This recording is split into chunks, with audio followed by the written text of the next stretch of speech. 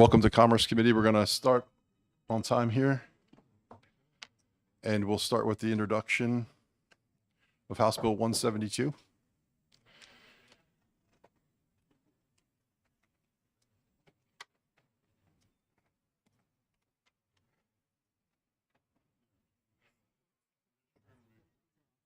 Did you all support?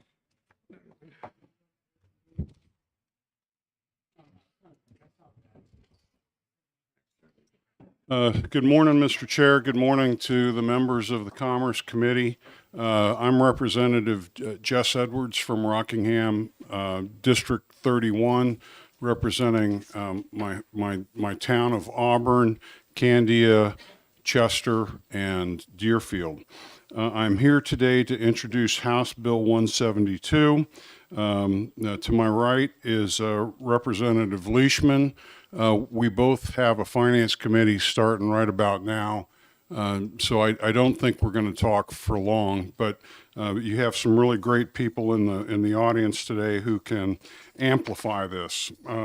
So I'd like to go and point out that it is the goal of the New Hampshire legislature and the executive branch to assist with trying to make sure that prescription drugs can be made available to the market affordably.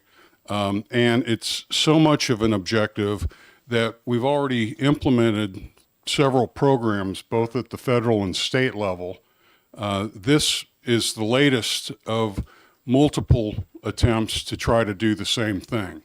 And so I'm not here to dissuade you from the objective of trying to do what we can to assist with affordability. I'm really here to say that this legislation was created in a way in which the House did not hear it normally. So there was no House hearing on it or testimony back when the bill was originally passed. The way it got passed was through what was called the Christmas tree or an omnibus bill, and it didn't get the respect it deserved. And I think in our haste to do it, we took some model legislation that has been implemented by Maine and other states. I think Representative Leishman or somebody is going to testify to who else has been trying this. But the results, no one doing this is producing results. And so I'm just generally a guy who wants government, if it's going to do something important, to do it well and not to be redundant and not to be wasteful.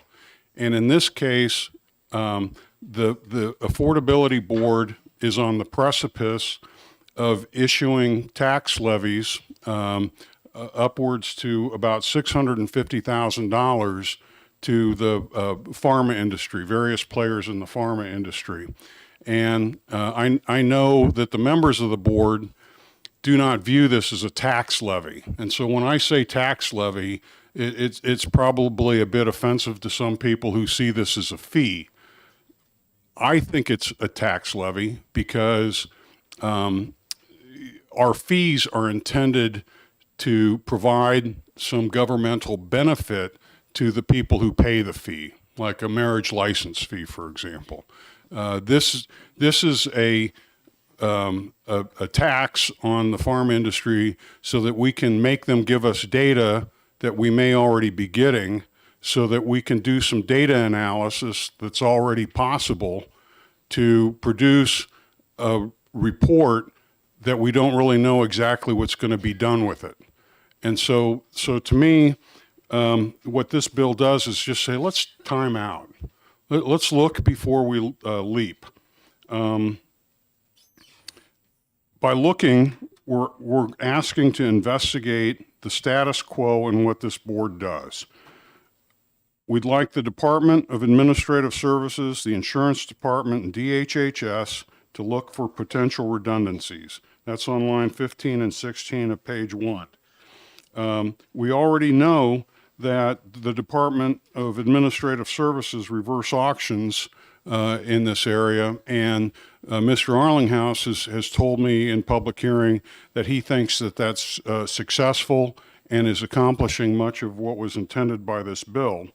We are, and that's in statute. We already know that at the state and federal level, we have things like the New Hampshire Comprehensive Health Information System, and we also have the Federal Consolidated Appropriations Act, all intended to solve the same problem in this same space in different ways.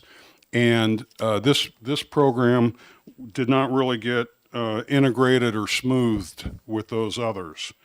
That investigative report would be due by 1 November of 23. Simultaneously and in parallel, we're asking HHS Oversight Committee, which is a joint committee of the legislature, to begin looking into this as well with some very specific items. Those are on page 2 from line 5 to 18 with a final report date of the November 1st of 24. And until we can do all of that, we're saying, let's take a time out. Let's suspend operations under this bill. This is not a repeal of the bill. This is a time out so that we can look before we leap. Again, we're on the verge of issuing new tax bills for $650,000. And I don't even know that most legislators appreciate that we've got a $650,000 new tax in a hang fire situation that I'd like to stop. One other small thing was a little irritating in reviewing all of this is that of all of our prescription drugs, 46% of those drugs are done through special prescriptions, which are or managed and created in a hospital environment and don't come through the national pharma companies directly. And that's 46% of New Hampshire's drug cost. Yet this board was not going to look at them. Instead, they were going to focus on things like the prescription drug or the prescription benefit managers. There seemed to be an inherent bias to not look at the entire problem, but to miss 46% of it. I think they've since fixed that, but I'm still worried that they're going to blend this white bag approach that's meant to be competitive with the hospital system costs, so we'll never really see what the right policy is in providing those special prescriptions. And so in an area that seems to me to be apparently a place where we have to worry about affordability, I'm just not sure that we're going to get any actionable information. And I can take questions, but Mr. Chair, I'd recommend letting Representative Leishman do his intro, and then the committee, if they have questions, we're both available. Okay, yeah. Please, Representative Leishman. Thanks, Mr. Chairman and members of the Commerce Committee. For the record, my name is Peter Leishman. I represent Peterborough and Sharon, Hillsborough 33. You know, it's nice to follow Representative Edwards because he covered just about everything that you should know. So I'm certainly here to address any questions you may have, but also to point out some of my concerns that Representative Edwards did not bring up. But they have a position as for an executive director, and the cost of that position is about $166,000 with an assistant, an administrative assistant that they have budgeted $75,000 for. If you look at some of our pay scales for even assistant commissioners of the state, such as the insurance commissioner's deputy, I think he's getting somewhere in the neighborhood of $120,000 and has the oversight of dozens and dozens of individuals. So there's a cost element here. There's a transparency matter here as far as I'm concerned. And Representative Edwards, as Representative Edwards pointed out, this didn't receive its normal review by the Finance Committee, specifically Division 3. It did not receive any review from the Ways and Means Committee as far as the establishment of fees. So I think, as again Representative Edwards stated, we need to take a step back and take a hard look at this board before we go further. Thanks, Mr. Chairman. If I could just add to my earlier comment, this is my reasonable bill. The other bill that I think is coming to Commerce recommends just killing this board outright. The point of this bill is let's talk, because I know there are advocates of the program, and I hope those who are advocating for the program will do a reasonable thing and just take the time to talk about it and work through it to make sure that whatever we end up doing, it's reasonable and integrated with existing efforts. Thank you. All right, we'll open up questions from the committee. Thank you. Representative, can you tell us why the bill proposes to suspend certain authority? This is section 4 at the very end. Why the bill proposes to suspend certain authority while the review is going on? I think that's a good question. I think Representative Leishman hit on the main whys pretty well, where they're on the precipice of hiring an expensive executive director and an expensive assistant to the executive director, and we're going to have to establish, additional manpower in the system. So I would like to suspend it so that we don't go with those hires, because at this point, without the program being clear, it's not clear that what we would be asking of these $250,000 total employees. So there's that, and then they are so close in the jail car process that within a month or two, they're getting ready to issue tax levies on an order of $650,000 to the pharma industry, and I think what we're trying to do is we're trying to make sure that before we tax somebody, we know what we're doing, we know how it's going to be used, we're convinced it's a good purpose and that it's efficient. Further inquiry? Follow-up? Thank you. Could you tell us a little bit more about the proposed tax, or you said it earlier it might be considered a fee? Can you explain what that is proposed for and how it's proposed to work? Yes, I can. Thank you for the question. What the existing law provides for is that once the board's budget is approved, and I'm still trying to figure out exactly how that's done. I'm assuming it's going to be part of the governor's budget process. I hope it's part of the governor's budget process. But once that budget gets approved, they have the authority to levy fees, taxes of 125% of that budget. And what I understand at this point is that they have a $500,000 proposed budget that they'd like, and 125% of that would be $650,000. Excuse me, further inquiry? Further inquiry? Thank you. But what are they proposing to levy that? You say they're proposing to levy that fee on the pharma industry, but what for? Do you want to take that? Thanks for your question. They've put forward a proposal, their proposed budget, and they would be assessing a fee of $700 per manufacturer. That's there are 442 identified manufacturers that they have identified to bill the $700 to. Then there's 164 distributors that they would send bills to. Also, additional pharmacies, 37. So a total income of almost $600,000 that they would send out a bill. And if you go to their website, they've actually got a proposal as far as the invoicing for that bill, which would be assessed every year on identified manufacturers and distributors of pharmaceutical products. And sorry, further inquiry? Okay, last Last one. one. Thank you. Thank you. So do I understand correctly that these fees then would be to fund the board's operation rather than funding it through the general fund? That's correct. Thank you. Okay, thank you. Any other questions from the committee? Representative Priscelli? So thank you, good morning, thank you.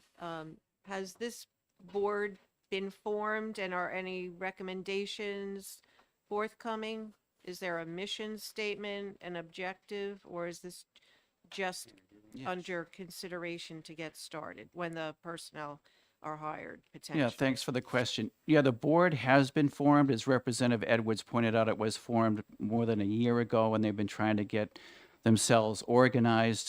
What brought it to our attention, both Representative Edwards and I serve on the Joint Legislative Fiscal Committee, and they came before the Fiscal Committee last year looking for an appropriation or for us to give them money to establish themselves and to pay for an executive director and an administrative assistant. We started digging further into this after their request. We tabled their request, and that's when we decided this needs a little more oversight and scrutiny. So that's where that all came from. Just to clarify, no recommendations have come out of this because there is not a staff formed yet, correct? I think they've probably done some recommendations on their own, but I have not specifically seen them. Okay, thank you. To expand on that a little bit, so this board has been constituted. The board has some members from the legislature that have been appointed and other civilians in the industry, and they've been meeting, and and I know the leader of that, Representative Merchant, I'm sure he's going to testify. I know he's been working very, very hard to accomplish the purpose of the board, but he's had to jump through some hurdles. He's had to get ready for GELCAR, for example. And so they've made recommendations to GELCAR. GELCAR has responded. They've come back to address GELCAR concerns. And so they are actively working, but they're doing it with, part-time legislators and others. And so what they're looking to do is to mature to the next level to get an executive director and assistant so that they can worry the problem on an ongoing basis. Okay, thank you. Any more questions? Okay. Representative Herbert, please. I just want to, I've been here, 8 years, and I've never suspended a bill that has already been passed. So this is news to me. I didn't know we could do that, number one. And would you believe, if you haven't given them any money, it's unreasonable to expect them to offer you recommendations that are well thought out in the beginning. So it's to me, it's like a circular argument. Well, I don't want to fund this, so therefore, and I'm not getting the recommendations, and I'm thinking, well, of course you haven't, but it's legislation that we passed. So I'm a little confused about what we're actually doing here. So let's just assume, for the sake of argument, that everyone agrees with the purpose of the board. The board wants to make drugs affordable. All right. The issue is not whether or not they should spend money. The issue is whether or not they should waste money and do things that are redundant and basically are not moving us towards the objective. And that's the concern. And so the legislature has the power to repeal, which is my other bill, just repeal it outright. So certainly the legislature has the power to call a timeout and hold in abeyance the statute until we have an opportunity to have the legislature do its duty to ensure that this is not a wasteful, redundant program and that it's set up for success and not just to spin wheels. Did you have? One more. Okay, go ahead. Yeah, perhaps as was mentioned earlier, if the process had gone through the normal review, like by the Ways and Means Committee as far as fees and the expense side of it through the Finance Committee, we wouldn't be here. But because it kind of went through a different process, that's, I think, why we're here and looking for a little pullback to get a better handle on what the board is supposed to do. And again, there isn't redundancy between the Department of Administrative Services and the Insurance Department. Further inquiry? Final one. So I just want to get it straight. So one bill you want to be repealed entirely and that passed as well?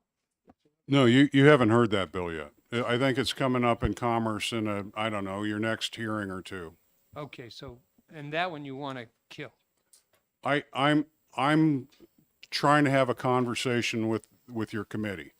I could easily be convinced to just repeal the entire thing and start fresh and use the normal legislative process to figure out what we're going to do. I could do that. This is our attempt, I think, to have a reasonable conversation without the repeal. This is the less aggressive approach to make sure that we're doing the right thing for taxpayers. Okay, Representative, remind me how to pronounce your name. I'm sorry. Filio, Representative Filio. Given that prescription drug prices is a long-standing problem throughout American politics, what do you think is a reasonable time frame in which to see drug prices come down with a board such as this? Get ready.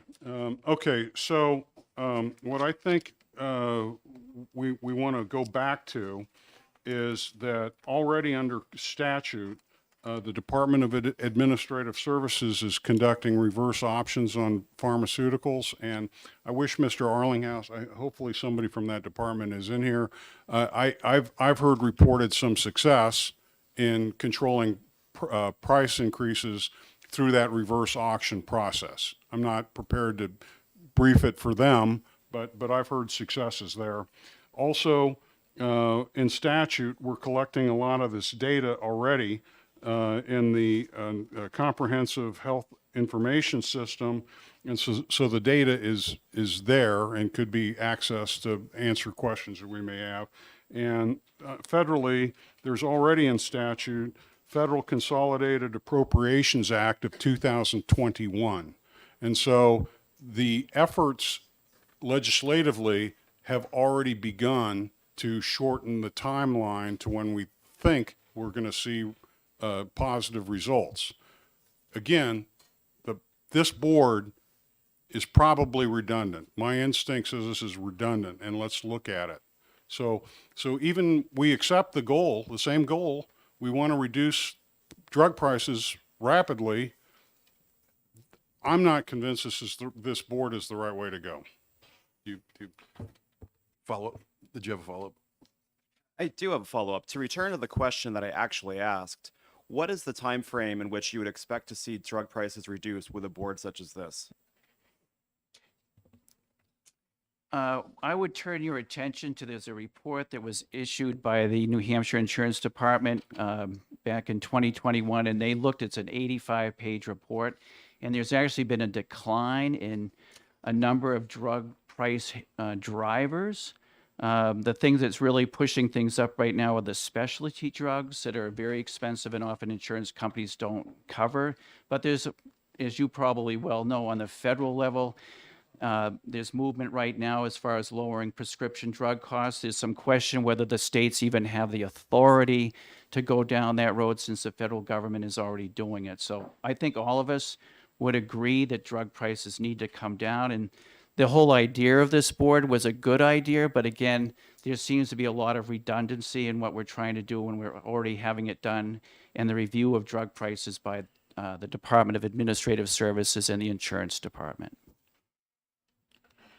Okay, seeing no further questions, thank you. And Thanks. I guess you can get back to finance for a little while.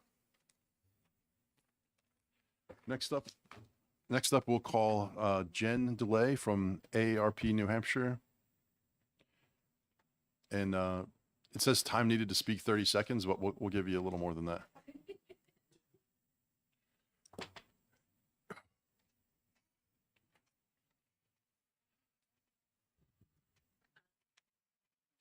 Good morning, committee members, and thank you for allowing. Turn your microphone on, just red means good, yeah. Sorry about that. Good morning, committee members. Thank you for allowing me the opportunity to testify in opposition of HB 172. My name is Jen Delaney. I'm the Associate State Director for Advocacy for AARP New Hampshire. I put 30 seconds down because Chairman Merchant, who is the Representative Merchant, who is the chair of the Prescription Drug Affordability Board, is here, as well as Dr. Sherman, who is also on the Prescription Drug Affordability Board. They have been working on the fiscal piece and can get into great detail on that with you and answer all of your questions. I also wanted to just mention that in the 2022 session, there were 2 additional pieces of legislation on the Prescription Drug Affordability Board. It was, one bill was voted on in the Executive Departments and Administrative Committee that was sent to interim study. Additionally, there was SB 450, which passed the Senate with a unanimous voice vote, and then also was voted on the House floor. That was a bill that actually strengthened the Prescription Drug Affordability Board and would allow it to carry out its duties. And so from what we have seen, this bill has been looked at in committee and has been voted on the floor. The Prescription Drug Affordability Board, it also was signed into law in 2020 by the governor with bipartisan support. And AARP is in strong opposition to anything that would inhibit the Prescription Drug Affordability Board in continuing on their work. And it is very important. I mean, people across 85% of Granite Staters say that the cost of prescription drugs is one of the most important things to them. And anything, well, we're all for government transparency and avoiding redundancy. We believe that the Prescription Drug Affordability Board will bring that much needed transparency and help Granite Staters and also help the state of New Hampshire, save funds in, paying exorbitant costs for prescription drugs for the public payers. Thank you very much. Any questions? Thank you. Any questions from the committee? Yes, please. Thank you. You heard the previous testimony and the claim of redundancy. So in your opposition, AARP's opposition to this bill, how does redundancy factor into your decision-making process? Do you recognize it, or do you believe that it is not a real issue? Sure. So when the bill was enacted, I was not a lobbyist for AARP at that point, but from what I understand, it was put into place because despite best efforts of the New Hampshire Insurance Association and other state agencies in bringing down the cost of prescription drugs, due to lack of funding and lack of staffing, they weren't able to do that effectively. And so that is one of the reasons the board was brought into existence. Okay, thank you, Representative Terry. Any other questions? All right, seeing none, thank you very much. Thank you. So next we'll call Donald Funstein from AHIP, and he's in support of the bill and asks for 5 minutes to speak.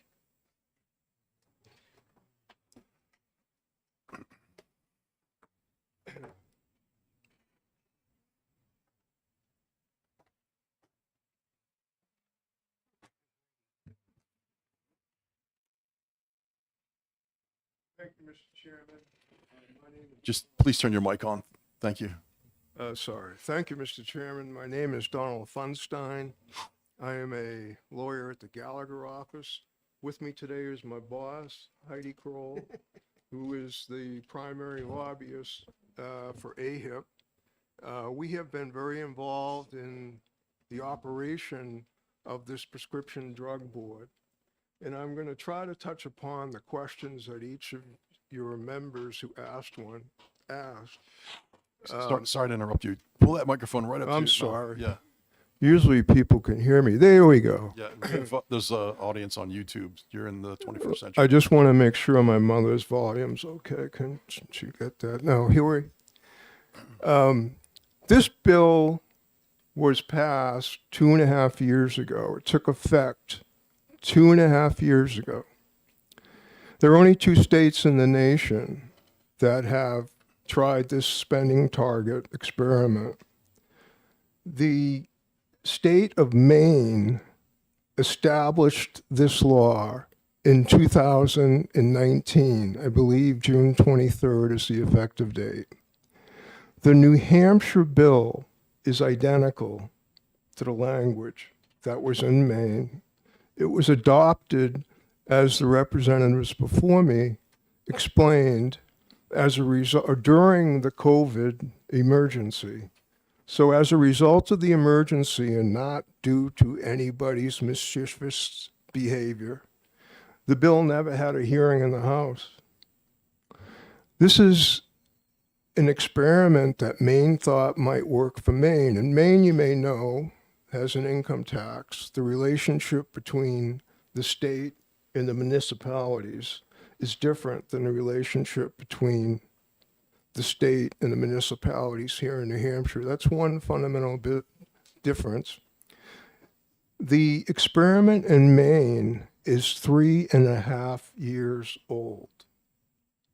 To pick up on some of Representative Filio's questions, what has the state of Maine done in 3.5 years?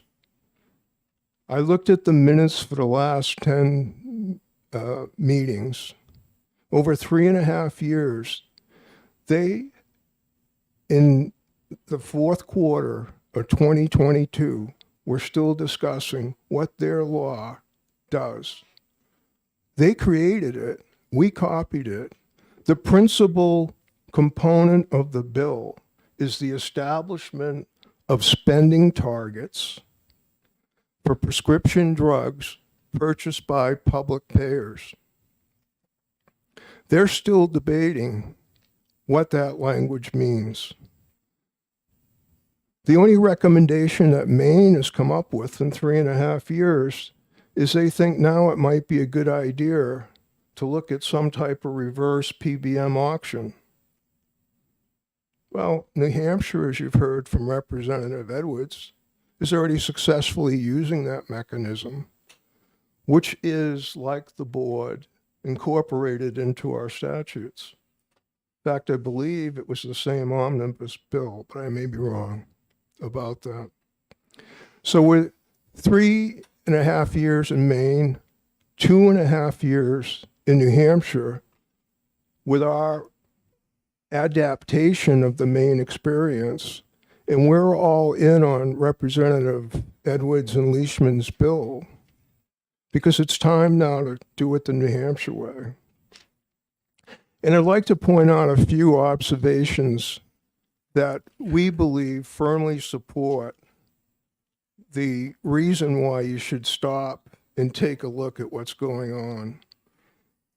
The spending target methodology that we are still debating 2.5 years down the road, at a meeting on October 10th, 2022 of this board, 1 hour and 18 minutes into the meeting, as it is recorded, the prime sponsor of the legislation, in a good-natured way,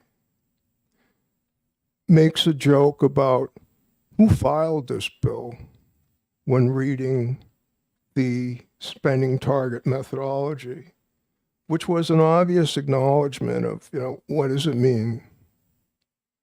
Yet, at the very next meeting at which the board undertook a substantive review of issues, as opposed to simply voting on the latest iteration of their communications with GELCAR on administrative rules, they rolled out a budget that now I can respond to Representative Gibbs, that is, Representative Edwards says, wants to tax the prescription drug channels for over $500,000. They want to spend $250,000 on an executive director and an assistant, when the meeting before this conversation, they acknowledge that the principal component of their bill, the spending target methodology, one member wanted to know whether it was a methodology and suggested it shouldn't be. The primary sponsor laughed and wanted to know who filed the bill, which of course he did, and it was a good-natured thing. I don't mean to criticize individuals. It was all done in this COVID pandemic, but let's put the brakes on. Let's take a look. So what do they want to do with the rest of the money? One of the members of the board is a professor, and he spent the meeting talking about spending $100,000 of the budget they want to raise by hiring his employer to look at data and to tell them what their responsibility is. For $50,000, develop a methodology to set spending targets.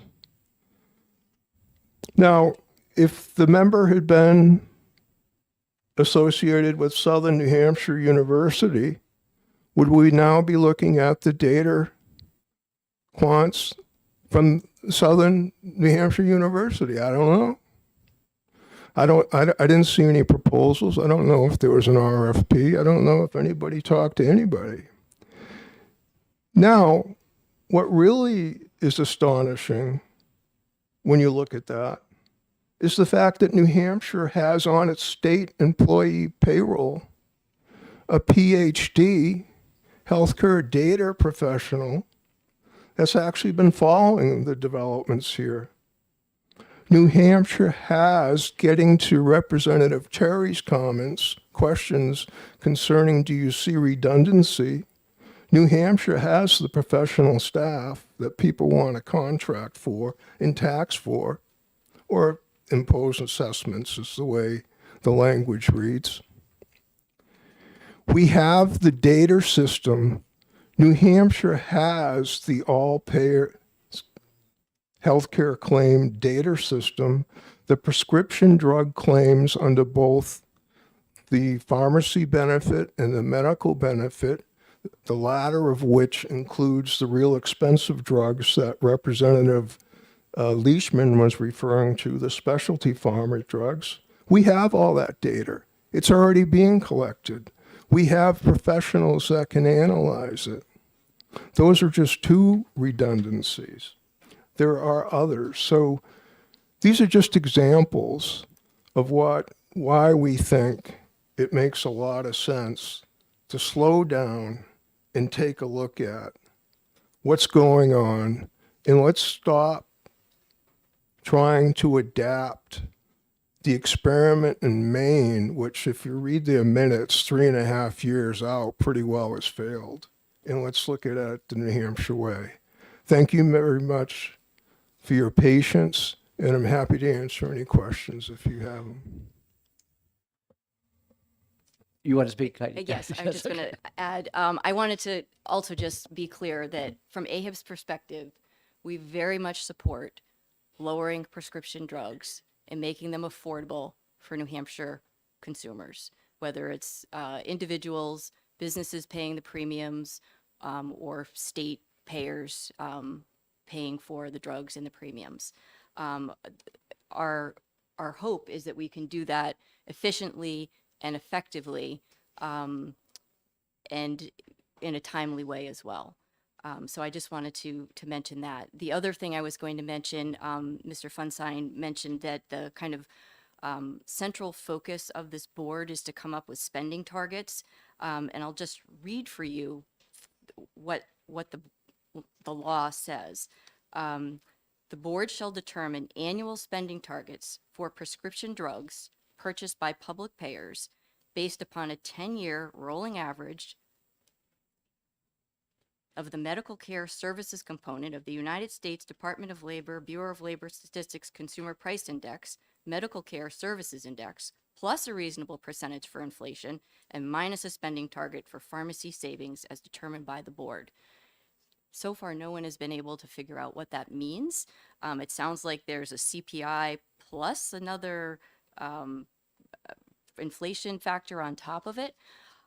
So first of all, we're trying to figure out what that even means. And other states haven't figured it out either. The other question is, even if we do, by some happy happenstance, figure out how to do that, the question is, are we coming up with spending targets for each prescription drug? Are we coming up for spending targets for each prescription drug for each public payer, which is the state, 10 counties and 200 and some odd municipalities? And even if we're able to deliver spending targets to the public payers, are they going to be able to do anything with those, given that many of them have contracts with unions that are, it's hard to adjust health insurance benefits when you have a union contract.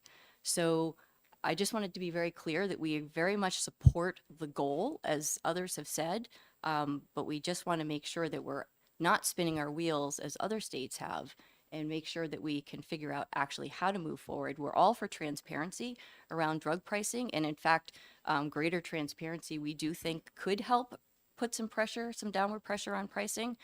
So we're very much in support of transparency, but we think we can, there's already other entities working on transparency, both at the federal and state level. So I just wanted to make those points. Thank you. Thank you. Any questions from the committee? Oh, Representative Gibbs. Thank you, Mr. Chairman. Apparently, up to this point, we have provided neither funding nor staff to the board. Considering that, would you be open to the idea that it's better to give the board a chance to obtain the funding and hire staff? And we could discuss what's a reasonable salary level.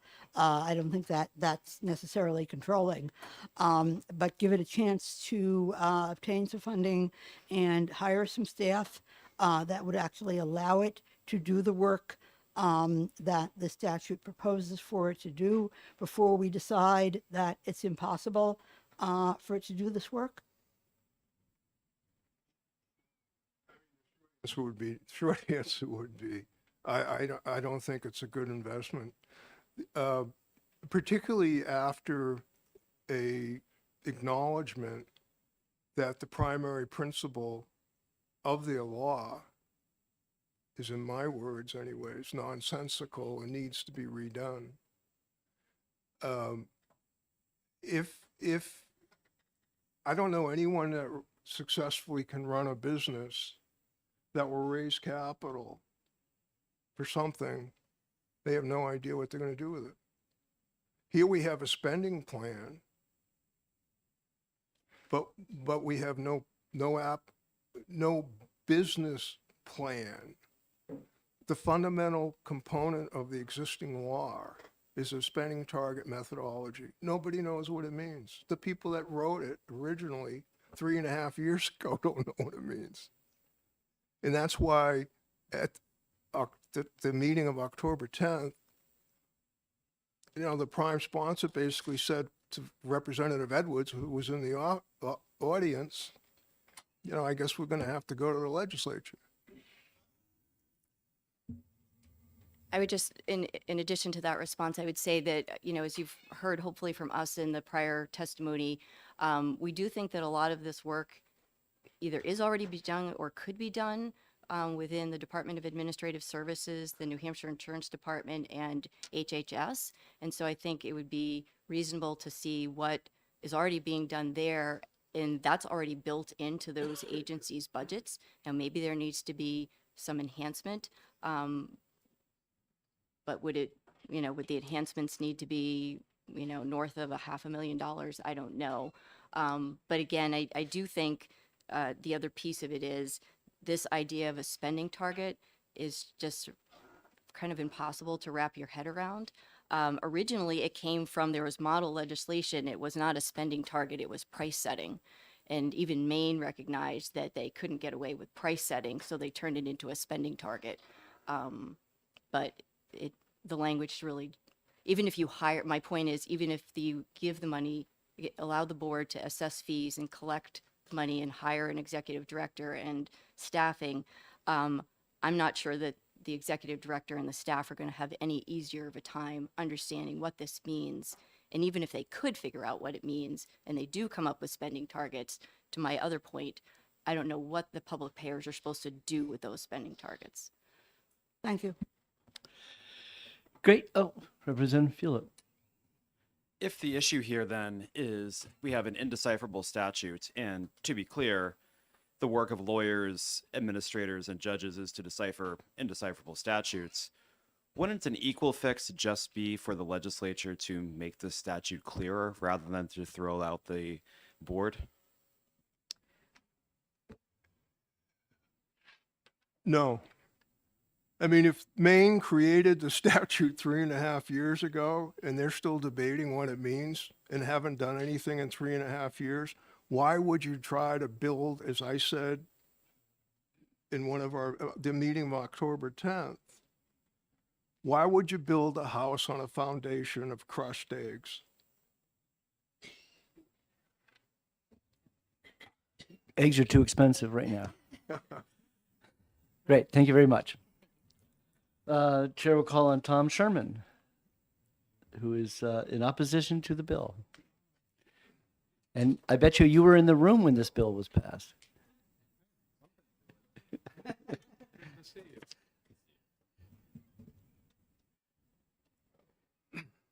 And Gary Merchant. Do you want to speak first? Sure. Is it okay? Yeah. Oh, that's fine. I didn't know you guys were going to be tag team, but that's great.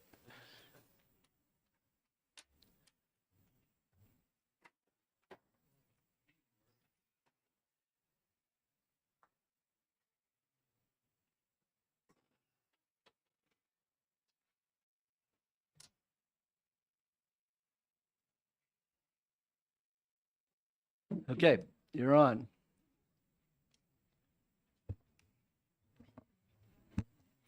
Thank you, Mr. Chairman, and thank you for the committee. For the record, my name is Gary Merchant, representing Sullivan County District 6, which is Claremont and Croydon. I also chair the Prescription Drug Affordability Board, which seems to be a hot topic this morning.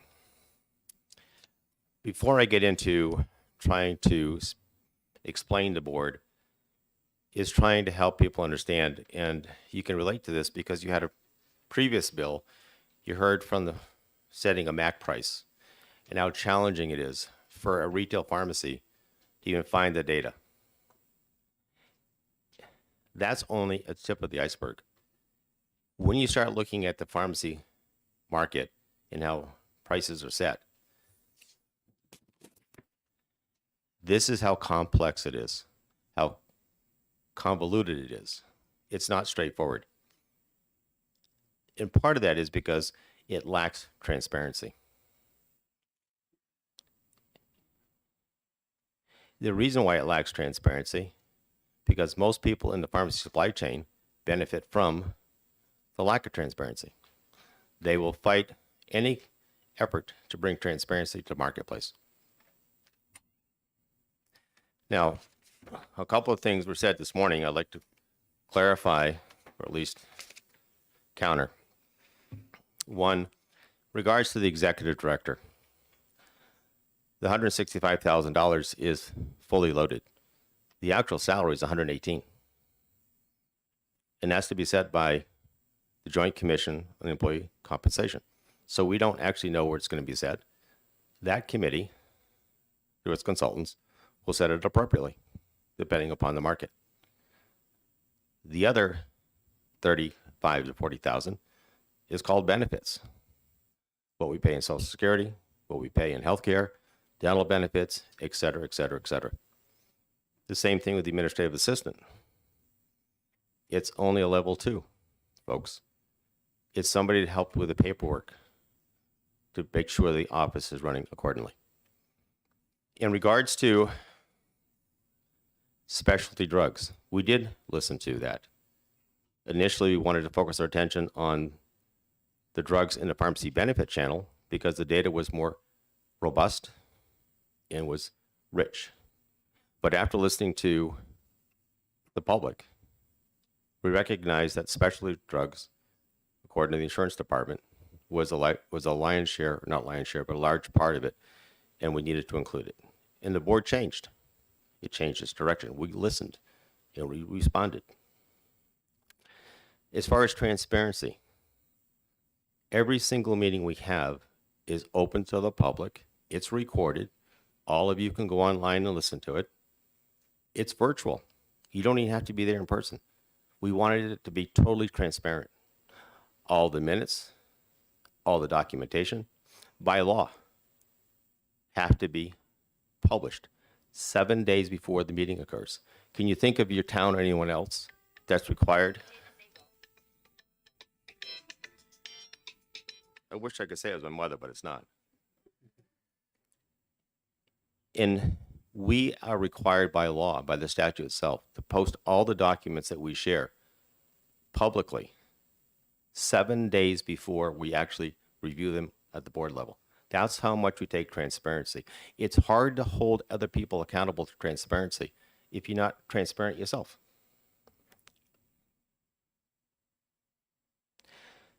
In regards to levies on pharmacies, there's no levies on pharmacies. There's levies on PBMs, like Caremark, Cigna, United, the three big ones. By the way, the insurance or the pharmaceutical market in the United States is over $500 million, it's $500 million. That's how much as a society we spend. Back to the issue of not having reports to share with you folks, we have 2 annual reports. They're available on the website. If you want, I'll be more than glad to send them to you. We've struggled because of lack of funding. We don't have the resources to accomplish what the law was set out to do. We have been struggling through this whole process, trying to get the board up and running, including through GELCAR, getting the rules written. It's a long process. Without having appropriate staff and relying upon the good nature of volunteers, none of this work would have accomplished. In regards to the insurance department, they do provide an annual report. It tells us what happened. It doesn't tell us why. The key to it is trying to understand why. Why are drugs going up? Not just reporting the fact that they went up. We all know that. Every time you go to the pharmacy, you know that. But why is it going up? Where's the money being made in the pharmacy supply chain? Who's making the money? The last report that came out of pharma, get all of this. Pharma used to have approximately 80% of the profit or the dollar it was collected. In 2021, it was less than 50 cents on a dollar. So if they're not making the money, who's making it? Shouldn't we find out? We're talking about hard-earned taxpayer dollars. This is in the public domain. This is not in private. We as legislators are responsible on how we spend taxpayer dollars. Should we not try to figure out and solve the problem to use those monies wisely and appropriately? In regards to Maine, I talked to Noah. I can't think of his, Dr. Noah. They're wrestling with the same thing. States have passed similar legislation, and they struggle because a lot of times they're not staffed with funding. The comment about Dr. Woodward being a retired UNH professor, he is. He's very proud of it. I think we should too. He's from our state university, flagship. Do you realize that the UNH has a contract with the Department of Health and Human Services to do analysis? All he was saying was to build off from that contract. Why create another one? We already have one. Why not utilize it? In regards to Dr. Jason Azzi, he is with the insurance department. He does have a PhD. He also has a full-time job.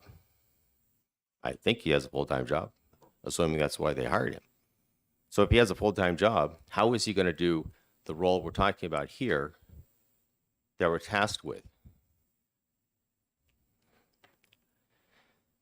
So in closing, looking at things with you folks, the primary goal of the board is to try to begin to unravel and provide more transparency to the marketplace. We need a competitive marketplace. Lacking competition, prices don't go down. So the question we need to do in this legislative body and through the board is to understand why. It's the why. So all we're asking for is don't repeal the board. Don't put it on ice. If you're looking for redundancy, I don't think there's redundancy because no other entity in the state is tasked with what we're tasked with. So that's my comments with you folks today. In regards to any other thing, as far as another confusion, the board does not regulate price, folks. It does not. It cannot. Federally, it cannot. It's a red flag.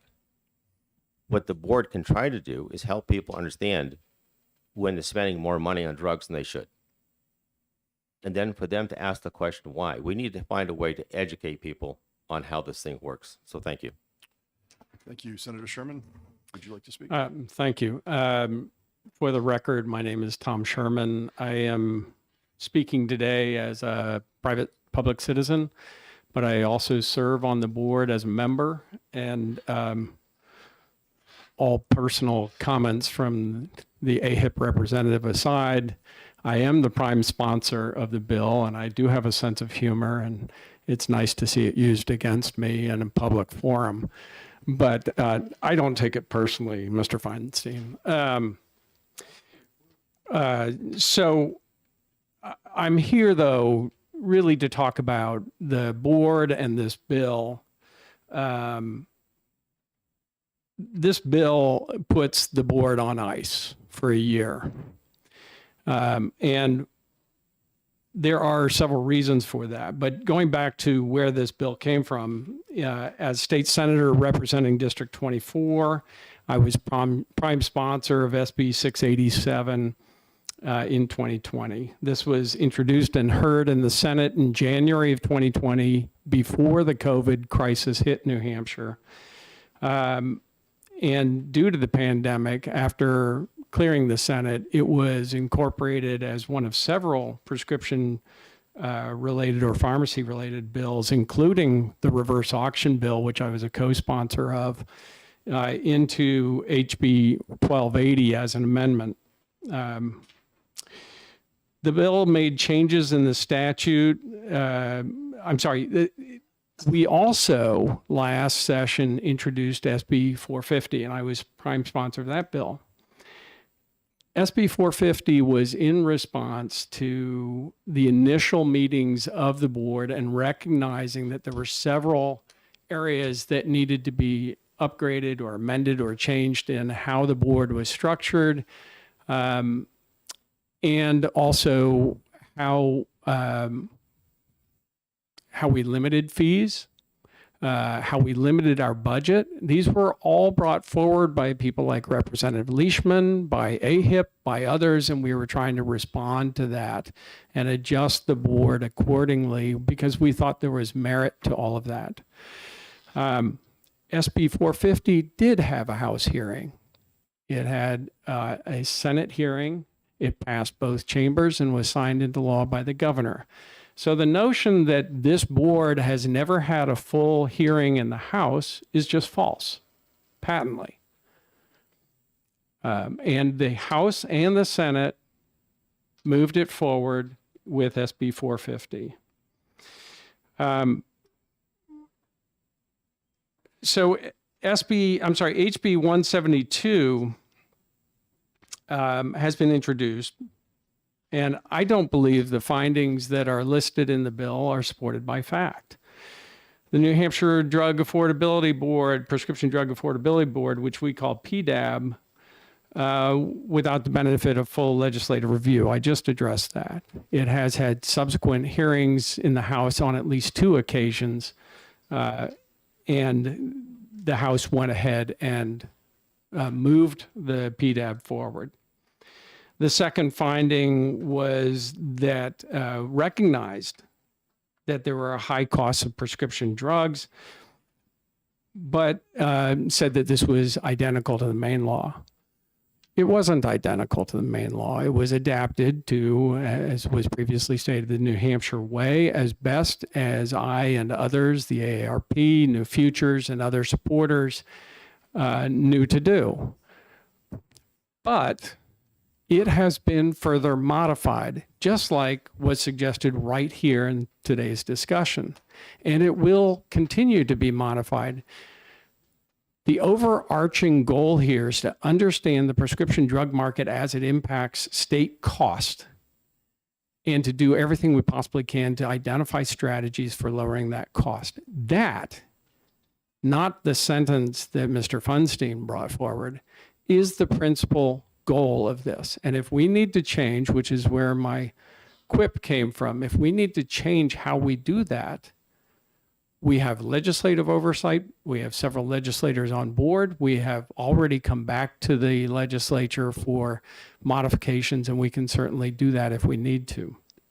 And as an aside, the idea that UNH currently has a contract that provides much of the data we need, that we shouldn't go ahead and utilize that, but we should use a different entity that would require completely new contract, is redundant, and we're trying to avoid that redundancy.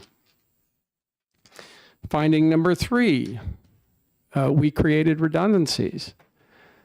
Honestly, there is no entity in the state of New Hampshire right now that does what PDAB is trying to do. We are trying to make sure we fully understand the drug market and provide strategies for lowering costs for the taxpayers of the state of New Hampshire.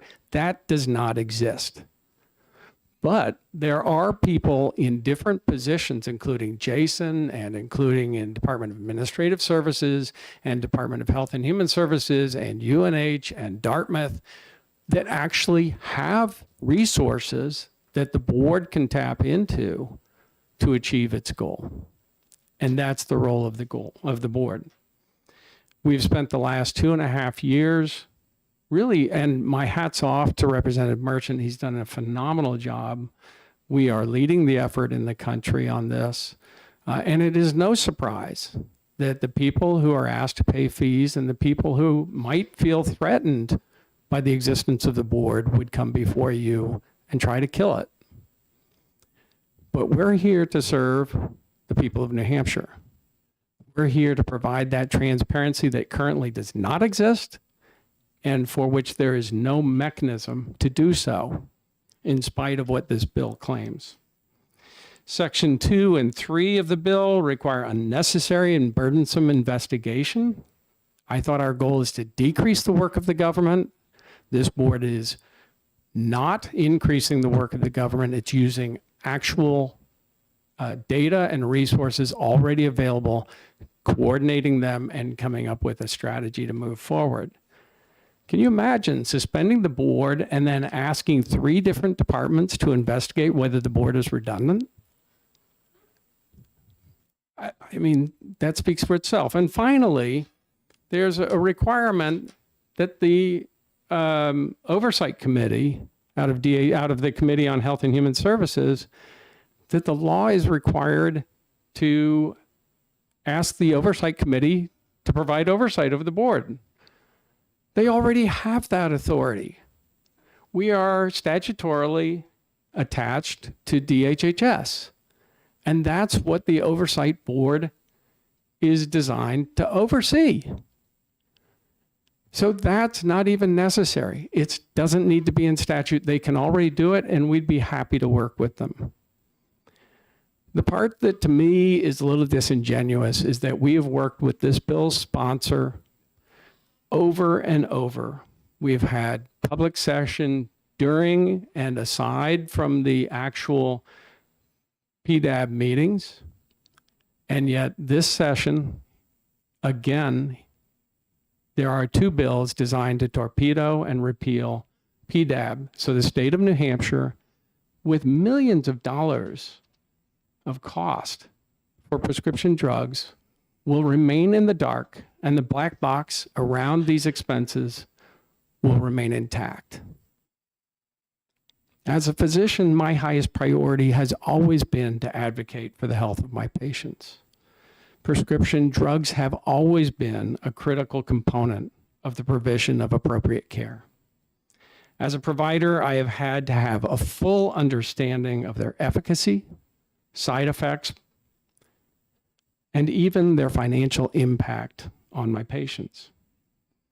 In a similar vein, the role of PDAB is not based on a single sentence that may need to be modified.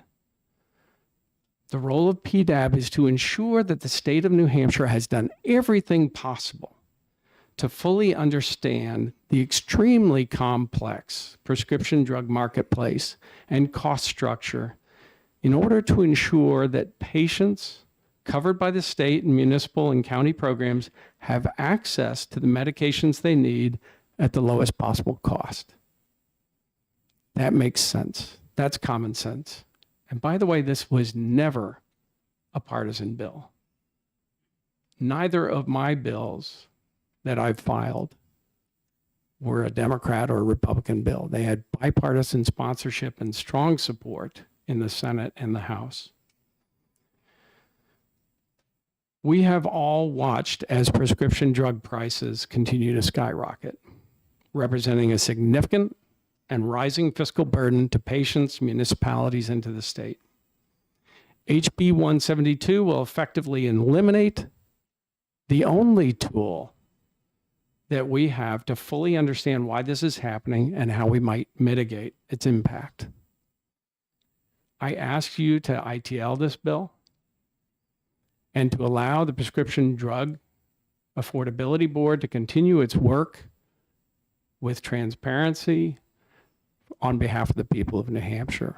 Thank you, and I'm happy to take questions. We do have questions. Representative Burrows. Thank you. Thanks for taking my question, Dr. Sherman. Good to see you. Good to see you. You say the board's been it's been going for 2.5 years. Is that right? Yes. Can you tell us about what you feel has been accomplished or how you're getting to the goal from the past 2.5 years? Well, it's, for somebody who likes to get things done yesterday, this has been an exercise in incredible patience. We have moved forward. The approach to fiscal last year, and Representative Merchant can speak to this as well, came from the fact that, what's the horse and what's the cart? We need funding to hire an executive director, but we need an executive director to move forward with our fee structure and our budget. And what we realized is that not only did we take pretty much the first year to bring the entire board up to snuff on the complexity of this system. And by the way, I'd recommend people actually go back and look at some of those. If you've ever wondered what a PBM is, how insurers work, how pharmaceuticals price, all of these things were covered in the first 6 to 12 months. Then we've gone through the rulemaking process, which is onerous, and for good reason. This has to be done properly. We also realized that in the original bill, we had the wrong classification for the executive director. We had to go through that process of reclassifying, changing the classification of the executive director. So there were things in the construction of this board that I did not anticipate as prime sponsor, and that learning curve has been occurring over the last 2.5 years, requiring further legislation, requiring rules, going back and forth to fiscal.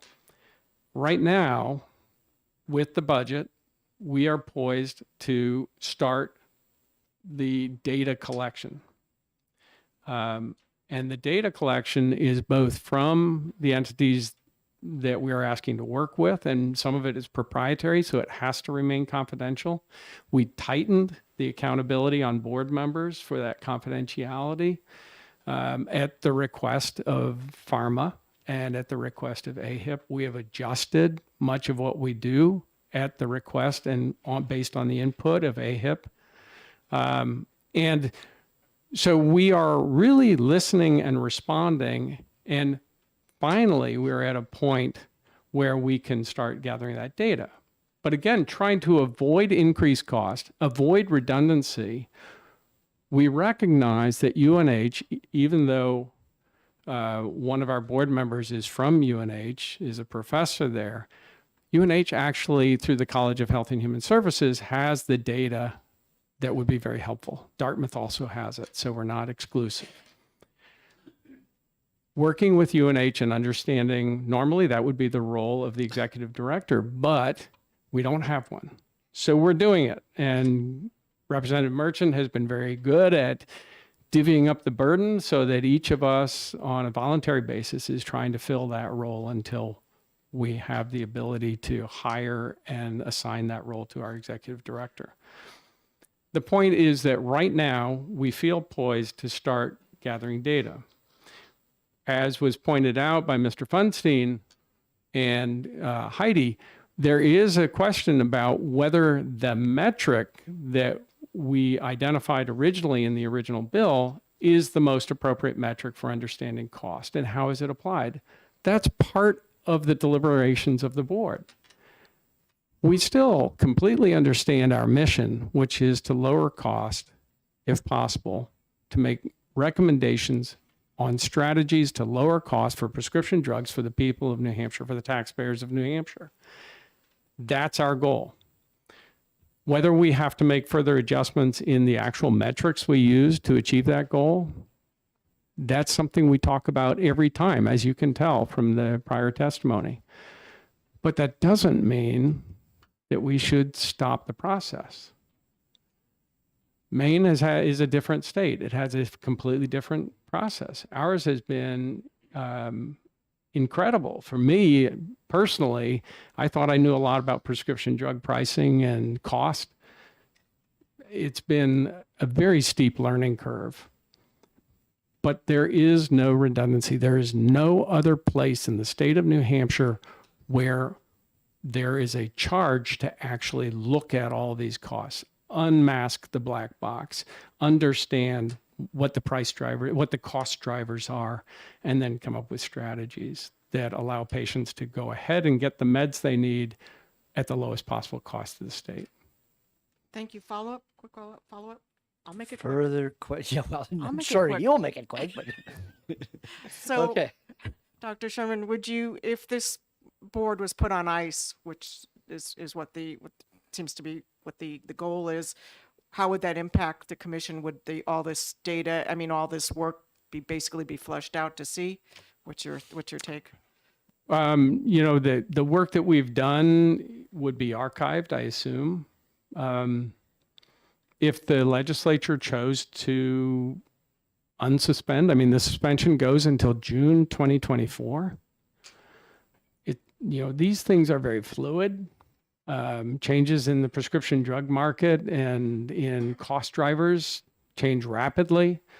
As you've heard, there's federal legislation, but there's no federal equivalent to this board, especially focused on taxpayers of New Hampshire. So I can't tell you what would happen, but I can tell you, because the law requires it, I would have more free time. We would be done. The work would not continue. And I think that's a huge loss to the state. Okay, well set. Thank you. Thank you. Just got a card in from the New Hampshire Insurance Department, DJ Betancourt and Jason Dexter, 2 minutes. They do not take a position on the bill, but they do feel obligated to impart some interesting information. Thank you, Mr. Chairman, members of the committee. It is in fact true, first for the record, DJ Betancourt, Deputy Commissioner of the New Hampshire Insurance Department. I'm joined by Jason Dexter, who is the head of our Life and Health Unit. It is in fact true that we did not intend to speak initially, but throughout the course of the testimony, we were invoked so many times, and both supporters and opponents of the bill were asking why we weren't going to testify, and we just couldn't disappoint our loyal fans any longer. So, thank you. So first and foremost, the department is always happy to do the work that is given to us by the legislature. So if the legislature, this committee and others would like us to take up this work, we will of course do that work. We do have a member of our department on the PDAB board, and we are kept abreast of their deliberations, and we appreciate that service. I did want to share before I turn it over to Jason that the New Hampshire Insurance Department has a longstanding commitment to transparency, and that includes the prescription drug space. I don't recall if we got around to this when we had our orientation with you, but the department is very, very proud of its health cost website. So the health cost website takes all of the list prices for procedures across the state of New Hampshire and allows consumers to plug in their particular insurance coverage and then create a geographic region around wherever they are, depending on how far they're willing to travel. It will give them prices that they can consider so that they can perhaps choose a provider that gives a lower cost than another provider. And we are looking to expand that effort into prescription drugs. For a long time, we were looking very seriously at expanding that effort to prescription drug formularies. Unfortunately, our life and health actuary decided to retire on us, so that work is on hold for now until we can find a replacement for him. If any of you know any good actuaries, please do send them our way. But in the absence of that, we are looking to add high-cost drugs to our health cost website, and then hopefully we'll be able to expand that later. As was mentioned earlier, I believe, the department has in the past looked into prescription drugs and cost drivers, and that was the subject of a portion of our annual hearing report back in 2021, I believe it was. And so we do look at this very, very seriously and on a regular basis. You know, as it pertains to PDAB, the ultimate choice of what you want to do is a policy decision, and that is entirely up to you as the policymakers. But there are complexities and some considerations that I think are worthy to consider as you deliberate, and Jason's going to get into some of those. Thank you, DJ. Thank you for having me today. Jason Dexter, Director of Life and Health at the New Hampshire Insurance Department. I oversee a few units. One is the Healthcare Analytics Unit. The other is the Market Regulation Unit. Dr. Aziz is the head right now of the Healthcare Analytics Unit. One of the issues that's been, I think, mentioned a few times is we have regulatory authority over carriers who have these relationships and contracts with PBMs, which are ultimately managing something on their behalf. We collect data either through a market regulation process or through our CHIS, Comprehensive Health Insurance System. I forget what CHIS stands for, but we collect a lot of data. But the reality for us is that information that the carrier and that contracting with that PBM is we're not able to give out. It is proprietary, trade secret contracts that we can't give that secret sauce that explains where that money's moving. It's not something we can do. Both the CHIS regulations make that clear that we have to be protective of that. In a market regulation, when we're doing a market conduct exam, that information is, the exam work is confidential. So that inhibits our ability to explain it at that level. As DJ mentioned, we collect information at the behest of the legislature. We collect information on what carriers are doing with rebates. They have to file an attestation saying we send our rebates are flowed back into premium or something else. There's a statute on that that we adhere to. There's another where we collect information from manufacturers about high-cost drugs. That information we post on a website, which gives us the ability to, as DJ mentioned, potentially add that to our health cost page so that information is available. So if there's additional information that can flow through us, we're happy to do it. The primary concern being the confidentiality. Happy to take questions. Representative Spear. Thank you. When we had the bill that you referred to last time, so you came in and spoke to us, we also we were looking at the drug prices, and I found this picture online, this exact one. And then I said to myself, follow the money. And I found out how PBMs make their money.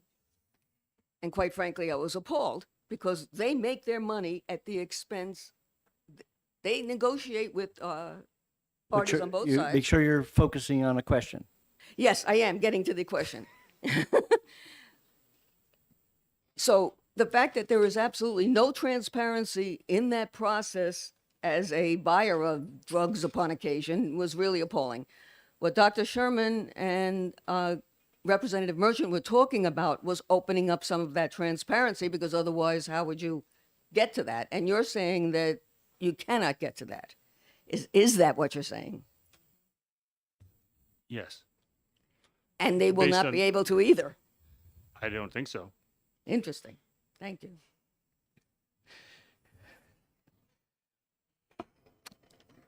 Thank you very much. The chair will call on Jake Berry of New Futures in support of the bill.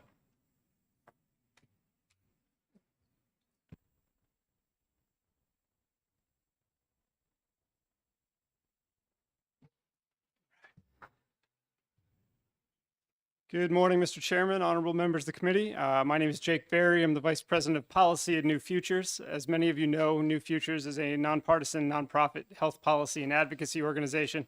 We work to ensure access to quality, affordable health care for all Granite Staters. I don't want to repeat too much of what's been said here this morning. I think we've all been here long enough, but I do want to stress New Futures' strong opposition to this bill. Certainly, we don't have an issue with exploring redundancies and looking to maximize efficiency and cost savings, but we're very concerned about the piece of this bill that would suspend the activity of the PDAB. We believe strongly that the PDAB plays an important role helping the state set spending targets and identify strategies to address rising drug costs. And for the health of our state, we believe that it must be allowed to continue to do its work. It was mentioned earlier that drug prices that certain drug prices are coming down. I would ask if anybody in this room feels that drug prices are where they need to be. And believe that can everybody, can all of us access the prescription drugs that we need at an affordable price point? I would certainly think not. People are still unable to afford their prescription drugs. People are still rationing their medications. People are still skipping their medications entirely. And the costs, the human cost of that, the cost that adds to our healthcare system are immeasurable. So certainly, as I said, simply put, rising drug costs are impacting the health of our friends and our neighbors across the state. It's critical that we do all that we can to support the PDAB to help to allow it to continue it to do its work to help address these issues rather than forcing it to stop. To suspend the PDAB at this point would be unfortunate and misguided and would really undercut our ability to address this healthcare crisis of affordable drug costs. With that, I'm happy to take any questions. Seeing none, thank you very much. Thank you. Have no more cards, so I will close the public hearing on House Bill 172. All right, Peter, I'm sorry we're running a little late, but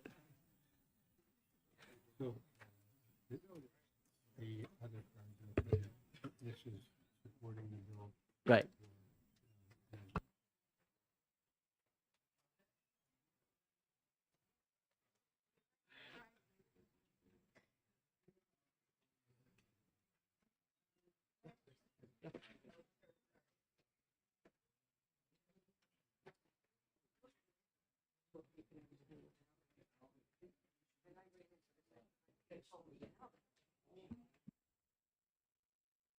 Okay, Pete.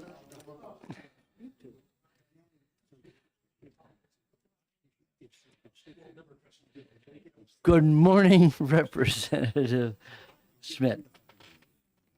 Good morning, Mr. Chairman and members of the Commerce Committee. For the record, my name is Peter Schmidt. I represent Dover Ward 1. I have the privilege representing Dover Ward 1 for the past 20 years. And I'm pleased to bring before you today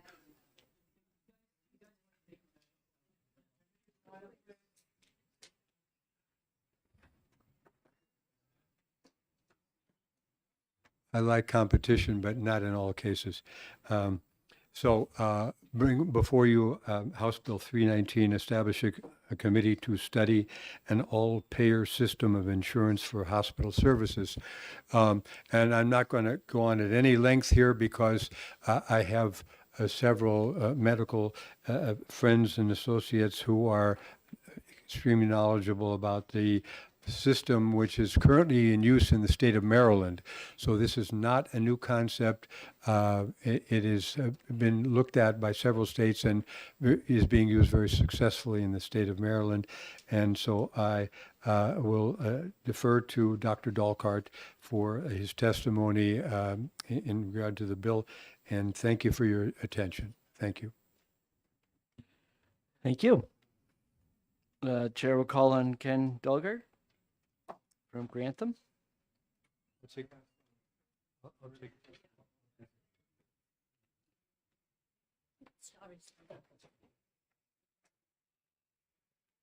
Well, Good morning. good morning. Everybody's interesting observing this as a physician. My name is Ken Dalkart, Dr. Ken Dalkart. I have practiced in New Hampshire since 1983, initially in the Southern Tier in Nashua, and then up at Dartmouth from 2017 to 2016.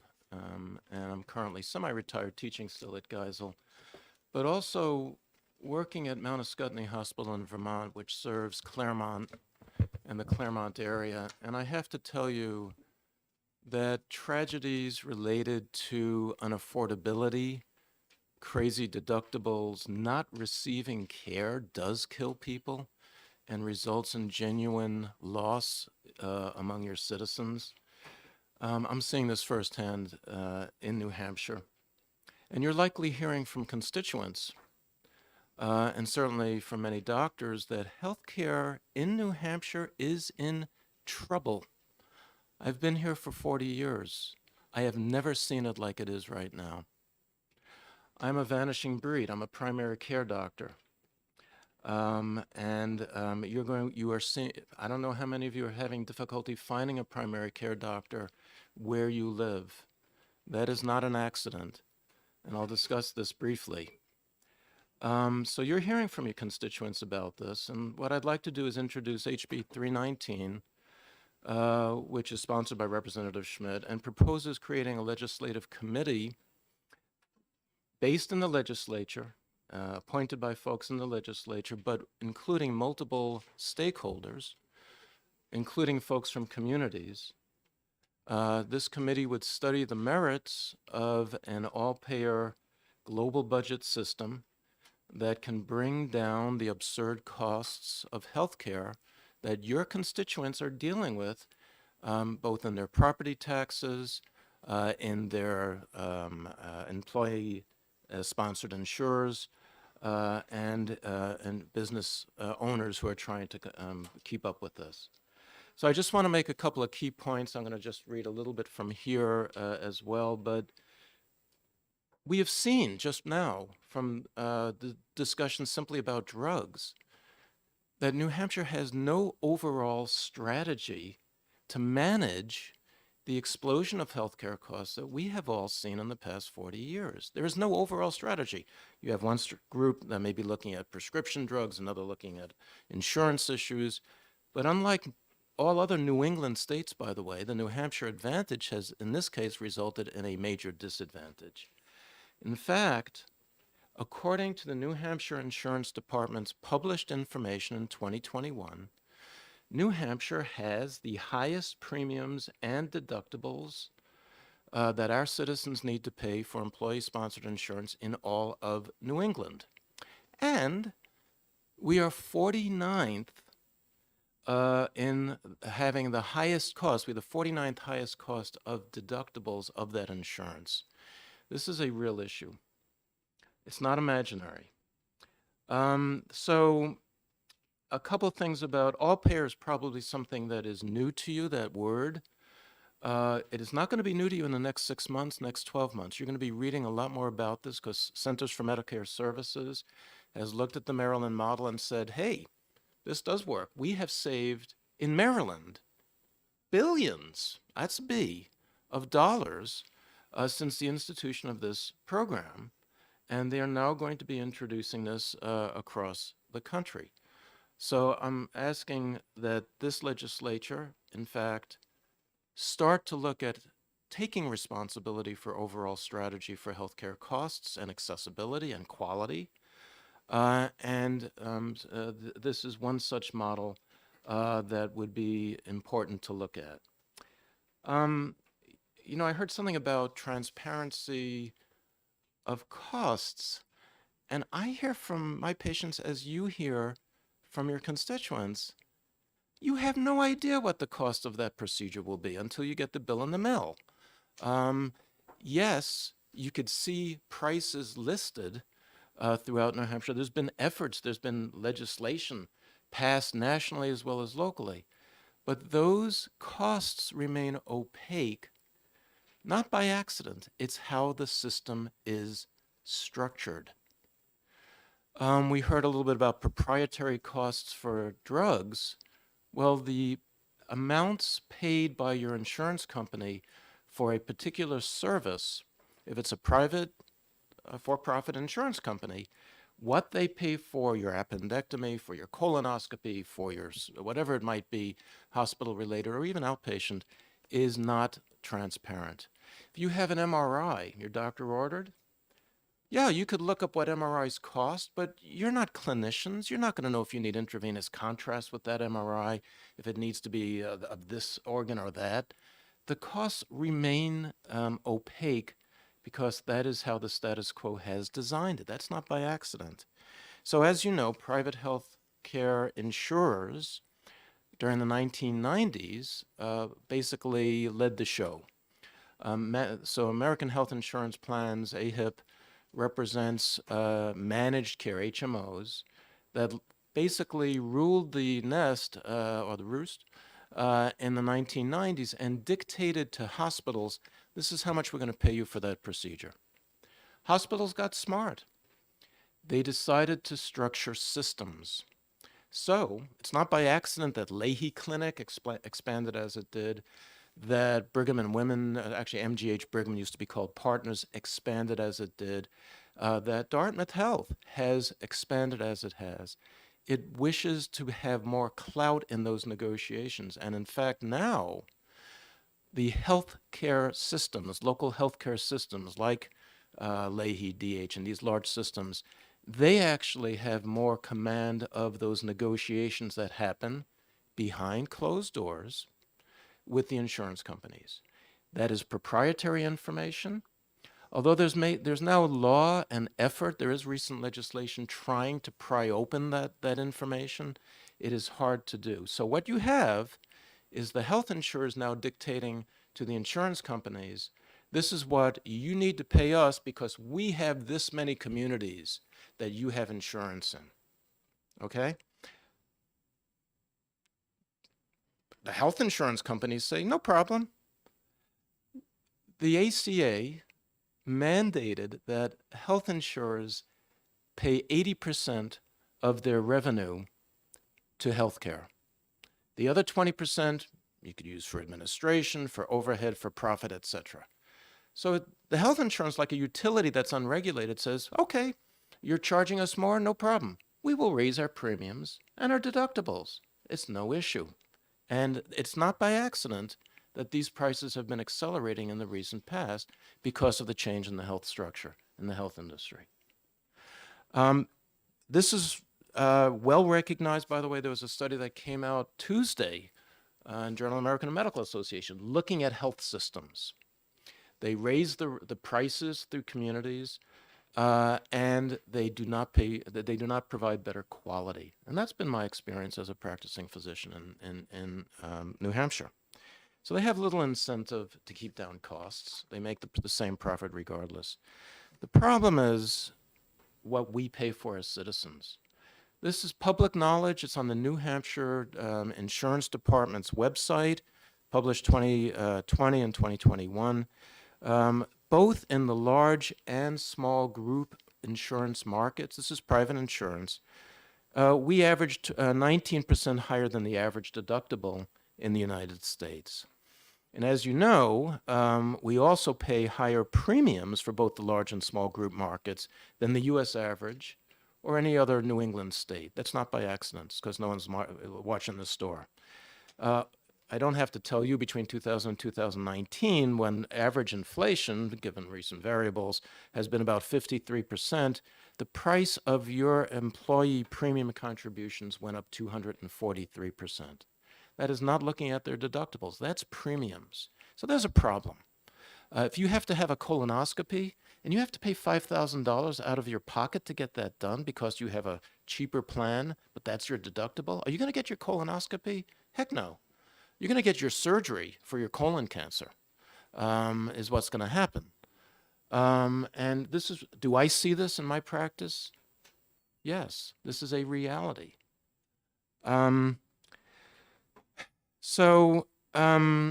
Another reality, I mentioned I'm a vanishing breed of primary care docs. I don't know how many of you have had difficulty finding primary care where you are.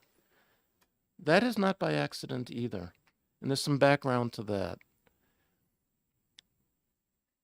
The private intermediary health insurers selectively pay for more services than others. The benchmark is Medicare. As you know, Medicaid pays the least. Nobody wants to take it. Medicare intermediate, employee-sponsored insurers, they pay the most, but not for everything. If you ever wondered why you see the ads for knee replacements in the local hospital or the bypass surgery, it's because the hospitals make 330% over Medicare for some selected procedures and surgeries. They get the best revenue for doing things to people. Primary care, family practitioners, primary care internists, pediatricians, psychiatrists. What do? We spend time in front of our patient talking about, okay, tell me about how you're managing your diabetes. How are you doing with your depression? Is that impacting how you're taking care of your diabetes? Of course it is. That's lengthy. That takes time. Guess what? That's reimbursed 10% more than Medicare. The primary care is the only subspecialty recognized that you have more docs who are primary care docs, you have improved longevity. You have less illness. Why? We do lead screening for kids. We take care of your cholesterol before you need that bypass surgery. We manage your diabetes. It's low cost, low tech, timely, and not reimbursed.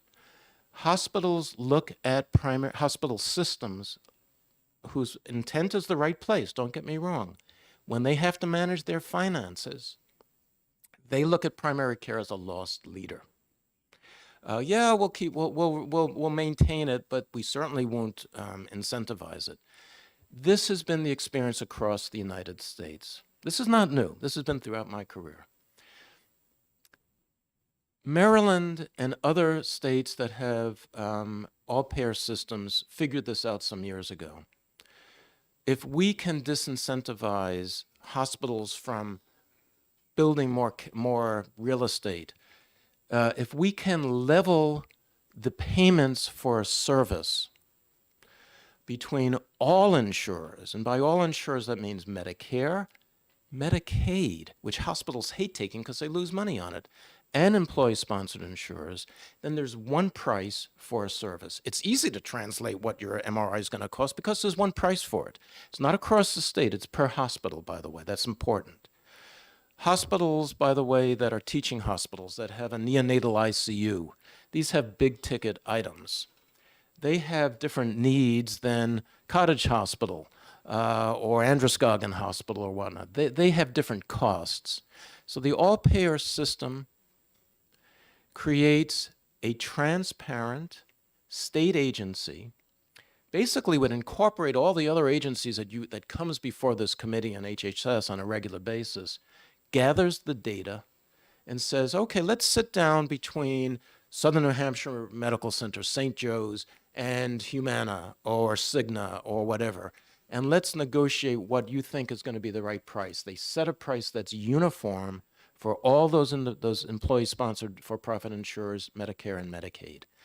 Guess what? It has allowed many hospitals in Maryland to avoid the revenue issues they've been dealing with during the pandemic. They have a global budget. They can predict what they're going to get paid the next year. And it's up to the hospital. There's a lot of autonomy in this. Hospitals can decide, do I want to pay staff more? Do I want to invest more in prevention of opioid addictions? Do I want to spend more on, I don't know, on orthopedic procedures if that's their want? But they have the autonomy to do that, but they have the data by which to do it, because that's also an important component of this. It's compiled, it's put together, and it works. You have before you some of the specific statistics, but the reason CMS is now going to incentivize the development of all payer systems is it has really had a major impact on saving money for the residents of Maryland. One other issue, it's also helped keep rural hospitals out of the red. I don't need to tell you, many rural hospitals have closed across the country. The reason for that, as you may know, is they don't have payer mix. Rural hospitals, such as where I'm practicing currently, are working often where manufacturing has left. These are rust belts. They don't have a lot of folks on employee-sponsored insurances who pay better. They have a lot of folks on Medicaid, even if they're working, a lot of working folks on Medicaid, and many older folks who've remained in the communities on Medicare. They have Medicare and Medicaid, and that's where they get their revenue. They don't have the payer mix. So when you set a price and a global budget for such a hospital, it can predict what's going to happen the next year. It's not going to be vulnerable to pandemics or to these payer mixes because it's going to be incentivized actually towards quality and serving the community, which is some of the benchmarks that the total cost of care program in Maryland has done. I think the other important issue, this is a Commerce Committee, you deal with folks in many different jobs and walks of life. Hospitals actually have come to embrace this. Remember, there's academic institutions in Maryland, namely Johns Hopkins.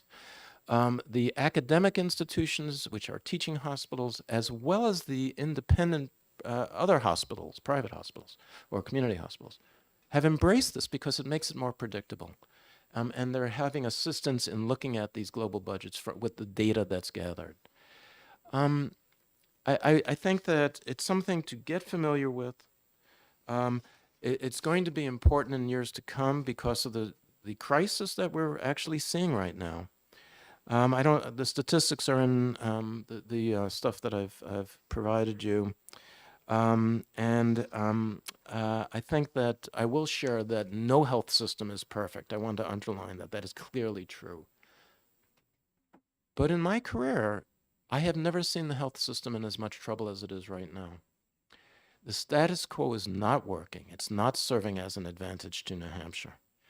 And I think that creating this legislative committee, the study committee from the legislature, to at least look at all payer and other options is a first necessary step to have some overall strategy for New Hampshire and create a sustainable, affordable, equitable, and trusted health system.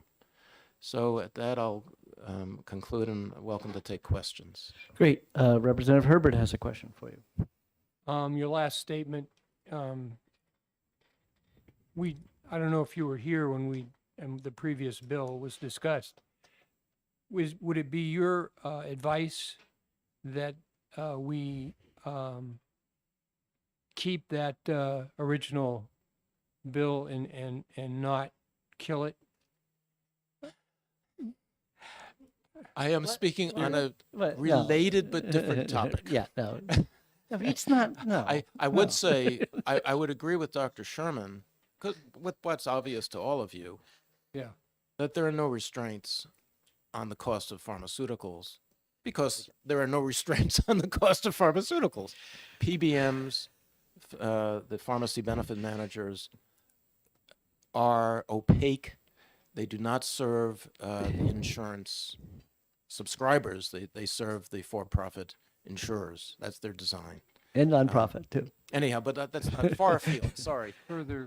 But I'm welcome to take questions. That was a terrible question. Okay. You don't ask an opinion about a different bill. You have a specific question about this bill in front of you. you have a specific question about this bill? No, I was going to do, would you Okay. believe that Chairman Hunt and I have sat through an explanation, literally a couple hours, of about PBMs and trying to explain to us that how it works. Yeah. And I'll be honest with you, I left that and I had no idea other than the fact that it was very, This is a would you believe question. would you Well, believe? would you believe that the cost of your hospital care and your community care is equally opaque? Yes. Okay, unless you go on the insurance department's pricing. Doesn't help you. That's what I'm getting at. Why doesn't it? Because every procedure has details that are clinical. Is this an emergency procedure? Because you're landing in that emergency room because you're in the midst of having a Well, I'm dissection. not, Let me no, finish I'm that not up. worried about emergency. No, but those are part of the costs. No, but I'm of saying that MRI that Okay. you'll get a bill for 4 weeks later. You can't shop around. You're obviously you can't shop around an emergency. Yes, right, I but agree. those costs are extraordinary, and that's where people go bankrupt. Okay. Not when they have 3 months to research where in New Hampshire can I get my knee replaced. I'm passing a kidney stone today. I need to go to the local hospital because I'm in excruciating pain. I can't figure out, or I'm having an MI, a myocardial heart attack. I can't tell the ambulance driver, take me to Androscoggin instead of, Littleton because it's cheaper.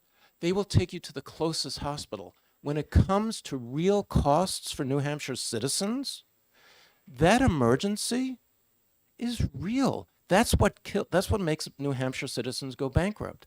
If you have the time to shop around, it's still going to be opaque.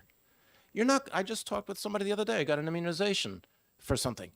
I didn't realize it was going to cost $600. I checked beforehand. And that's someone who's savvy and not in an emergency. So to answer your question, is it equally opaque?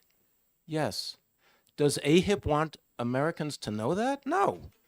They're in it legitimately to make a profit. That's their mission statement. Serving New Hampshire citizens, you have to balance that. So it is equally opaque, and I make that statement comfortably. Representative Field has a question. Would it be fair to say that on the insurance department's website, all procedures are listed? However, my ability to choose the provider for those procedures is limited by whether it is an emergency or not. So what's the distinction between listed prices for emergencies versus, so I haven't been on the website recently. Last time I did, I was pulling my hair. Maybe it's better now. The problem is insurance companies, so a whole bunch of issues with managed care and employee-sponsored insurance. By the way, Medicare and Medicaid, it's pretty transparent because we pay for it directly from the taxpayer. When it comes to our premiums and deductibles, that's not transparent because it's paid indirectly.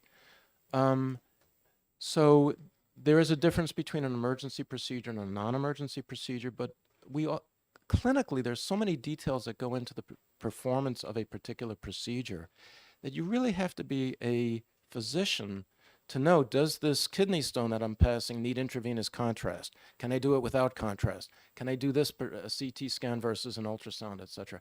Plus, your insurance changes. If your company changes insurances, and the insurance changes their policies and reimbursements depending on their negotiations. I don't know if that answered your question. But That was great. Thank you. Representative Gibbs? Thank you. I'm afraid I have a would you believe as well. In reference to non-emergency procedures, would you believe that every single time I have a routine procedure, and I'm talking really routine, think blood tests, I ask what my out-of-pocket cost is going to be, because if I could, I would rather pay upfront than get a bill in the mail. And every single time I am told, we have no idea. Absolutely. I hear this daily. Your constituents are seeing this daily. That's not a what would you believe. It's, yeah, I know. Okay, great. Thank you very much for your testimony. We appreciate You're welcome. Thank you. it. Chair will call on James Fisher.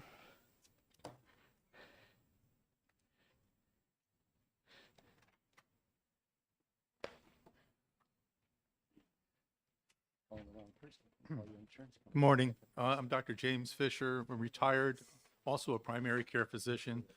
I don't have a ton of things to add to what Dr. Dolkart said because he's been leading this, but I do want to clarify a couple of things that might be helpful. And I also want to answer any questions that you might have, and I think it's probably more important right now.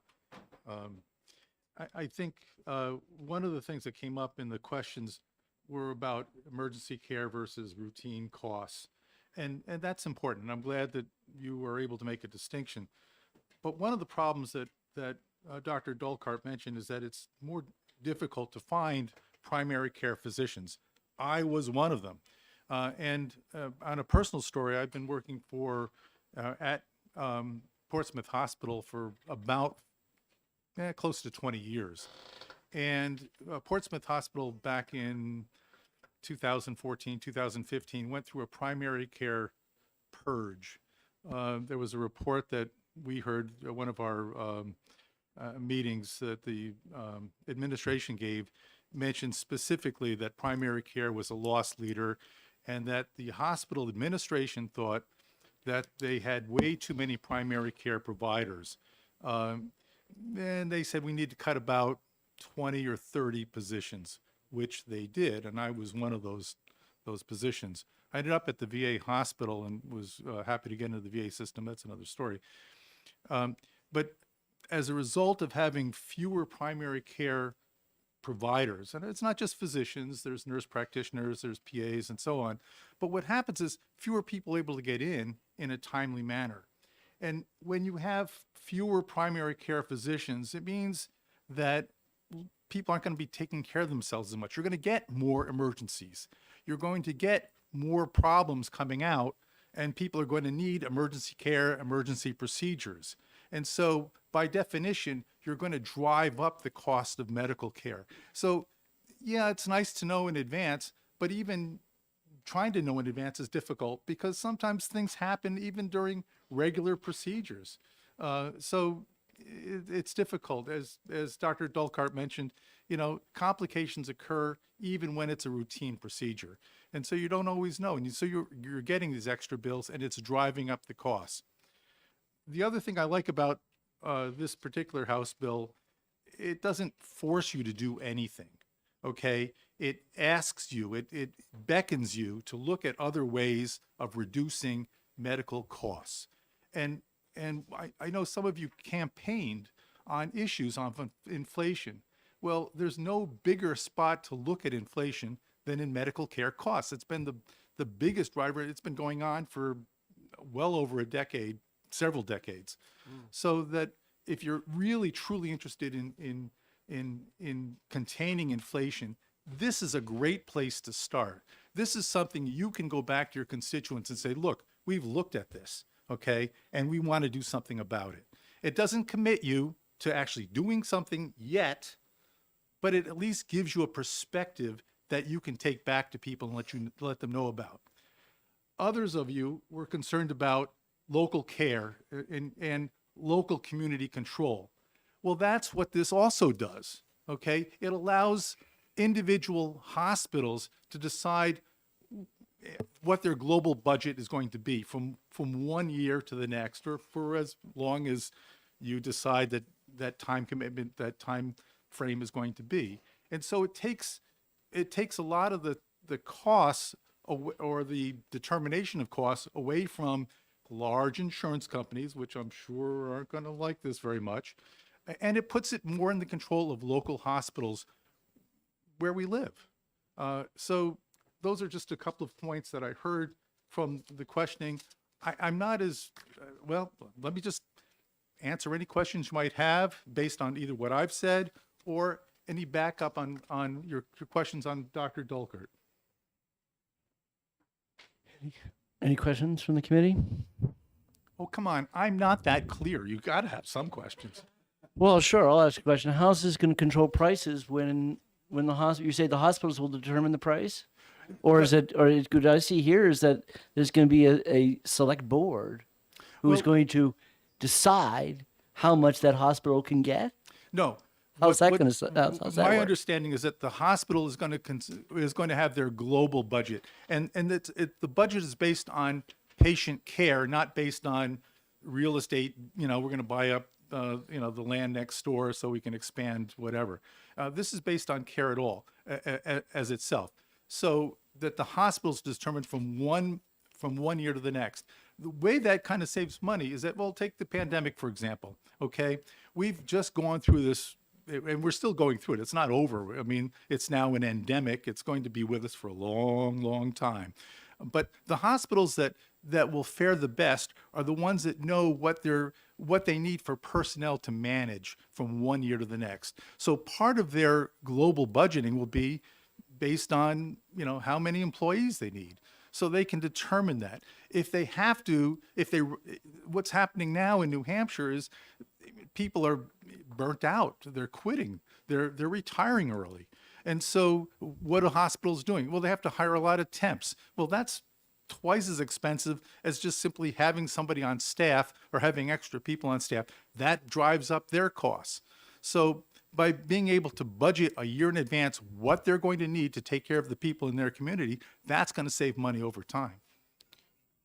Okay, thank you very much. Thank you very much. Donald Kalish, physician from Hanover.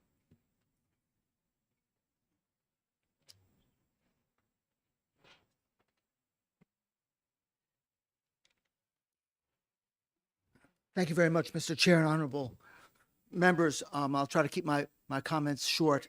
I've been for 42 years a family physician in New Hampshire. My career began in the North Country. I was practicing in Monroe, New Hampshire, and admitting to the Cottage Hospital in Woodsville.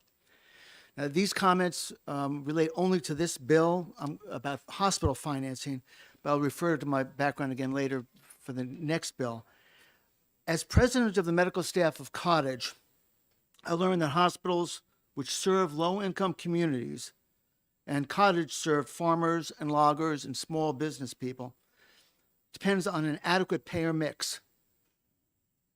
High proportions of Medicaid and self-pay can sink a hospital. During that period, I also worked in the emergency room of the hospital in Newport, and I saw the Newport Hospital close for exactly that reason. An all-payer system has been demonstrated in Maryland to save hospitals. I believe it deserves a close look to see if it could result in the same combination of controlling costs and improving quality in New Hampshire, primarily by establishing a single price for services at that hospital, regardless of the payer. And I'd be happy to take questions. Marvelous. Representative Walsh. What is the thinking for all of you for setting up a committee versus just crafting a bill to accomplish what you're looking for?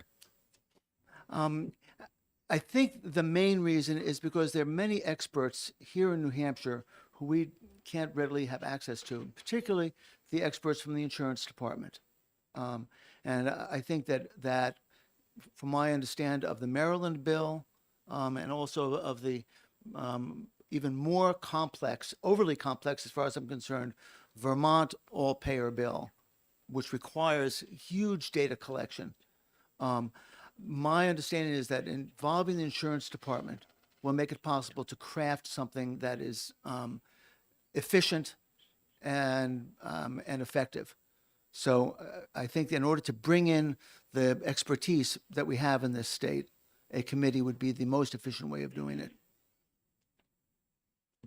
Representative Phillip. Thank you, Mr. Chairman. This is probably going to require a little bit of go back and forth to get to where I'm going to.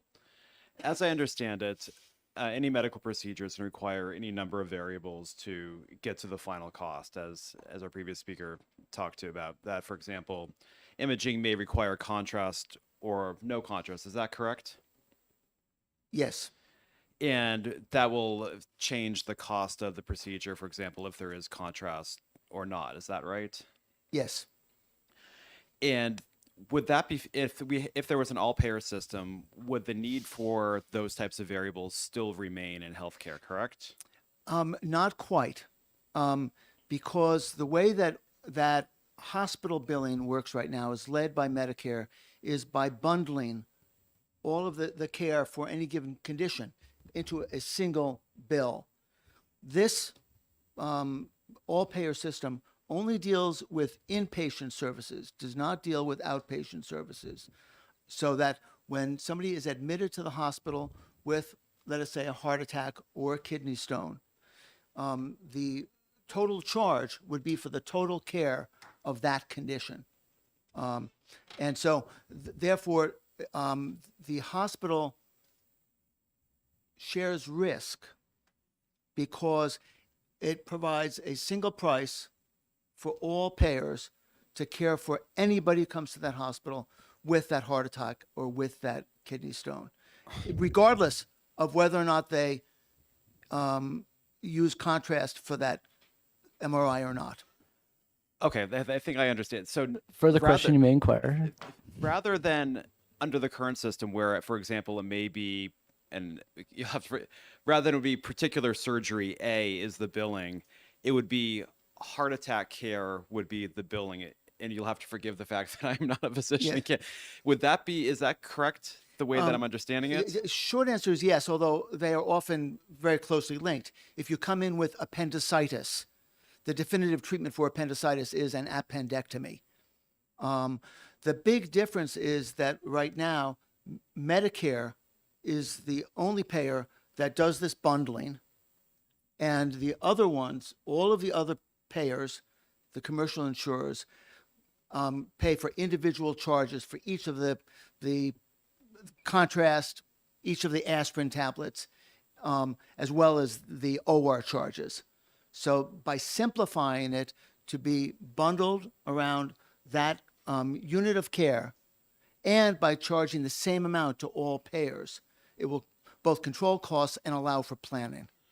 So one final follow-up. So for me as a non-medically trained person, if my stomach hurts and I want to quickly figure out how much this is going to cost me, I would have to right now, without all payer, go onto a website, look through these procedures, have no idea of how much this is going to cost. Whereas with an all payer, I could quickly look up appendectomy or appendicitis and get a quick glance at this is ballpark. Yeah, short answer is if you're really, really lucky, because if you have abdominal pain, sadly, you do not know if it's appendicitis, diverticulitis, or pseudocyesis.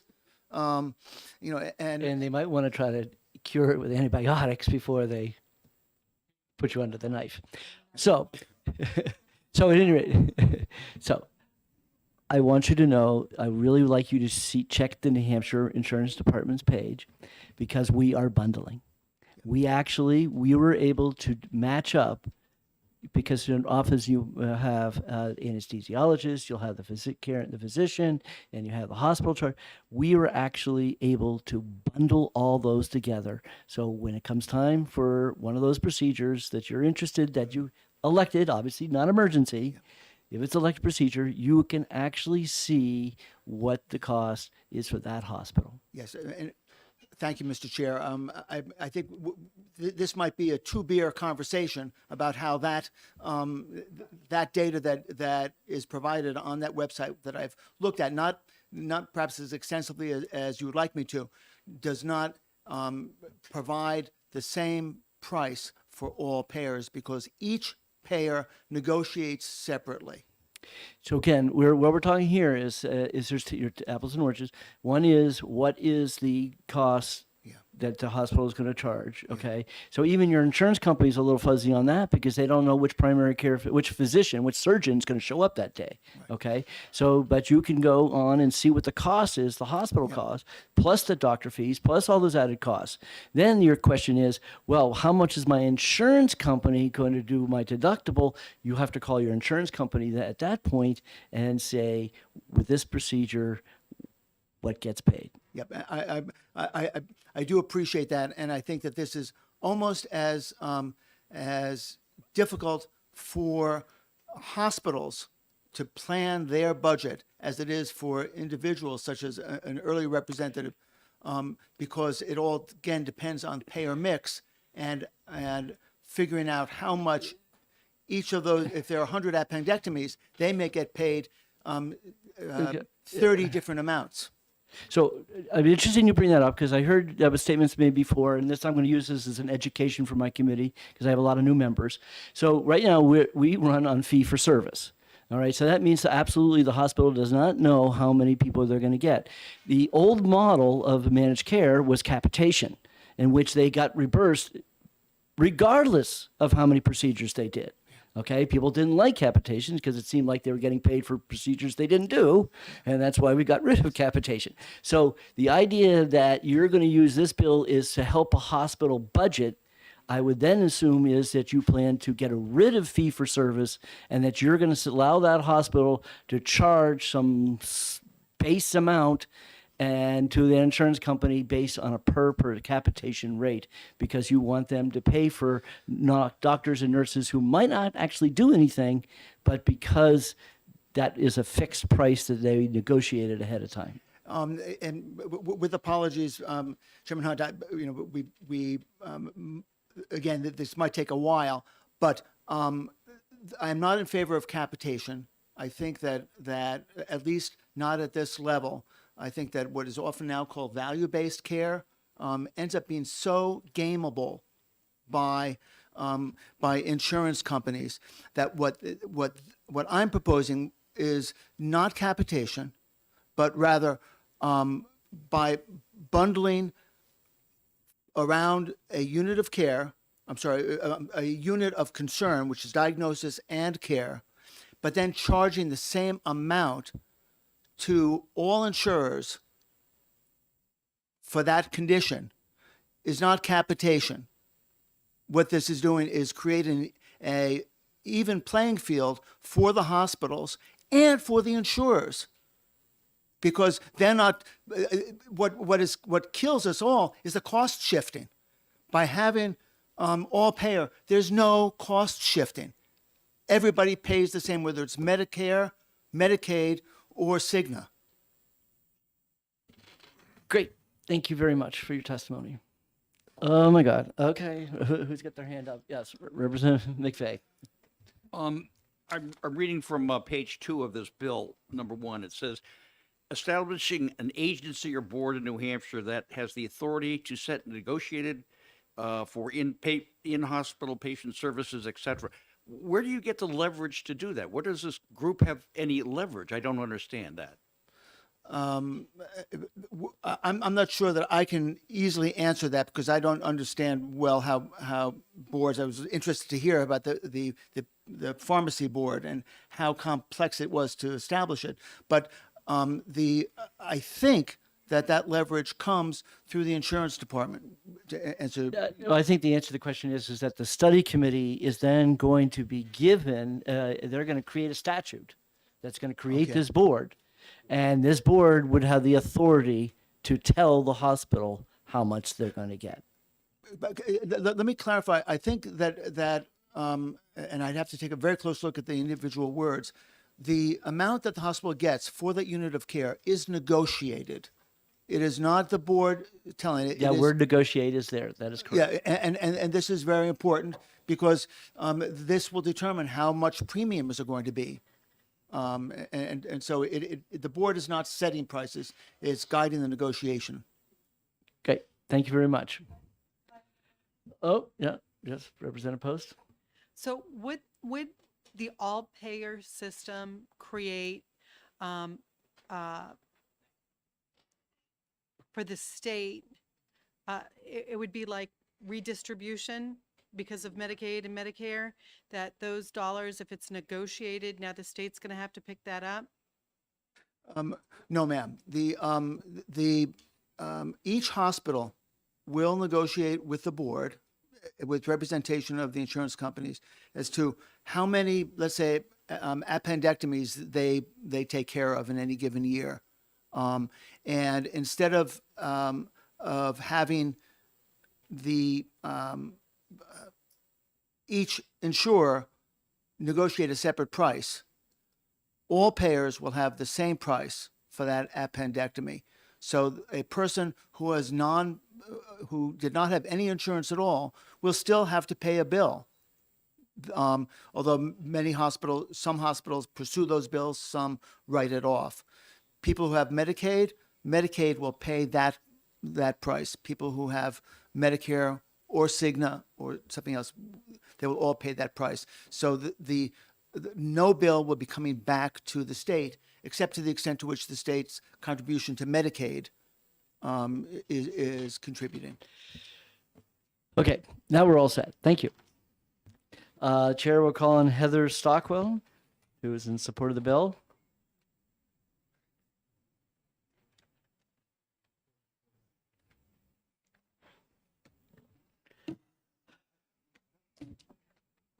Nobody else has done that.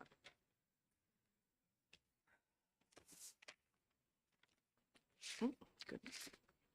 I was going to say good morning, but I guess it's officially afternoon now. My name's Heather Stockwell. I've lived in New Hampshire for over 50 years. And in fact, my father served in the state legislature and was a friend and colleague of your chairperson here, John Hunt, for many of the years that they served together. So thank you for this process and for a chance to speak to you today. I'm in support of this bill as a patient.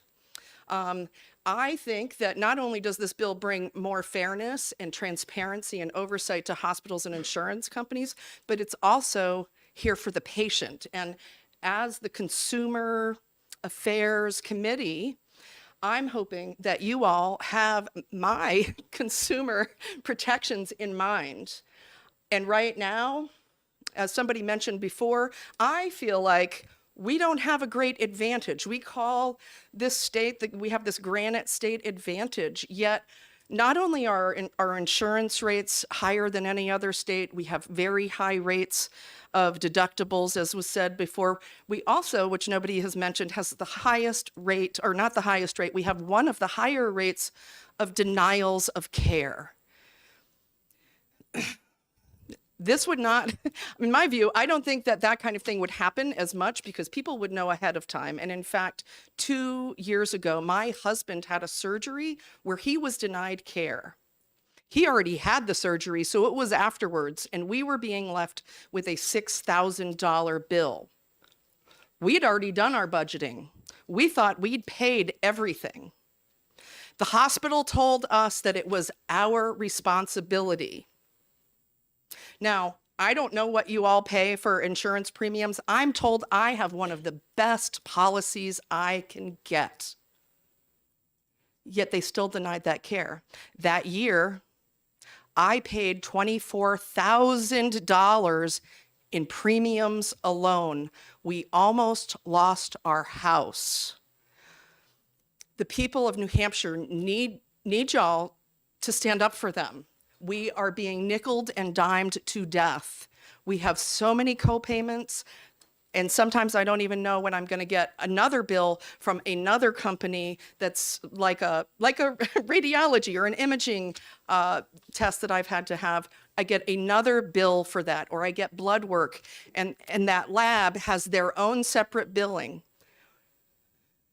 It's exhausting as a consumer. Every day we are trying to negotiate through scam callers, emails, texting now. It's gotten to a point where I cannot trust anyone that reaches out to me. That's a sad state of affairs. And I really, I don't know all of the ins and outs of the details of how the hospital would budget, but as was said, it is a negotiated thing.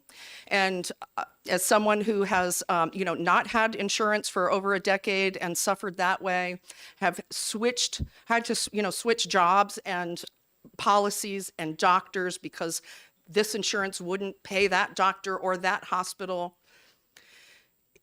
A lot of the work is getting put on the patient or the consumer, and it's gotten to a point where that's part of getting care.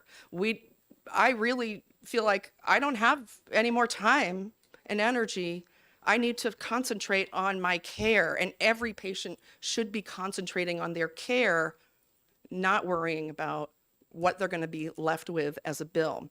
I've also been on Medicaid. I've worked with I do a lot of work around Medicaid, and I talk to a lot of people about their health care in the state. I work as a healthcare organizer. I do a lot of community outreach. And even people on Medicaid and Medicare are being denied care. It is, or they don't understand. It's so complex. I helped my husband sign up for Medicare this year. It was so complex. We needed help.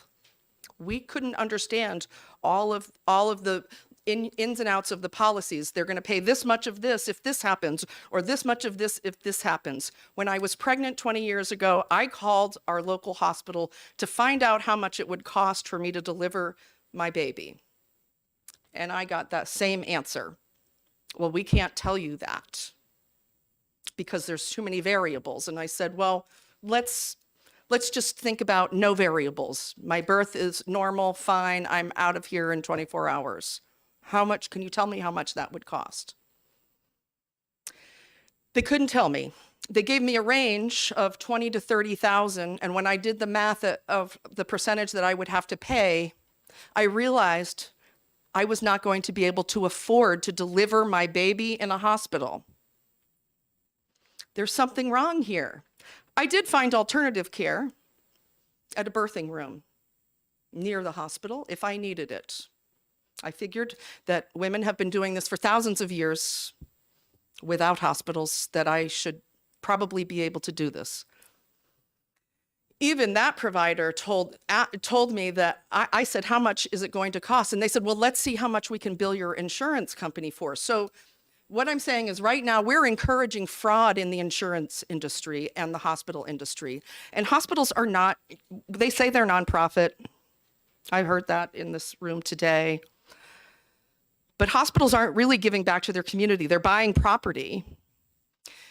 They're not helping patients that can't afford their care. And in fact, I've been in that situation where I did not have insurance at the time that I fell down the stairs and broke my leg. And I was stuck with an astronomical bill at that point. I applied for assistance. They accepted. And then I was asked a year later if I could start paying that back. It was an amount of money that I hadn't seen in at least one, no year in my life had I ever made that much money. It was, over $100,000. That's not even including the actual operation. That was my hospital stay. This isn't affordable to average citizens of New Hampshire or anywhere, really, quite frankly. We really need to rein in those costs. I talk with my hands. We really need, and I believe that this would help us do this. Thank you. Fair Any enough. questions? Thank you. I think we're all questioned out. Thank you very much. Understood. Thank you. Good job. So Ken, can you really do it in 1 minute? Okay. So what I recommend is that you mail us. You can get on the webpage. You can get all and send it to us. But that would be the best way to do it. Okay. Close the public hearing for 319. 353 we're about to take up. All right, we'll close 319. Okay, how many cards you got for 353?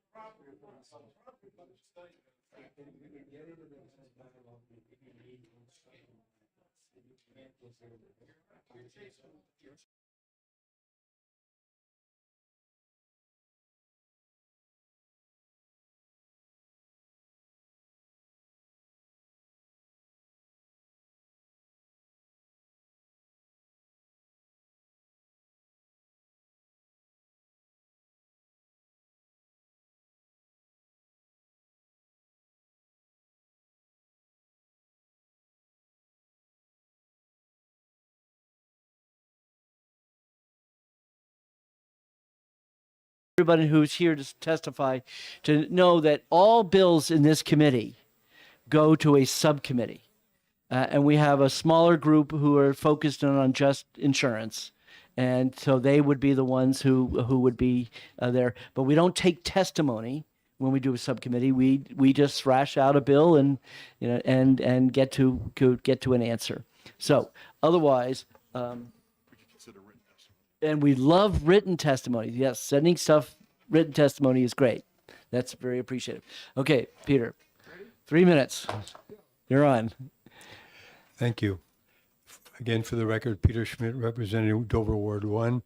And I'm pleased to come before you with House Bill 353 FN. And I have been the beneficiary of single payer for about the last 20 years. I'm just about to turn 85. And before I had the coverage under Medicare, I was always in kind of a catch-as-catch-can situation. Sometimes I had coverage, sometimes I didn't. So not only have I had excellent care for 20 years, but I've also had affordability. That's the advantage of single payer, is that there's a system that pays a cost on the basis of a reasonable insurance. One of the aspects of the Affordable Care Act is that it, in all candor, it ain't that affordable. But it's better than nothing, and way more affordable than nothing, which is what many people had before. So the concept of my bill is single payer for the state of New Hampshire, but to make the affordability much greater, because we only have 1,300,000 people roughly, is that the basic costs are spread among a very much smaller population. So the other aspect of my bill is it creates a compact of the willing. Obviously, we would have to negotiate with Maine, Rhode Island, any other New England states that want to participate, to have a compact that would have 10 to 12 million people if all the states were involved. That would spread the cost out over a much larger number of people. We'd obviously have to have a single payer plan in place to be able to negotiate with these other states. But it would have that advantage of much greater affordability than we would have otherwise. So the single payer compact, the single payer part of the bill is very thoroughly explained. It's a standard single payer plan that I believe is based on the Illinois state plan. So anyway, I will end my testimony at this point, answer any simple questions you may have, and then lead on to my colleagues who will give their testimony. Okay, Representative Spear. And you're going to be right to the question now, right? Good. And you have to speak right into the microphone. All of you are not following that rule. Speak right into the microphone, then it works. It ain't magic. Okay. Thank you. You talk in the bill. It's mentioned that you'll negotiate with Medicare as one of the people to help fund this trust. I went online and looked, and Medicare said that they don't do that. So how do you feel this is going to get funded? I think that's a better question from my colleagues who are more knowledgeable in these specifics. Okay, great. Thank you very much. Next up is Thomas Lane.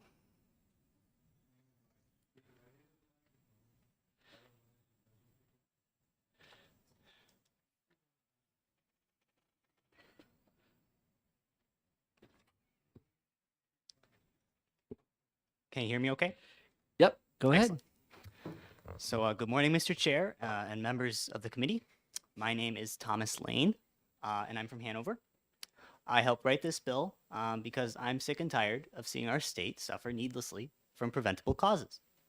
As a son and grandson of 3 different small business owners and also a student of economics, this bill excites me because it's a new idea to solve one of the biggest problems facing our state, our nation, and the economy. That problem is our healthcare system. As it stands now, we pay ridiculous prices and we get ripped off. I don't know how many of you have been watching Washington lately, but last I checked, they haven't been very helpful on healthcare recently. For the taxes we pay to them, we get headlines about fraud, waste, and abuse in programs like Medicare Advantage and the ACO REACH program, which was just started last year. It's time to take agency back into our own pragmatic, honest, and down-to-earth hands.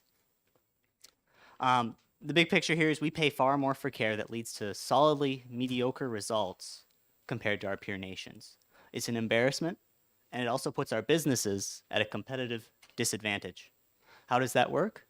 In our peer nations, businesses don't have to worry about health care like they do here. Their health insurance is managed by something similar to what this bill would create. They are free to focus on their trade and offering the best product for the best price. In the United States, by contrast, businesses of all shapes and sizes are expected to somehow also be masters of health insurance. Somehow, they're supposed to find a plan to offer their employees amongst a myriad of different overpriced options with ever-shrinking benefits and networks. It's a massive chore and financial burden that makes it harder for them to do whatever business it is they should be doing best. It's especially onerous for small businesses like my dad's and grandfather's. Often they just can't afford to navigate the health insurance maze and struggle to hire workers as a result.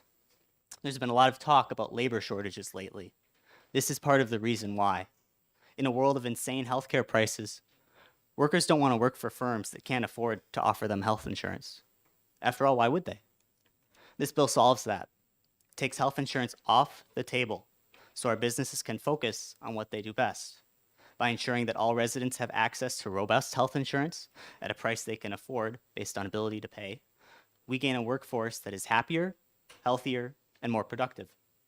This is an investment in our state's long-term future and will encourage economic growth, make our state a more attractive place for folks to move to, live in, and start businesses in, strengthen our families and communities, and do all of that in the most cost-effective manner. As I conclude, I want to remind you of some of the key points of this bill. It is specifically designed to only go into effect once the time is right. In other words, it only starts when we have joined with enough fellow states to make it cost-effective. Furthermore, it incorporates existing federal funding streams to minimize the burden on taxpayers via waiver processes that do exist. Thank you. It is designed to be durable and flexible. At its core is the idea of cutting fraud, waste, and abuse while strengthening families and communities. Because systems of this type are so efficient, even after we open up access to care to all who need it, ordinary families will still see significant savings compared to what they pay now. Finally, it is about securing our future prosperity and protecting our independence from those who want to take it away from us. Thank you for your time, and I'm happy to answer any and all questions you may have. That was perfect. That was perfect, right on the 3 minutes. I timed it.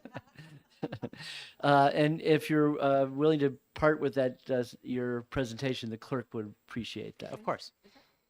I thought he was reading from a speech, but No, this is different than that. different than Not that. taking questions. Okay.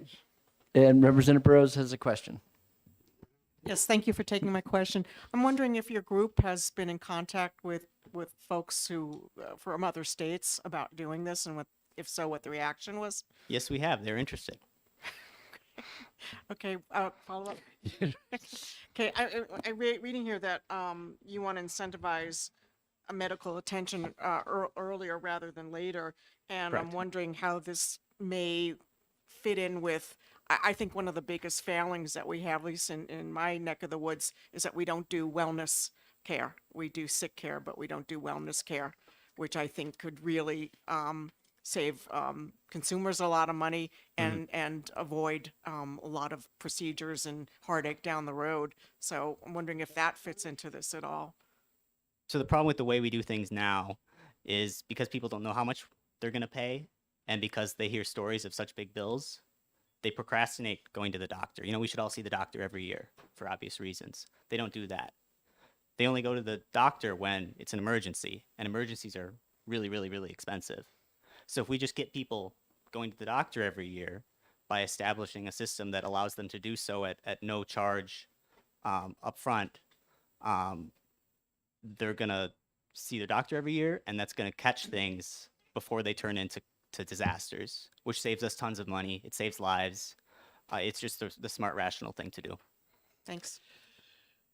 Representative Phillip. Are you viewing this as a single payer format or as a public option format? A single payer format. Oh my gosh. Okay. Representative McAleer. Yes. Well, me- Oh, no, actually, ladies first. Representative Gibbs. Go ahead.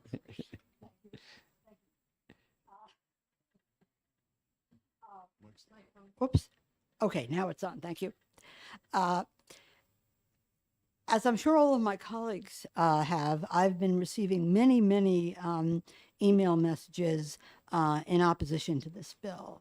And many of the writers of those messages make an argument that this proposal would allow interference by the government between the doctor and the patient.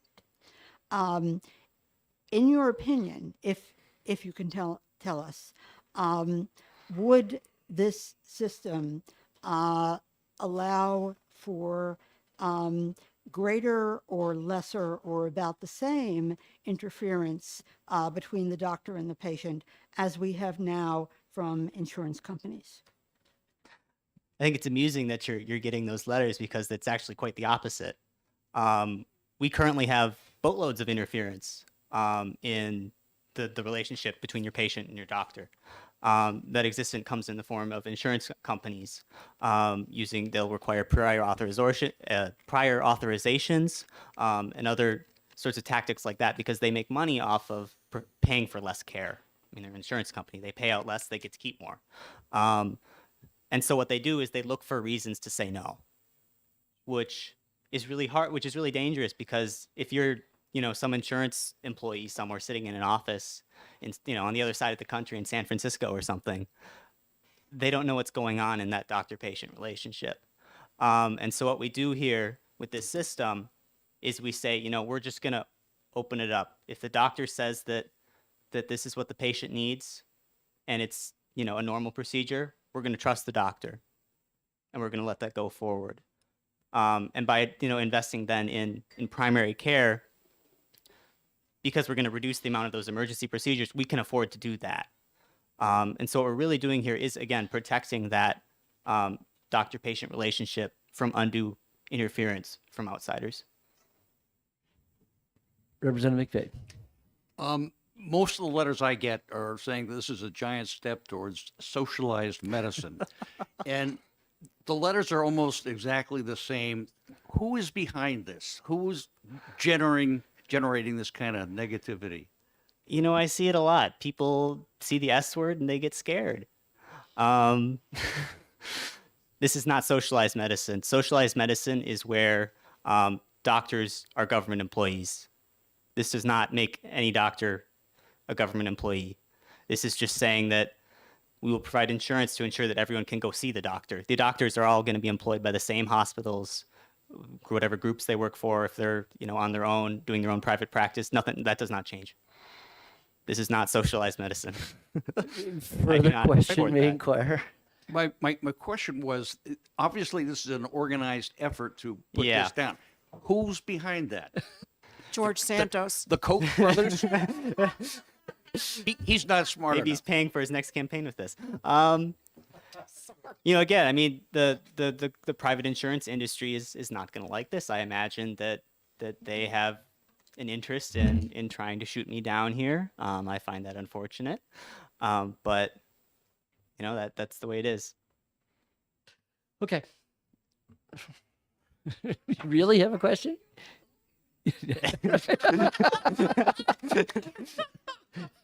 I don't have a poker face. That is true. Go ahead, Representative Spear. Is this about the waivers? I asked the question before. I can try and Medicaid answer does that for you not if you'd like. does not allow anybody to go into their income stream and take it and negotiate it away. So, and I also looked up, and neither does private insurance companies for employers, employer provided. So if these two income streams are not going to work, where are you going to get the income for this? So going back to the all payer, which is not related to this is not all payer. Maryland has a waiver from the federal government that'll. Well, they've been doing this for decades.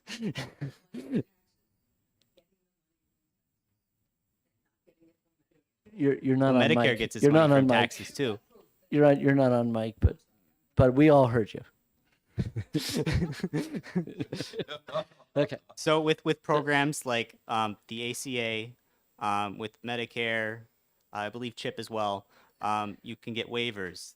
They're called innovation waivers that allow you to take the money and do something better with it than what the federal government is doing. If you can prove that you either improve quality or reduce cost without impacting the other, or both, makes sense. So these waivers do exist, and they would allow us to take that money and do something better with it. Yeah. So the insurance companies don't really play a role here because they're basically you're telling them to exit the state. Correct. Where you put that. So the exiting New Hampshire is not Correct. a big deal. We're only 3 people. But I would say to you, since you're in Hanover, you should look over what happened in Vermont, where they are the closest to ever come to actually implement a single payer system. And it got all the way to the governor's desk, and he vetoed it because he said 11% increase in the state income tax was too much. This bill is designed with that experience in mind. Vermont was trying to do it alone. Vermont is very small. Because of that, they're not able to develop the economies of scale necessary to push prices down far enough to limit the increase in taxes.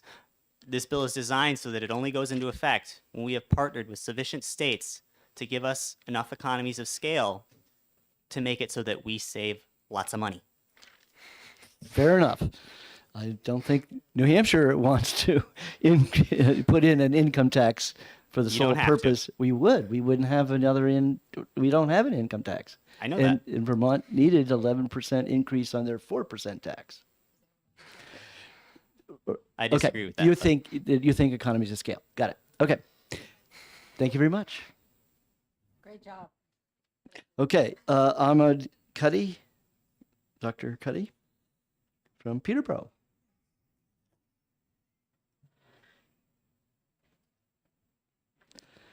Welcome.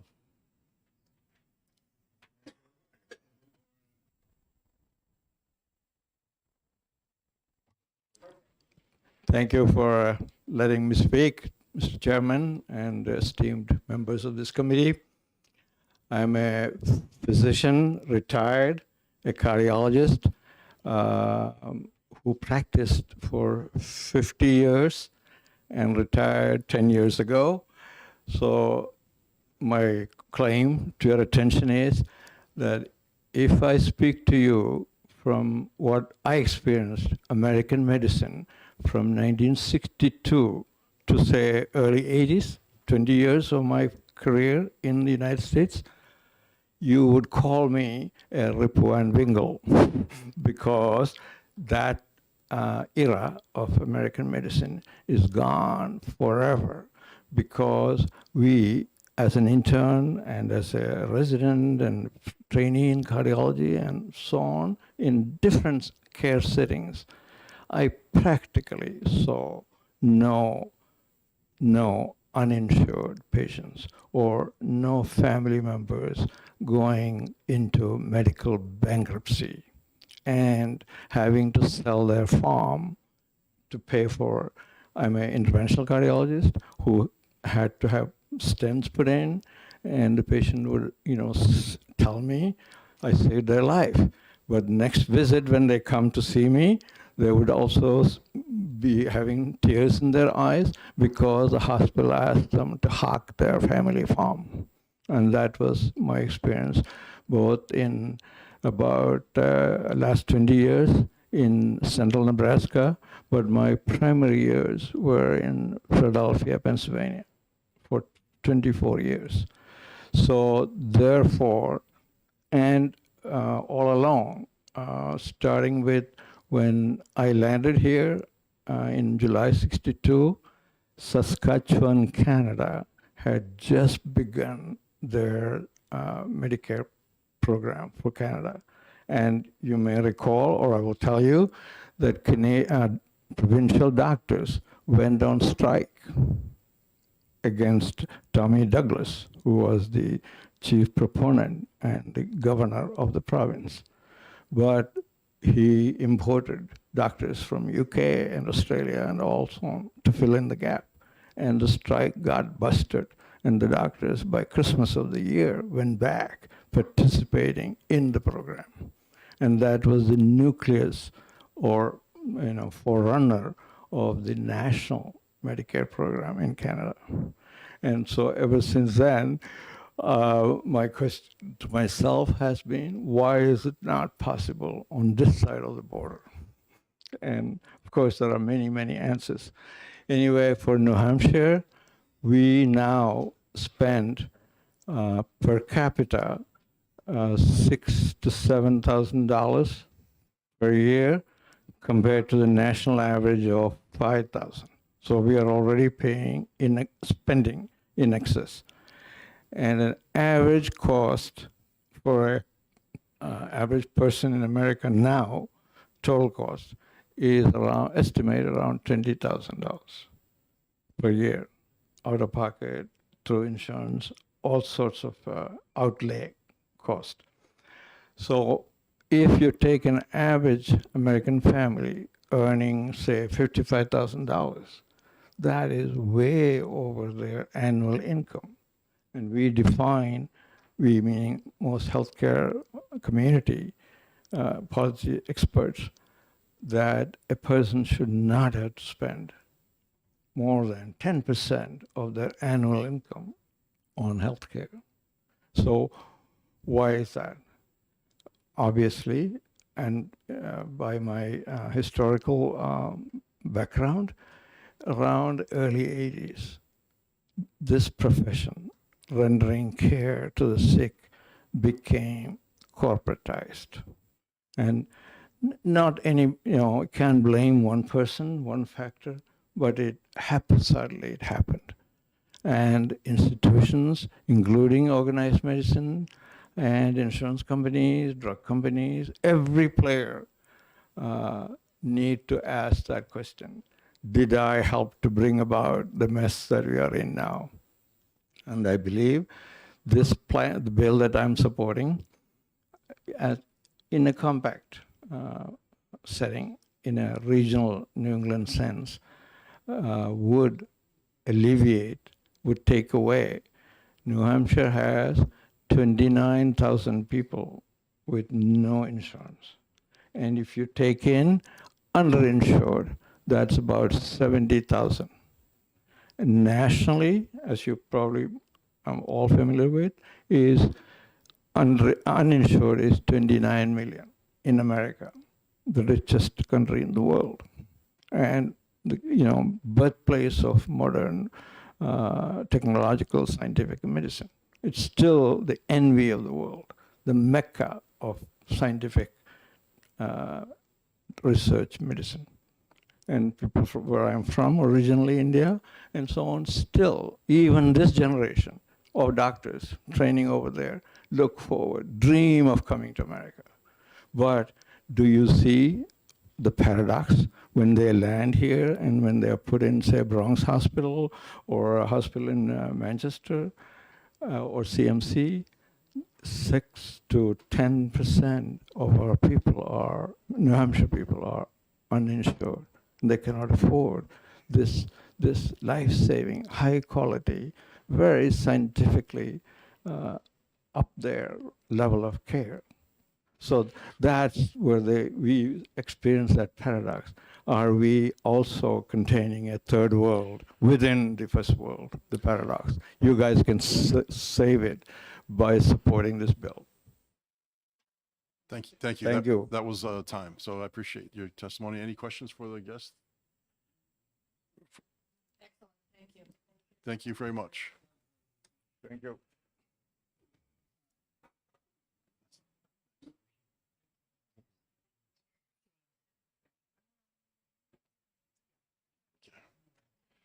All right, looks like we have 4 cards left. And just to remind everyone, we're using an hourglass, so I might interrupt you if we get too far. We are into the committee's lunch, so, and I know some of you have been here. Some of you have been here for some time waiting to testify. So the next person to testify is James Flesher, representing himself, and supports the bill. Yeah, I have a tough name. I blame my dad for that. Dr. James Fisher, you've seen me before, I think. Let me go through a couple of things. You know, there's a fear about socialized medicine, and a lot of that actually came from the insurance industry. One of the ways in which they can lobby, they don't just lobby politicians. They can lobby groups. And such as I just went out of my head here. So in lobbying groups, they planted the idea of, well, we'll do socialized medicine because that seems like some sort of government control.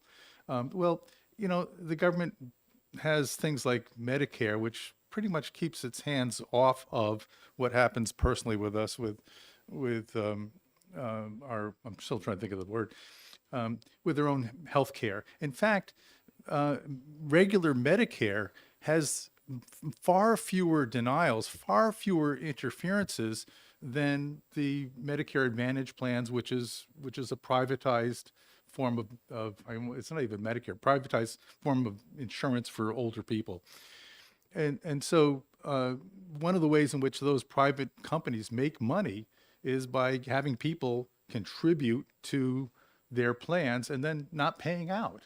And I call that sort of fun size health insurance. You know those little fun size candies? It takes longer to unwrap them than it does to eat them. You get a single bite from it. And that's kind of what happens in private care. And here in New Hampshire, we've championed private care. We have among more private care per citizen than just about anybody else in New England. And what do we get for it? What we get for it is that we have the highest, the premium costs, the highest deductibles, okay, and the highest copays. We also have among the highest denials of actual care.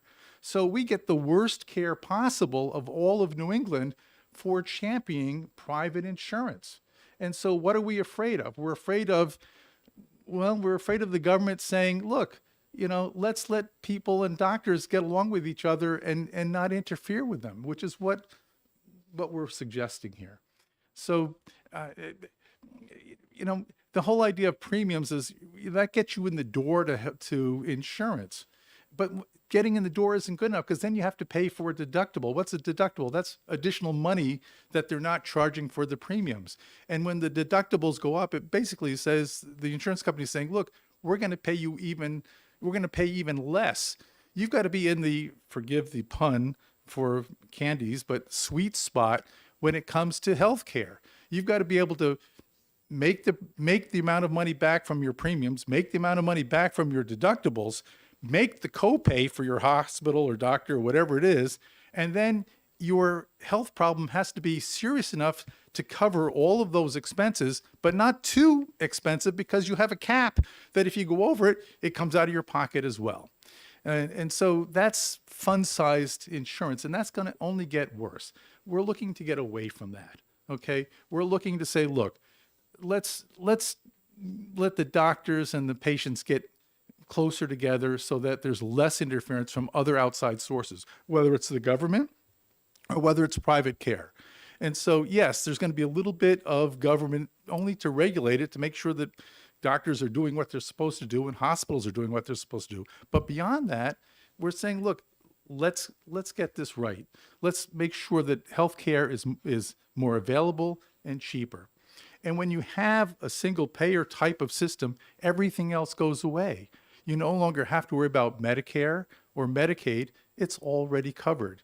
You don't have people putting things off until they get desperately sick that now it's going to cost us more money to fix.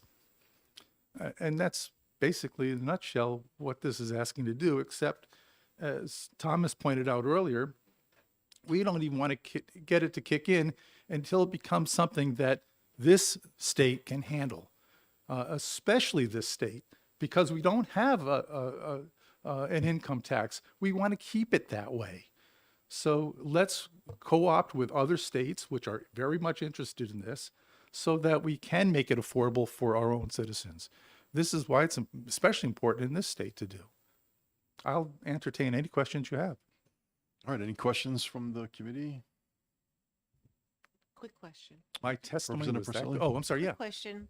So how would your universal health care coexist with the Affordable Care Act that was supposed to solve some of these problems? You know, one of the things that happened in Massachusetts, because they did something similar in terms of with their health care under Mitt Romney, and they actually got waivers from CMS and other places to be able to do it their way, and so the same thing would happen here. We're taking it out of. There's no national system, but we're taking it out of what is national, and we're making it our own as far as area group coverage. Okay, Thank you for your question. Thank you for your testimony. Seeing no more questions, we'll call Dr. Donald Kolish. And you have written testimony and you'd like to hand that out? And if we could ask you to summarize your written testimony, please. I will. Thank you. So and Mr. Chair and members, thank you very much. I'm still Dr. Don Kolish. I practiced in the North Country in Woodsville and then at Dartmouth Hitchcock. And then I'm finishing my career at the VA hospital in White River Junction. But beginning about 2 years into practice, I realized that our system of insurance coverage just didn't work. Too many people postponed care and suffered because they didn't have coverage. Things are better with the ACA, but 6 to 8% of New Hampshire residents are still without coverage. And because much of the ACA was written by the insurance industry, the coverage through the ACA still has between 20 and 30% overhead as compared to 2 to 4% in traditional Medicare. So the ACA was in the right direction, but hasn't gone far enough. I do believe that a system of universal insurance like Medicare would be best, but New Hampshire is too small to have a single system work. We're just too small with 1.3 million people. I support HB 353 because a multi-state compact will achieve the economies of scale while retaining our state's ability to craft a system that works for New Hampshire. And that's the end of my testimony. I'd be happy to take any questions. Thank you. Nice and short. Any questions from the committee? I think we're good to go. Thank you very much. Thank you for your written testimony.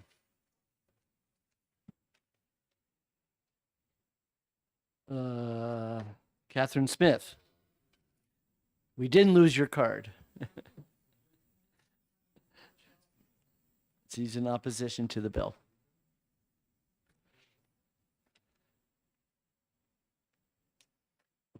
So my name's Catherine Smith, and I have a very different perspective. Yeah, hold the mic as close as you can.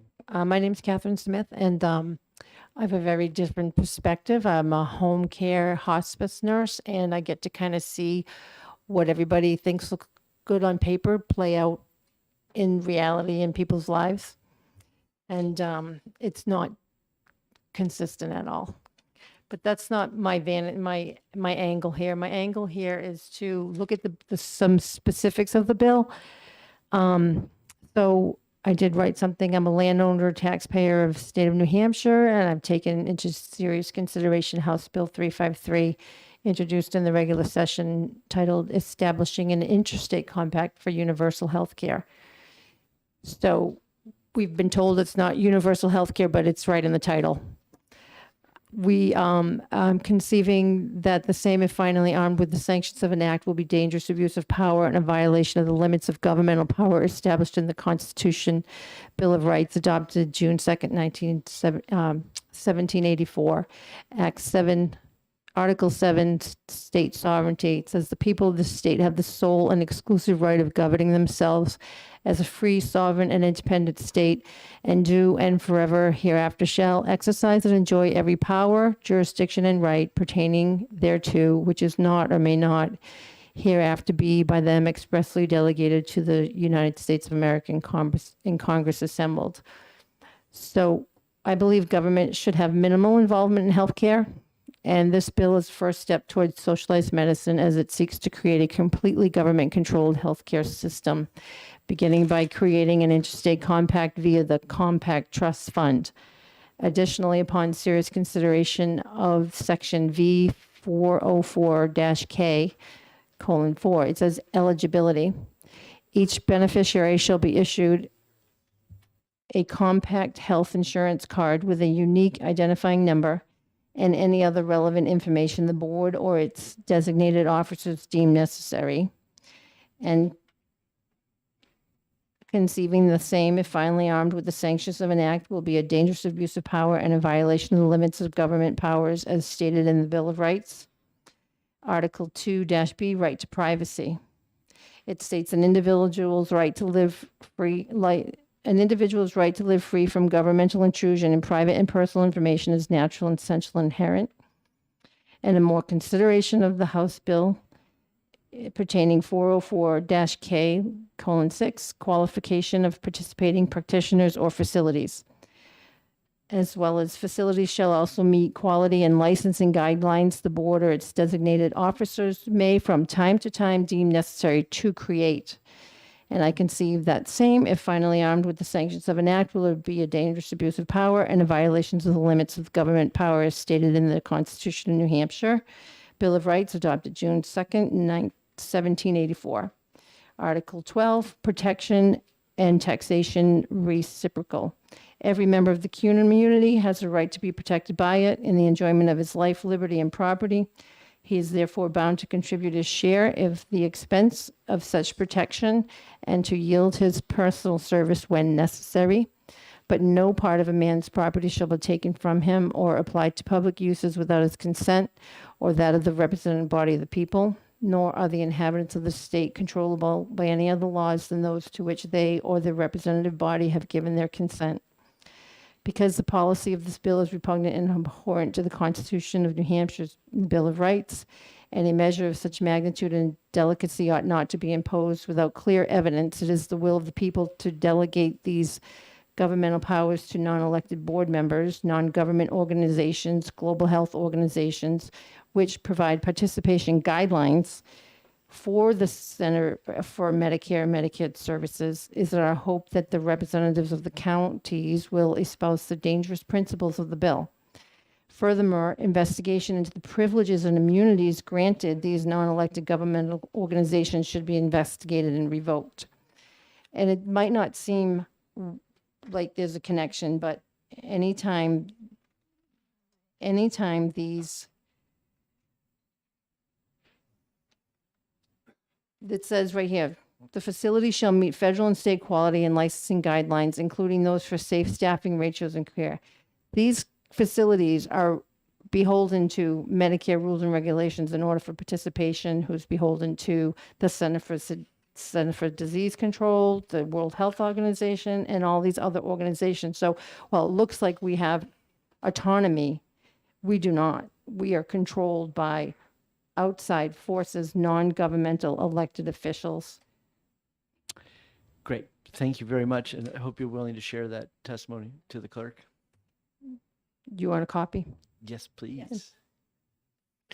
Okay. Thank you. I have one card left. Heather Stonewall from Dublin. She's gone. Okay. All right. And we don't have the blue sheet. So, all right. We will close the public hearing on 353, and this bill will be going to subcommittee. And with that, we'll break for lunch, and we'll meet back here at 1:45.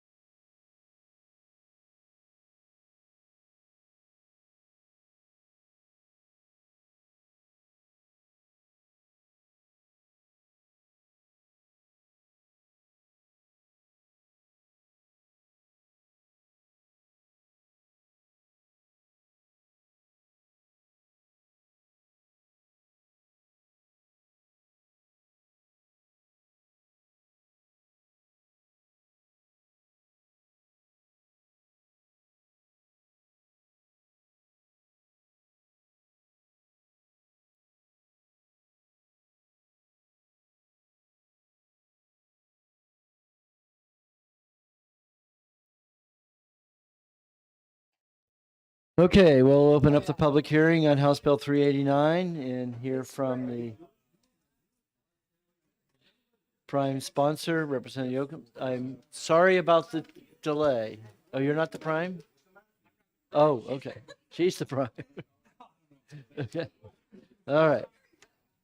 Emily Phillips. Okay. Sorry. All right.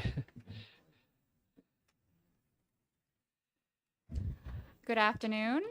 We passed out some copies for the committee on some backup on what I'll be speaking about. But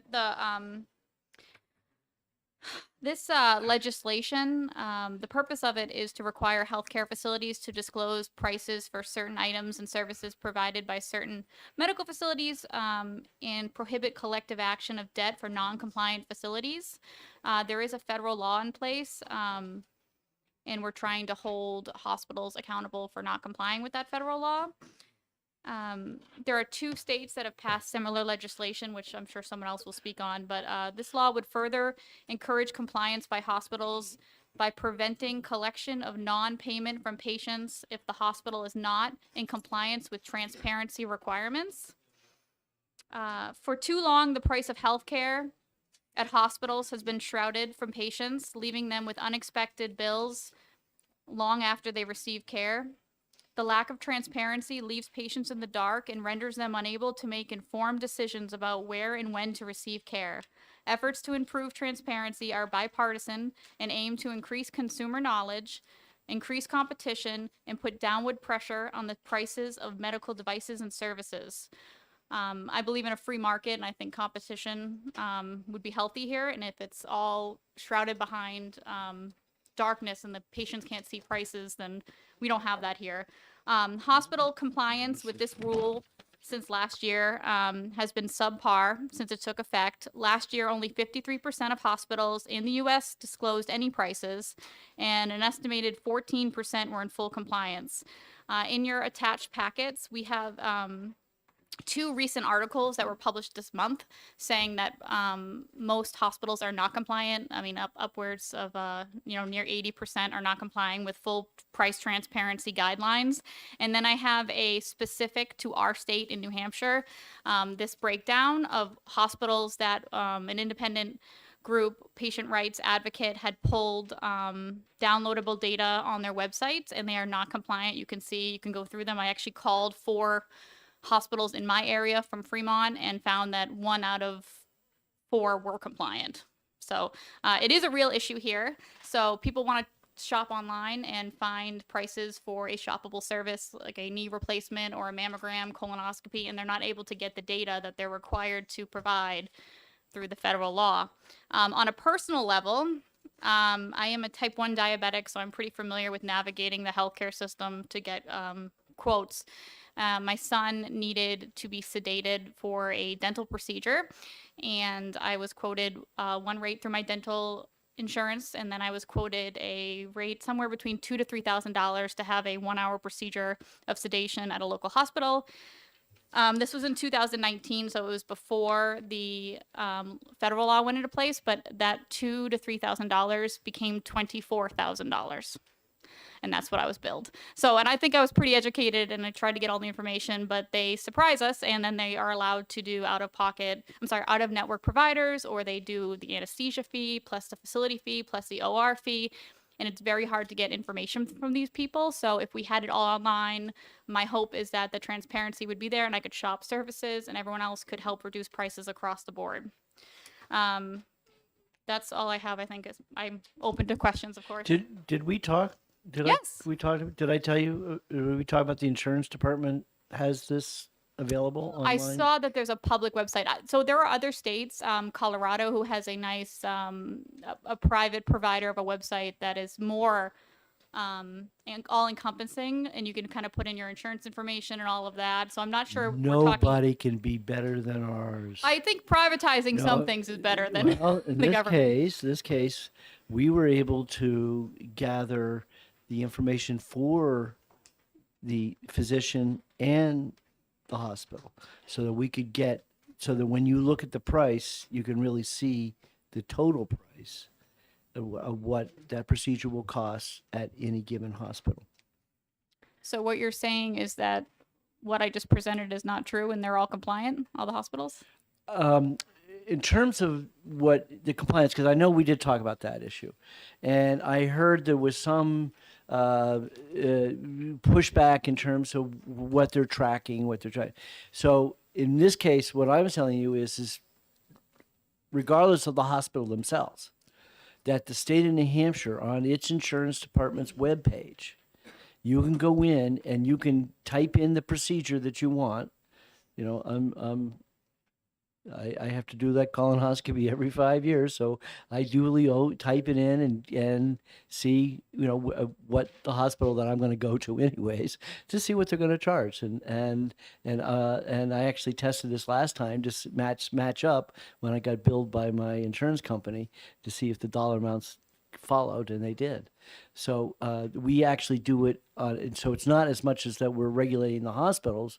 We're able to get the hospitals to generate that information with the physicians. We can really see the whole cost analysis for each individual hospital for any, or I wouldn't say any procedure, but for the vast majority of procedures in which people use. And I don't think I told you that when we were talking. Well, the point of this particular legislation is to prevent hospitals, if they are not compliant, with collecting debt. So, Collecting debt. So if they are compliant, there's no penalty to any hospital who is compliant with the federal law. So what you're saying may be true in your situation, but if there is a hospital, which according to mid-year of last year, there's plenty that are not compliant with the current federal law. So Yeah, actually, my hospital said it was non-compliant. You said you're on that list, had my hospital as non-compliant. right. But I absolutely was able to get the information from the insurance department. Okay. What if we're self-pay? What if I don't have insurance? You can still look on, that's actually what the numbers are. It would have been the self-pay number. It would have been that it's, because obviously with your insurance company, you then have a lower payment. So in my case, because it was a colonoscopy that I was looking at, colonoscopies are free because they're preventative medicine. So, but it's still, I wanted to see that dollar amount to see if it really carried over, and it did carry over. But so Is there a question or no? no, I'm just saying, would you believe? Yeah, would you believe there is a way you can do this through our insurance department? I believe that this is a real issue affecting Granite Staters, and I think Okay. that the hospitals in the Granite State should comply with the federal law, and there should be a consequence if they don't. Gotcha. And that's what this is. Okay, Representative Philo. As I understand it from reviewing the proposal, there is no enforcement mechanism through the statute. Were a hospital to bill, nothing happens according to the statute. What enforcement mechanism do you envision as occurring as a result of a hospital violating this statute? So as it's written now, it would not be collectible. They could not take a patient to court, to collections, or pursue any collection activity. But So yeah, so the penalty is that you don't have to pay the bill. So for the question. As a follow-up, and then if they do, what happens? There needs to be an enforcement mechanism for somebody who breaks the law. if the committee is interested, we have a pre-written amendment that would allow DHHS to fine hospitals for noncompliance. So it would go into the general fund, and they could set their own. You like that? Yes. Okay. So we have an That amendment. answers his question. Yes. So we have an amendment drafted. I can pass that around. Maybe you can. Because, like I said, Colorado and Texas had similar legislation passed, and I think there's others in draft right now. But it is, nice to have some revenue stream for especially hospitals who continue to not comply per day or what have you. In the amendment, I believe there is a. No, there isn't. Okay, we're going to allow DHHS to set their own penalties, whether it be $1,000 a day or what have you. There is a corrective action program, a plan to be submitted if they're found to be non-compliant. So in this example, the patient would report it to DHHS that this hospital did not comply with the price transparency laws on this date and offered me services, and now they're trying to collect. And then the rest of the amendment would show that. Okay. Sure. All right, Representative Terry. as sometimes is the case, I'm confused. So I would appreciate it if you could clarify, perhaps by explaining what non-compliance means. Because what I have heard is Chairman Hunt indicating that he was able to go on the state insurance website and find the cost for a procedure at a particular hospital, which in fact turned out to be the cost for that procedure, and yet the hospital is listed as being non-compliant. Is that what I heard? And if I did, could you explain how the hospital could be non-compliant if at the root of this is the requirement to post prices for procedures? And the chairman indicated that he was able to find the price for the procedure at the hospital that is identified as non-compliant. Thank you. I'll try to unwrap that. So, Thank you. the final rule, the federal law, required hospitals to publish machine-readable file of 5 types of standard charges for all items and services, and create a consumer-friendly, shoppable list of 300 items and services, including 70 identified by CMS, Centers for Medicaid and Medicaid Services. So, there are certain levels. There's people who are partially compliant. They're doing some of it. User-friendly, machine-readable, available. Those are all terms that are defined I don't think I provided that documentation. What's that? Oh, in the amendment. So there's a good explanation on this chart for the New Hampshire of why they were found to be non-compliant. Like the files were not broken down into the 3, private pay, cash pay, or Medicaid charges, that sort of thing. So I'm not sure. I can't speak to Rep. Hunt's experience as to why it worked for him. It is a real issue. I guess what he's asking is, who is the judge? Who is the determinant that they're in non-compliant? Well, How do- actually, no, that's That's not. not your but question? Oh, I'd be sorry. happy to hear the answer to that question, and then if you'd give me a follow-up, I will clarify. Further question, you may inquire. Do you want your answer? No, Okay, keep you were just- going your way okay. you're going. So is it possible that we have different standards here such that the hospital was able to meet the state standard and be in compliance by posting the prices to the state insurance department's website, but it was not in compliance with the different federal standards for compliance? It may be possible. I'm not familiar with the state insurance page that he spoke about. I'm not an expert on that, so I don't know what they provide. Okay, thank you. But the person to determine whether someone would be in compliance would be a judge if the person was brought to collections in court. Okay. And then in the amendment, DHHS would be the one to determine whether or not they complied. Thank you. Okay.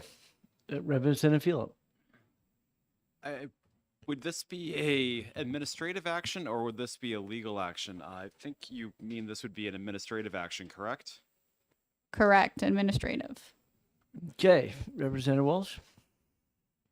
Thank you, Mr. Chairman. You provided this as well. I opened it and it's talking about Leopard battle tanks to the Ukraine. Really? And It sure is. Now I see that. and something about Republicans in the Senate, and so I was just wondering what happened. It's a bit of a non sequitur. I apologize, but I just wondered what happened.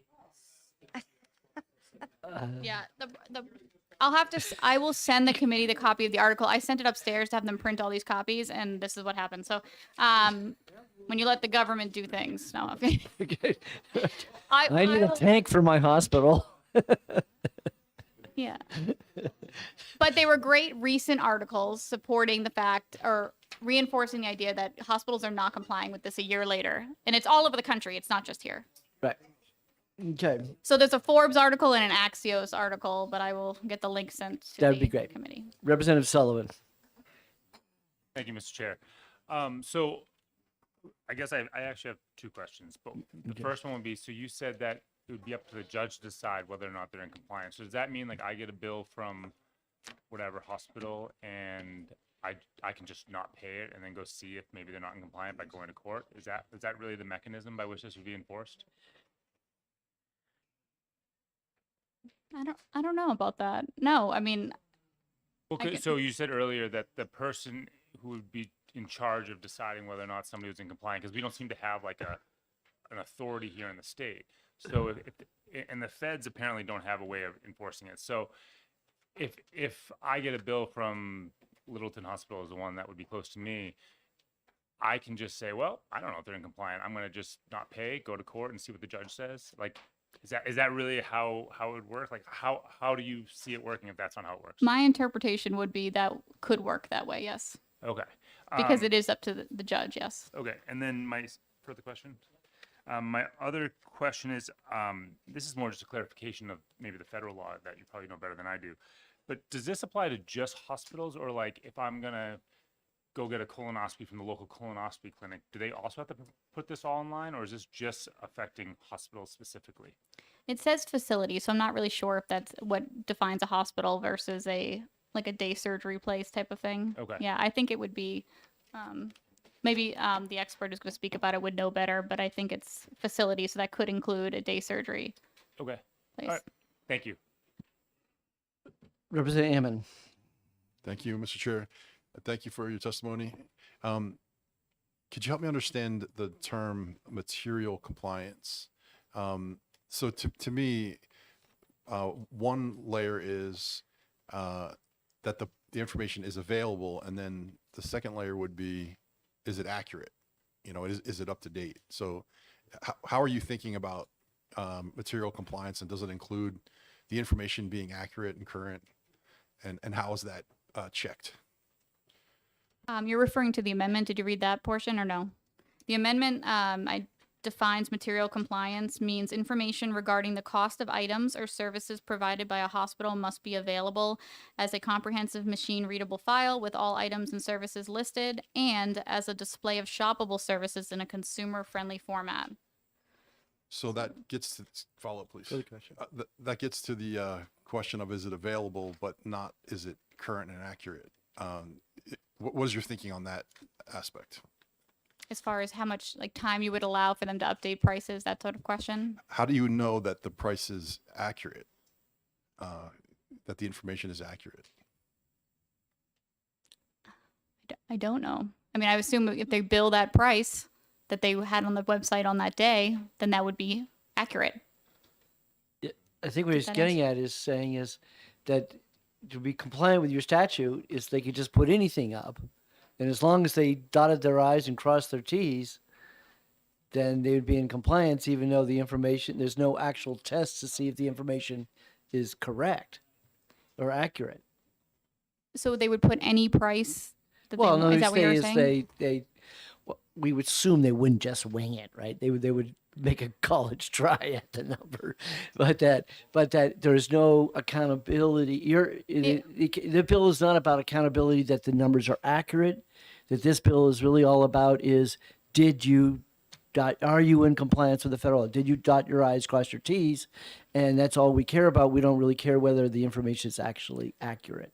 If the transparency is just that, it's going to breed competition and people are going to shop elsewhere. So if they're putting in a price and someone can find a less expensive price, or they can compare apples to apples, I feel like they're not doing themselves any good by, I guess that's what I'm following. If everyone was complying, then you could shop for a colonoscopy Right. at all the services and you're going to go most likely with a lower cost provider. So that's the incentive, is that you breed competition and that people will go to the provider who has a usable format or who has Right. So, but is there any part of this bill that then says that if it wasn't to the penny, if it wasn't that they accurate, in other words, when they actually did get billed and it was a different dollar amount, does still the department then have to be responsible for finding them because it turns out the dollar amount was wrong? it's an option to fine them if they so choose, but if they're not compliant if they're off by a penny. That's correct. Because they Okay. quoted the price is supposed to be transparent, right? So they're supposed to be billing what they're posting. Okay. That's the whole point of transparency. Got it. I think that was what the question hope- was.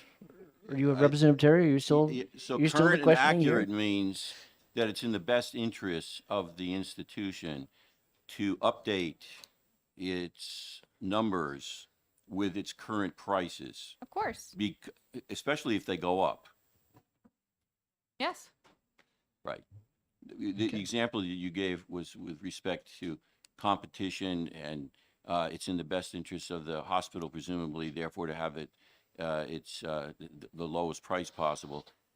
Conceivably, because we're not dealing necessarily with current, we were asking about current and accurate. You could actually have a price on there. It would make a whole lot of sense, but it could be artificially low, in which case they would be held to that price. Right. Right. What they post is what they should charge. That's how you What comply. should or must? Complying is a must. Thank you. Okay.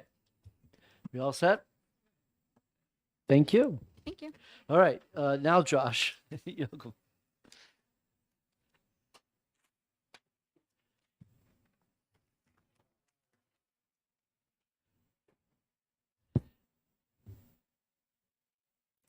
Thank you, Chairman. For the record, my name is Representative Yokella from Rockingham 32, Fremont, Danville, and Brentwood.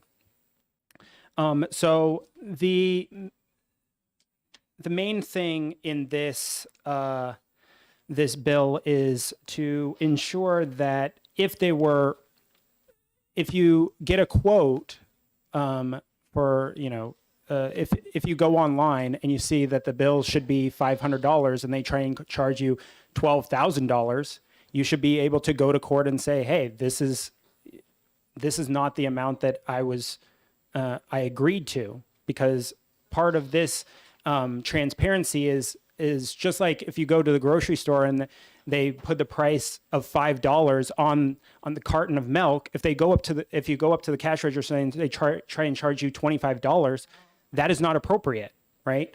And so just like that is no different than this. If they post the amount of $25 for your surgery, then they should be held to that, just like any other business in this state.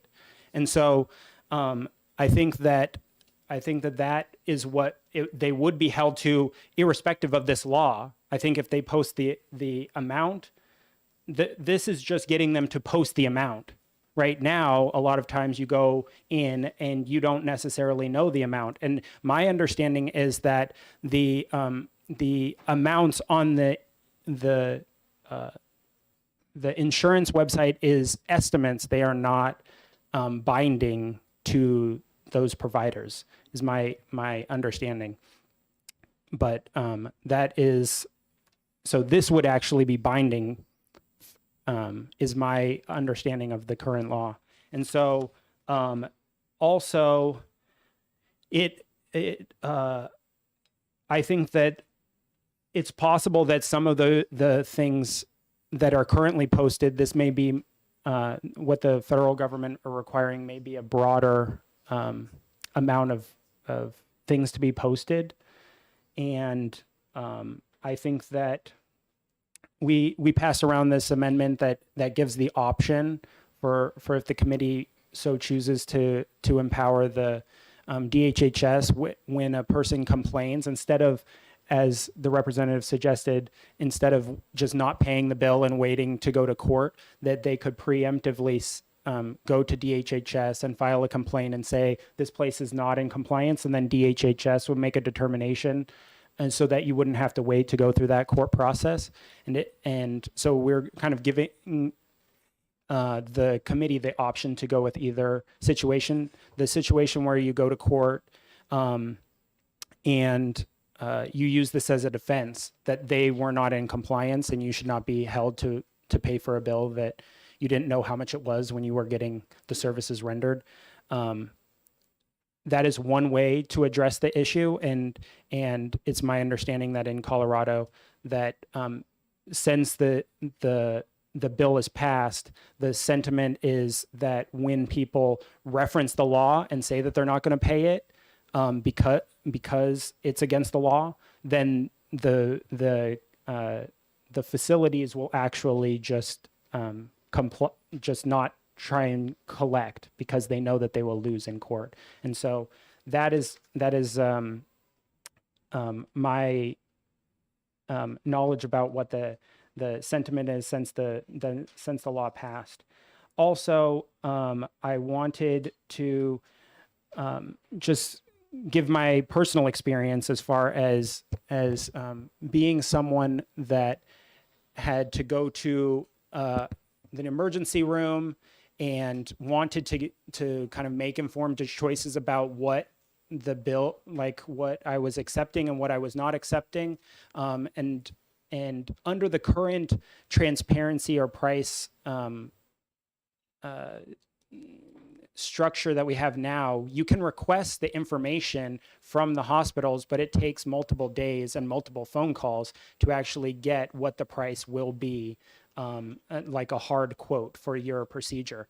And I was not able to do that when I was in the emergency room, but later for a recommended outpatient procedure, I did make multiple calls to multiple facilities and providers to get those numbers, and it took probably a week to get competitive bids. Whereas once this is transparent, there's already people that are bringing these machine readable formats into an app that you can then just pull up on your phone very quickly and be able to compare. And so I think that from a consumer standpoint, you're going to be able to essentially compare real time with being able or having to do it now with multiple days of calling and tracking down to get an exact quote. So thank you for testimony, and I'm here to answer questions. Representative Vincent. Thank you, Mr. Chairman.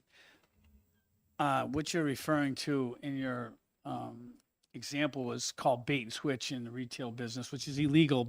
And I'm not assuming that saying that the hospitals are doing this. No. However, my question is, do you know if the hospitals actually when they put those prices on there, revised at a certain date? Sometimes they'll put like a thing that says revised on this date, meaning, and I'm not saying they still need to comply with federal law. Right. But do you know if they do that to let the consumer know that, hey, we revised this 2 days ago and it could change? Thank you for the question. I'm going to refrain from answering because I don't know the exact, Thank you.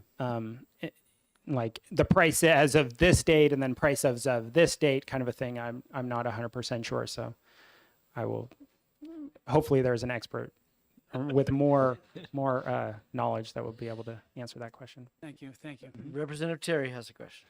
So are you aware of what the penalties are at the federal level for not complying with the federal regulations?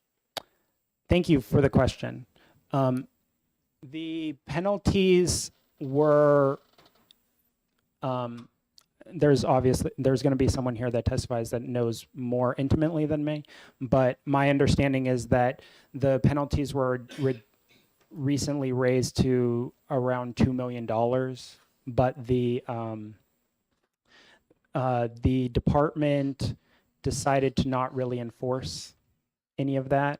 This is this kind of law stemmed from a previous president's executive order, and the current president did not rescind it, but is not necessarily enforcing it as thoroughly as we would like to see. So this is another way of enforcing that. Thank you. Representative Gibbs. Thank you. As I understand it, the postings required under federal law are provided in New Hampshire on the insurance department website. Do you know, and I'm going to ask a question and then just give you a one-sentence explanation of why I'm asking. Do you know if there are any limitations on the types of procedures for which the costs are required to be posted on the insurance website? And the reason that I ask is that, never having heard about this provision of the New Hampshire Insurance Department previous to it being discussed here, I used my iPad to check on it and found no listings for inpatient surgeries. So are there some types, do you know whether there are some types of procedures that must be posted, where the cost must be posted, and others where they're not required to post them?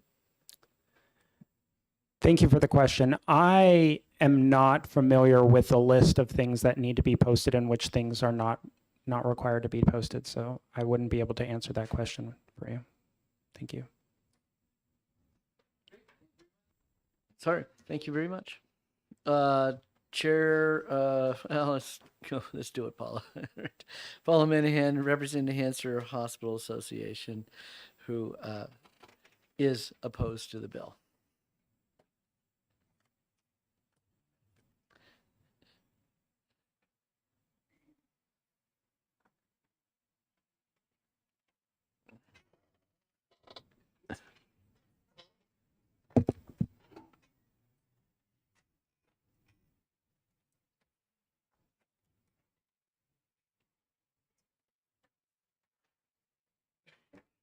I think I counted right, but if you need more copies, please let me know. I have some. And good afternoon, Mr. Chairman, members of the committee. For the record, my name is Paula Minahan, Senior Vice President, State Government Relations for the New Hampshire Hospital Association, representing all our hospitals. We are opposed to House Bill 389. There's a lot to unpack here, and I will try to answer any questions that you have. But I'm going to actually jump to the attachment, and so that's why I really want to make sure everyone has a copy of my testimony. The sponsors referenced that advocacy group, Patient Rights Advocate, and I think it's just really important that we talk about that first because the No Surprises Act was passed in January 1, 2021. It does require that the hospitals follow the law, which I will emphatically state New Hampshire hospitals do. In fact, the government does audit the hospitals. Nationally, there are 2 hospitals. I repeat, 2 hospitals nationally. There are over 4,000 hospitals in the country. Two were found out of compliance, not any in New Hampshire. So I just want to make that emphatic statement.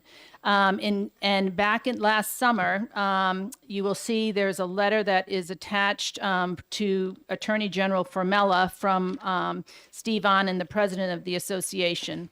And this, I will not read it for you, but it does, New Hampshire hospitals and Attorney General Formella, as well as the Commissioner of Insurance, and I don't know who else, but were copied on these emails from this patient rights advocate group, making misleading and inappropriate statements relative to the compliance of New Hampshire hospitals. We take this very seriously. We looked into this and we wanted to clarify, working with our partners at the AHA, American Hospital Association, as well as HHS. And again, 2 hospitals throughout the entire country.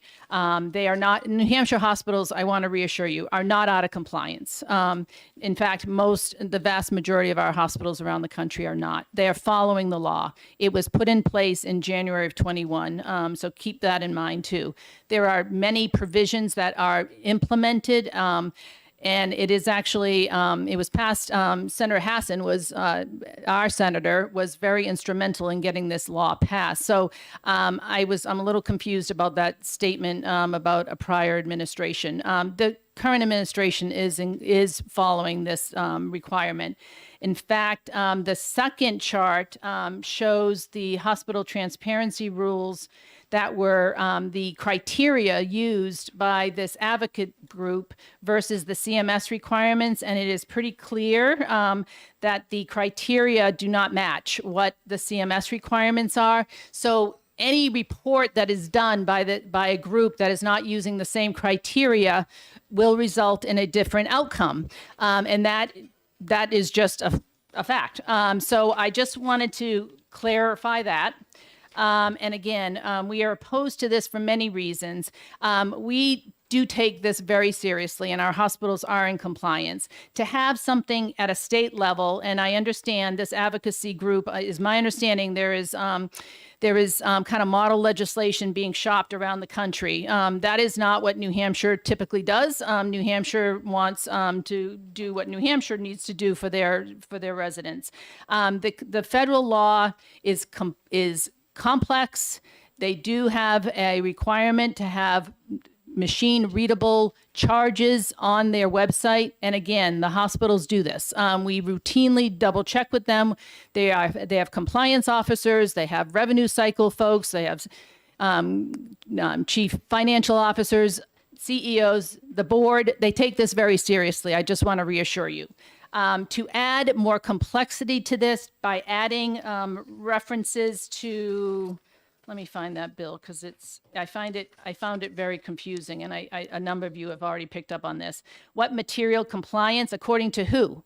And what is this for a balanced bill would go to court? That just seems really adding a lot of complexity to an already very complex system, as you all know. Because if anyone because you follow insurance law, and healthcare is very complicated. So we are concerned about having inconsistencies with a federal law and a state law. And the penalty is significant. Again, you just heard what the federal penalty is. That's pretty staggering. And then to have HHS, then our DHHS would then have to promulgate rules to have additional penalties. Seems really excessive and not appropriate. Again, our hospitals are complying with the law, and I agree with the chair. Our health cost website that the Department of Insurance I think are here, and they can talk about this very good. It's called healthcost.org, I believe. It is a very good website. It has been in development. It is considered a model for other states. They've tried to actually do exactly what New Hampshire did to some different degrees of success. New Hampshire is very proud of their health cost website. It does not have everything. There are reasons why it does not have everything. Privacy is really important, and the department can certainly address that. But between the insurers, that they have a lot of information on their websites, hospitals have a lot of information on their websites, and the Department of Insurance, we believe that there are many opportunities to seek this information. I also wanted to clarify, getting a quote from a hospital has been something that you have been able to do. It is not easy. You certainly can't do it in the middle of an emergency room. But hospitals have done that. That is different than posting your charges. Getting a quote for a total knee replacement is not going to be something that you can look up on a website. I'm happy to answer any questions. Thank you. Yep, Representative Post. Can folks just go to their insurance company and get that kind of a quote about their surgery or whatever? I believe the insurers are here and they can answer that. I know my insurance company, I can do that because the insurer knows what if you've met your deductible or not, and how much if you've met your out of pocket, et cetera. So I know that many insurers do have really robust tools but as far as being able to, I believe that they can. I usually use it to just see what my deductible out of pocket is, that kind of thing. Yeah, but the problem was that the insurance company can know what the hospital cost is, but they might not know what the physician or the anesthesiologist, exactly, which are the other two, and that was the benefit of the state plan, was to try to merge all those together. You're right. Okay, Representative Gibbs. Thank you. I'm going to ask you the same question that I asked the previous person who testified, and that is, do you know if there are any limitations as to what hospitals are required to post on the New Hampshire Insurance Department's website? And again, the reason that I ask is because I decided to check it to see how it worked, and I could find no category at all for inpatient surgery. Mm-hmm. There was a reason why we don't provide that information. The hospitals don't provide that information. And again, there are experts here from the department that can explain. There are criteria, I think there's actually information on their website that explains where they get that information. It's the comprehensive health information. So let me help out on this one. Yeah, we don't provide, the hospitals don't provide that So information. what I've done is just now is ask the insurance department that when we take up this bill in subcommittee, that they will be prepared to make a presentation. So bring your iPad on February 1st and they can walk us through it. So I we can, positively will. Thank you. Yep. And also, if you have a few minutes afterward, and we could just talk about this just for a moment, I'd appreciate it. Thank no you. problem. Okay. Yes, Representative Sullivan. Thank you, Mr. Chair. So it seems to me as I read the bill that the bill's intention is to just make sure that hospitals are in compliance.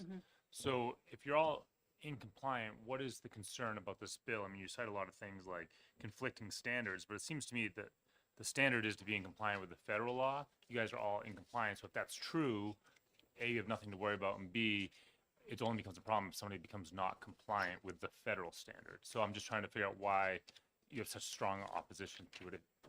given what you told me. Because a couple of reasons. One is there is a federal law that addresses this. Two, the new language has to do with collection action and this idea of material compliance. And there are hospitals that would find if you have a state law that is not consistent with a federal law, that is very confusing to them. So that would, like, which one applies, and so that is our concern, that they follow the federal law, and the HHS at the federal level is responsible for auditing. So that is our concern, that this is redundant and not necessary in our opinion. Double jeopardy. Representative Hammond. Thank you, Mr. Chair. Thank you for your testimony. Sure. I'm just looking at this letter that you sent to the Attorney General. Yep. June 16th last year. The last paragraph, it says there's 352 notices by CMS that went out. And then it says half of those are now in compliance, while the other half, assuming it means that, the others are working to be compliant. So that's about 175, 76 hospitals that are working to be compliant. And my question is, are any of those in New Hampshire? And it sounds like you're saying no. No, Okay. none are. Okay. Yeah, this was information that we got at a national level. All right, thank you. Yep. Any other questions? All set? Thank you. Thank you. I got one card left. Patrick Neville, who is in support of the bill. Good afternoon. Good afternoon, Mr. Chair and committee. Thank you for hearing me. I come from Colorado and actually passed a similar bill here or there on this topic. And so we have a thing in Colorado called term limits. And I think so now I'm officially in recovery stage of being a politician. And this is part of my therapy to come and speak to you. So thanks for the free therapy. So I want to break this down into how this bill actually works. And there's some pieces in the amendment that Colorado doesn't have. I wish they would add. That's good. But I like to break it down into basically two different buckets. So you've got your state agency enforcement, and then you have your consumer protection provisions. And the bill was originally drafted mostly with those consumer protection provisions in mind, and that's exactly what we did in Colorado. So this bill is based entirely on the federal rules, so it's not creating a new separate standard of rules. It's just making sure they comply by the federal rules. And then rather than the federal government instituting it and enforcing it, the state has the ability to do that as well. And I think the state can probably react a lot quicker than the federal government.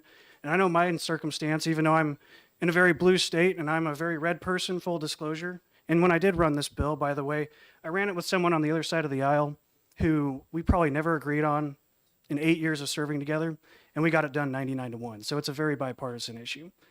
But it allows the state agency to actually enforce it. But the beauty about the consumer protection piece is if a consumer is actually affected and the hospital does not comply by this, it doesn't help that individual consumer to have the government issue a fine. And so what's happening in Colorado, this bill went into effect August 10th. And what's happening is, I'll give you an example. There was a patient out there who got a quote, was given a price by the hospital, $1,300 out of pocket for a hysterectomy. Retired school teacher. 2 weeks after the surgery, they say, no, the insurance declined it. Here's your bill for $80,000. Well, the bill creates an affirmative defense. So if the hospital tries to send her to collections or sue her in court, she now has an affirmative defense. So this bill's been in effect since August 10th in Colorado, but we haven't seen one lawsuit, because what's happening is they turn around and say, we have this law. We're going to use it. And then the hospital says, okay, we agree. Pay the $1,300 and we'll call it even. And so I think what's happening in the, I did a little bit of research on the New Hampshire, and New Hampshire's database is based on the all claims payer data, which is past historical data that can be accurate. So, Mr. Chairman, in your case, it might have been very accurate, but it's not always accurate. So this bill would ensure that the prices that are posted must be accurate, and if they're not, the state agency then can enforce it, and then the consumer, if they're actually violated by this, they have an enforcement mechanism as well. And I think what's really exciting about this in Colorado is now we have tech developers that are coming together and putting together some really usable platforms for consumers that can give all sorts of options. So even if you have insurance coverage and it's a high deductible plan, you can find other out of network cash prices for much less, can be sometimes up to 40% than the lowest negotiated insurance price. So it helps those people on those high deductible plans. It's not necessarily insurance related, and it's starting to bring down the cost. And these tech developers are going to the point where they're even starting to geofence hospitals. So hospitals, you can come in and you'll get a text and it'll say, if this is a true emergency, don't let us slow you down. But if you want to speak to someone right now, click this link, it'll pop them into a link. You can speak to a medical professional right away, and they can tell you, okay, it's going to be a $3,000 bill if you go into the hospital for this. But you can go to an urgent care 1.2 miles away, and it's going to be a $600 bill. And so it's a very powerful tool for consumers. And then now we're actually starting to see competition. And that's truly what I love about this, is once you actually get price competition into a market that's 20% of our national economy, we're going to significantly lower prices and help consumers out. And with that, I'm open for any questions. Welcome to New Hampshire. Yes. We could have used him yesterday. So, under New Hampshire law, the consumer protection law would be in effect. Hospitals are not exempt from consumer protection. And yes, if they quoted you a misquoted price, you could absolutely go to court. And under New Hampshire law, you can get your legal fees paid, and you can even get triple damages. So that's current law. What do we need this bill? Well, Mr. Chairman, I would say that this even strengthens it even more because it actually defines it, shores it up, says exactly what's happening if in this specific circumstance. And like I mentioned too, in Colorado, the beauty about this is with this law, we haven't even seen any lawsuits. We're seeing hospitals, first off, come into compliance more. Second off, the consumers that are actually violated, the hospital says, we're going to honor that original deal that we quoted you on. Yeah, I mean, in New Hampshire, you would just call up a lawyer and have the lawyer make the call and say, we're going to exercise our rights on the Consumer Protection Act. You know, you misquoted the price, and theoretically the hospital would refund the money. No, well, you're still using a lawyer even with this bill. I mean, your Health and Human Services is, you know, they're going to have a hearings on the case. So I guess the question is my fear is this bill is all about not paying a bill. That you're using it, it's getting used, and I think Representative Sullivan asked the question: is it the really intent is that you just don't want to pay the bill, and that you're using this federal statute as a say, well, look, see, you didn't do it right, or you didn't quote right, you didn't do that, so I don't have to pay the bill. Have you seen that happen in Colorado? No, and in fact, Mr. Chairman, it's been the exact opposite. So the bill, like I mentioned, has been in effect since August 10th. And what we're more likely seeing is that when there's a bill discrepancy, the exact opposite happens. The hospital realizes they're going to lose in court if the patient takes it any further. They go back on their original deal, or they go back to the original deal, honor the original deal, and then the patient then pays that original price that they were given. And it's a price. I mean, that's one of the things that I want to get into that we need to make more clear in the healthcare industry. A price is not always a quote. A quote's not always a price. An estimate's not always a price. And I think consumers want the price that it's going to be. Okay, Mr. sounds Chairman? great. Oh, Representative Terry. Thank you. So I'm intrigued by your mention that someone could presumably, it's an app, go on their phone and see that if they went into the emergency room for a procedure, it would be $3,000, but if they went to the urgent care, it was $600. I don't think we have any such tool available to us here in New Hampshire. If we do, I would appreciate somebody telling me before I leave today. But would you address the question, if you believe that the law that you say went into effect in Colorado on August 10th had anything to do with this tool being made available to the consumers, to the residents in the state of Colorado? Is there any kind of cause and effect relationship, or is the tool that you mentioned something that's just somewhat independent of the law that was passed? Yes, Representative, thanks for the question. I think they are connected because one of the things the tool is actually doing as well is they're cataloging that data from all the hospitals daily, and then they actually can see whether or not the hospital was compliant on the date of the service, what the hospital's price was posted on that day.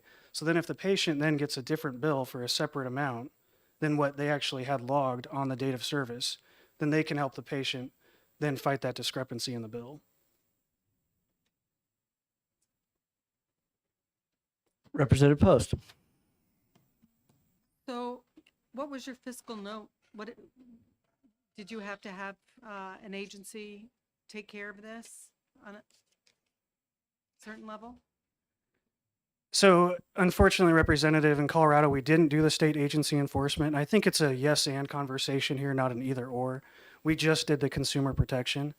So we did not have a fiscal note on that. There was no fiscal note. Now, I imagine there probably would be with the state agency enforcement. I don't know if that would be positive or negative.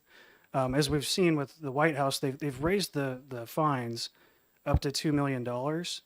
However, they have chosen not to. They actually issued issued orders out there saying we're not going to enforce this indefinitely. So while they raised the fines, they haven't, as we heard, there's only been 2 fines issued. But we know there's more hospitals out of compliance than that. And so it's hard to parse what the fiscal note would be. But in Colorado, in our circumstance, we did not have one. Further question, Min Carter?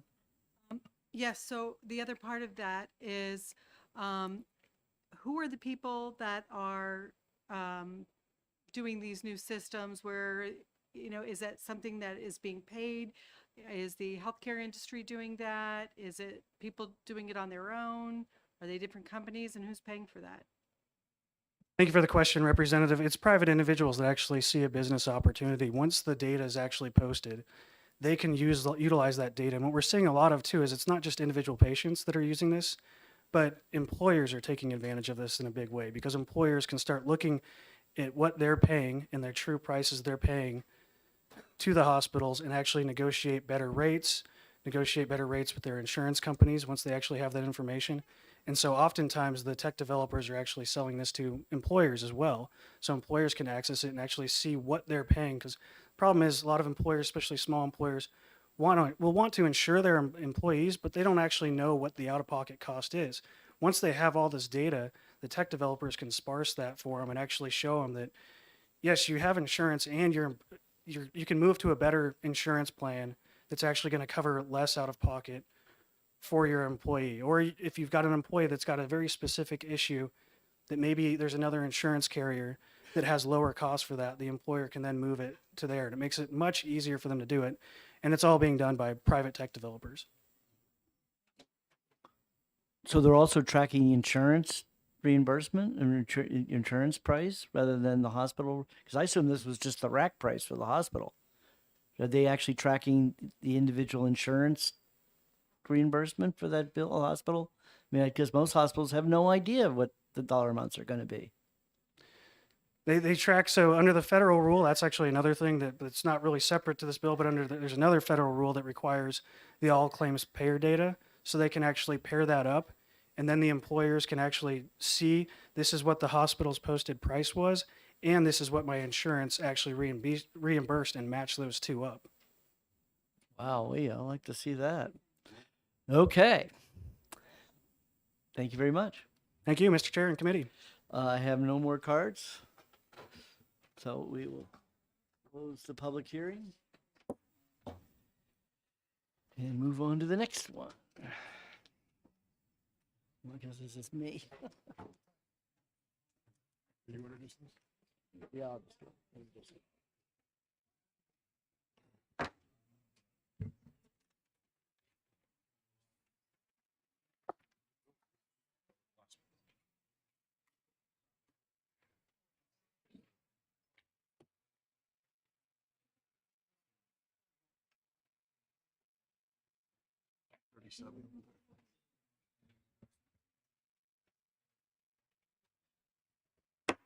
Okay, we'll open the hearing on House Bill 613.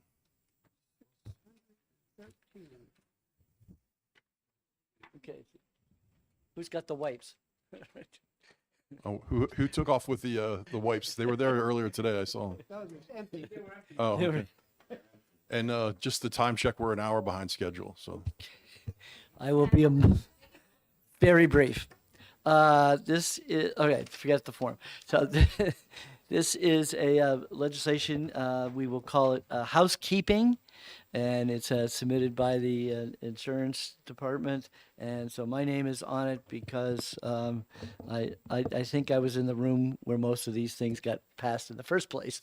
So, but otherwise, I will let the department introduce and explain all the different sections of the bill.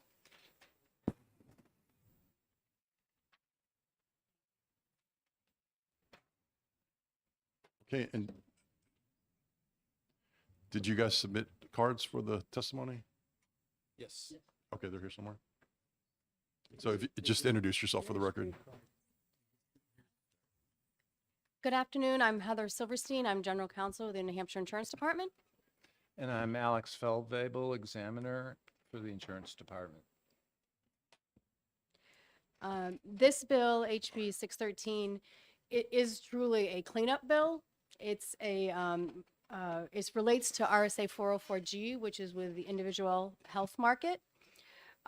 This was originally acted, that statute was really originally acted in 1998.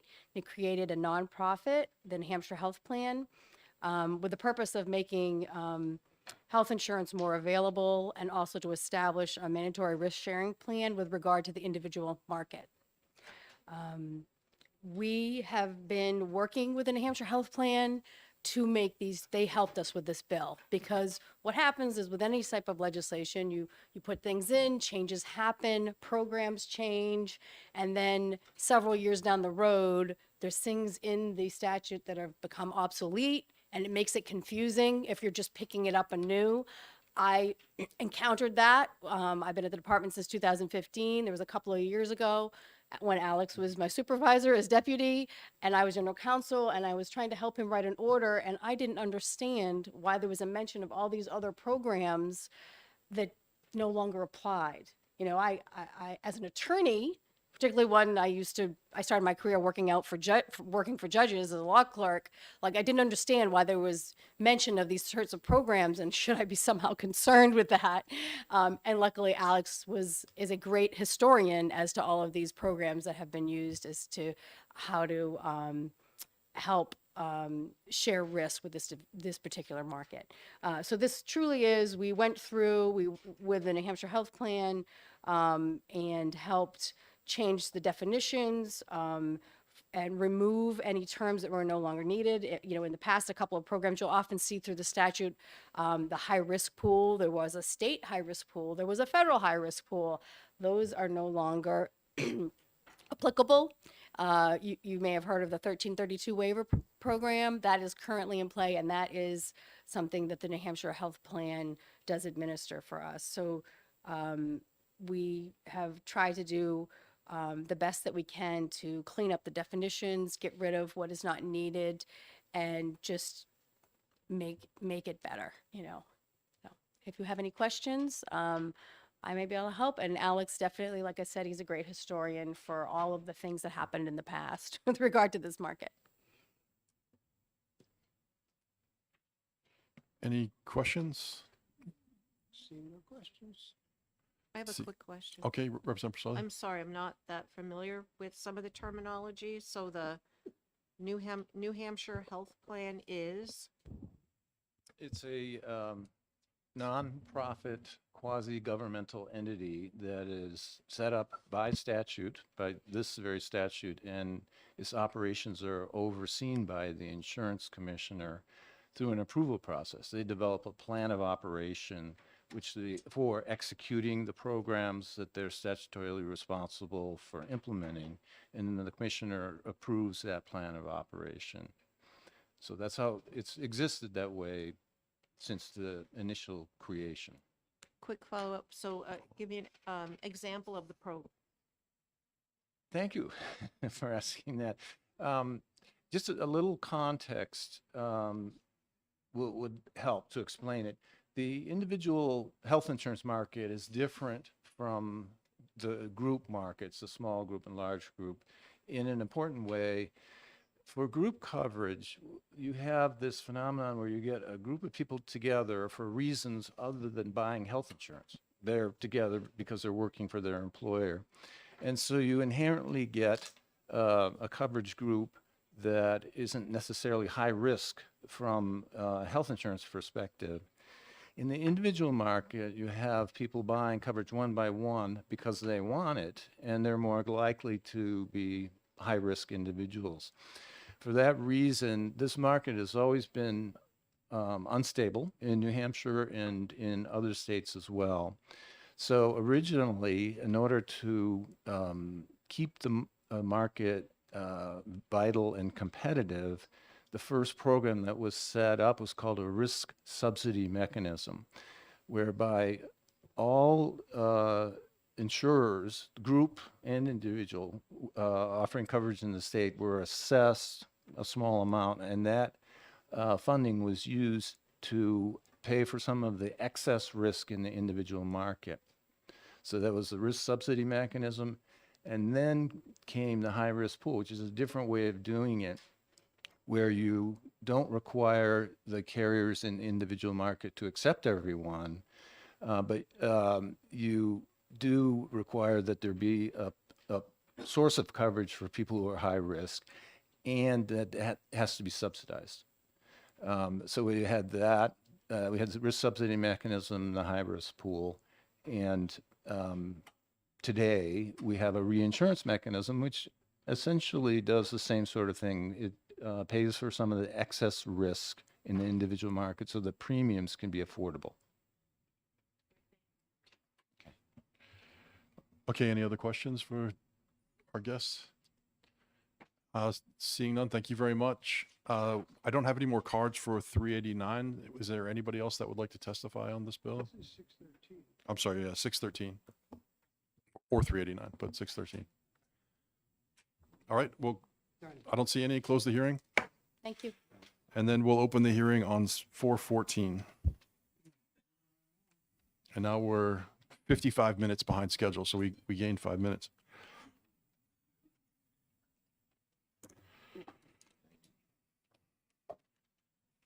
So open the hearing, 414.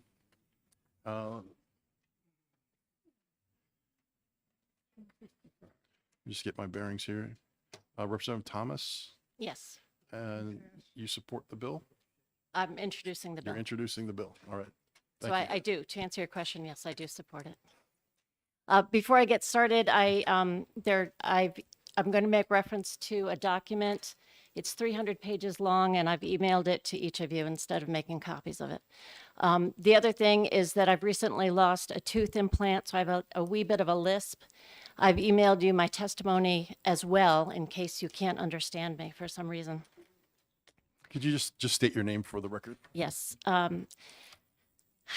Greetings, Mr. Chair and members of the Commerce and Consumer Affairs Committee. For the record, I am Representative Wendy Thomas, representing the town of Merrimack. I come before you to introduce HB 414 relative to health insurance coverage for preventive PFAS care. This bill came about due to a few reasons, some personal. Recently, I was diagnosed with breast cancer. I have no history of breast cancer in my family. I had genetic testing, and the 13 genes they tested me for were all negative.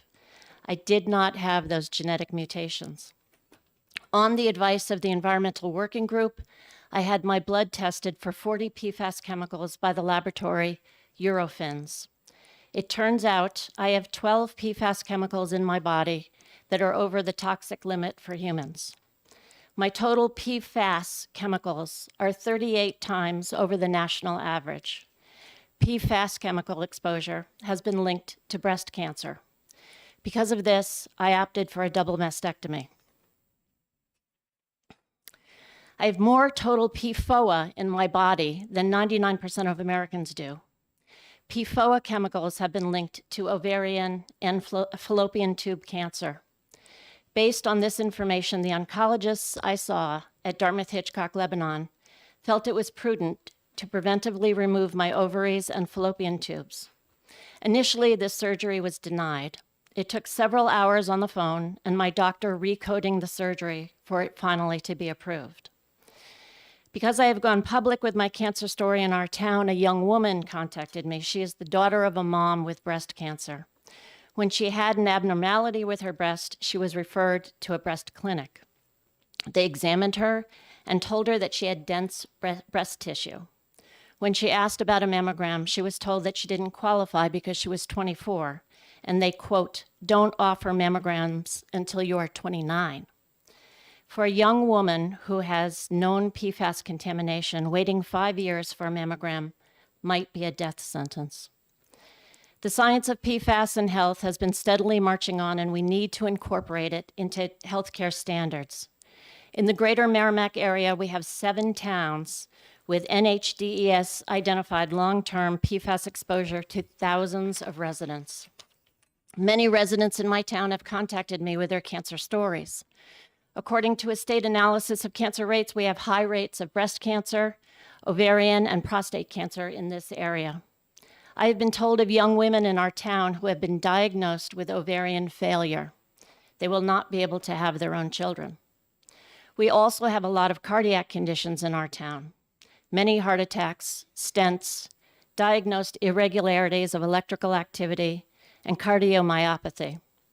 My husband, who also has elevated levels of PFAS in his body, had a quadruple bypass at the age of 55. We are also seeing high levels of autoimmune disorders, reproductive health irregularities, and learning disabilities. We now know that women who ingest PFAS-contaminated water at the levels we are seeing in our town are giving birth to children with autistic symptoms and learning difficulties. This is all consistent with PFAS exposure research, with hundreds of peer-reviewed studies showing the same pattern. We now know that PFAS is definitely linked to several cancers, and we are learning of new connections every day. PFAS chemicals are hormone disruptors.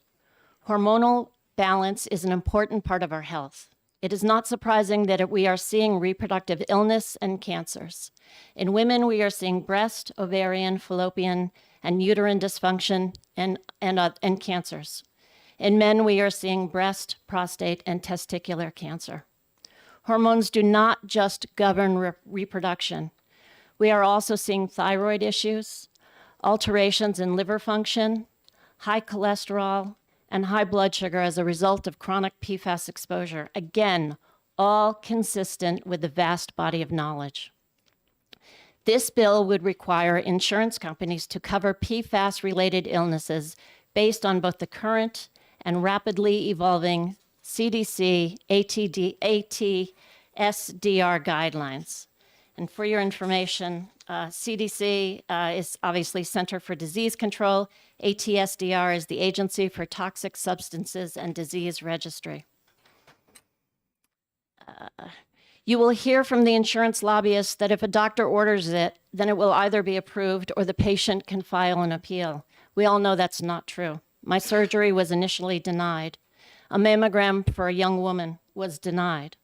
A patient should not have to argue with an insurance company to get care. Items such as non-traditional health screenings, preventive care, and a standard of care based on the health science related to PFAS exposure must be listed as covered by insurance in order for physicians to appropriately treat their clients. This bill would eliminate the need for a stressful and non-guaranteed appeal process for documented preventive PFAS care. According to the ATSDR guidelines, a total PFAS blood volume of 20 nanograms per milliliter is what would trigger the PFAS-related preventive care. This would mean monitoring infants for autistic symptoms and learning disabilities. It would mean cholesterol, blood sugar, and hormone monitoring if indicated by exposures above EPA and state health advisories starting at young ages. It means allowing women to have preventive mastectomies if they choose. It means allowing women to preventively remove ovaries, fallopian tubes, and their uterus if they choose. It means monitoring indicators of reproductive health in both males and females, starting from when they are young children. It means giving younger women with high PFAS levels access to mammograms. In the document I sent you by email, there are guidelines for physician treatment of people who have 20 nanograms per milliliter or higher in their blood.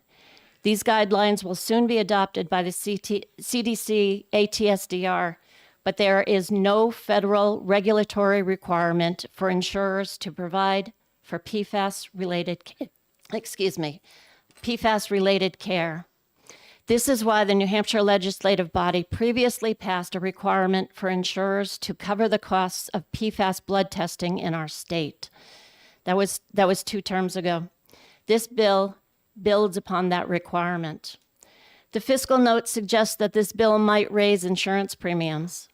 Updating coverage requirements to cover science-indicated appropriate health screenings in areas of known environmental exposure to toxic chemicals will not only save lives, it will save the progression of disease and ultimately be less costly.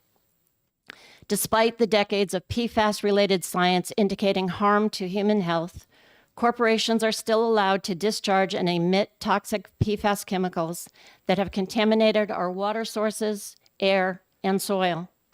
It is crucial that residents in known areas of exposure be given the tools we need to diagnose diseases and illnesses as early as possible so that we can be properly treated. This bill asks that our healthcare system, something we all pay an awful lot of money into, do the right thing and cover preventive care based on the ATSDR guidelines for this fairly new and very bad presence in our lives. Thank you, and I'll take any questions. Thank you for your testimony and for sharing your personal story. Thank you. Any questions, Representative Spear?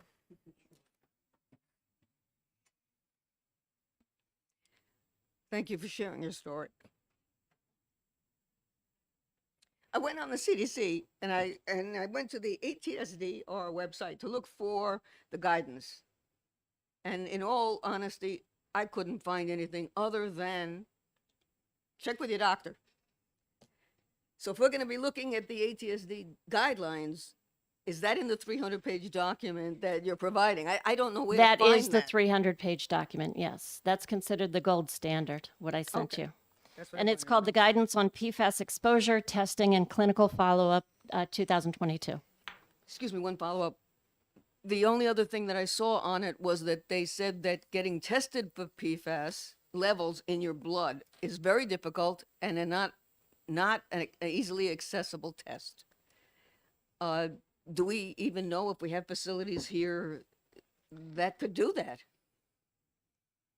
I'm not sure if we have them in the state of New Hampshire, but Quest Lab does test for PFAS, and it is a codable test. But if you ask your doctor about it, he's not going to, or he or she is not going to know about it. They're not going to know. It's difficult to find the number. I've talked to many doctors that just don't even know it. First of all, they don't know it exists, and secondly, they don't know how to order it. Mm, It might have to be sent out of state, though. problematic. Thank you.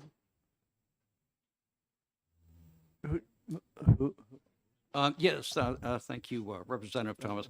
Just a quick question. Is this bill unique to New Hampshire, or have other states tried to pass this kind of a bill? This is the first in the nation.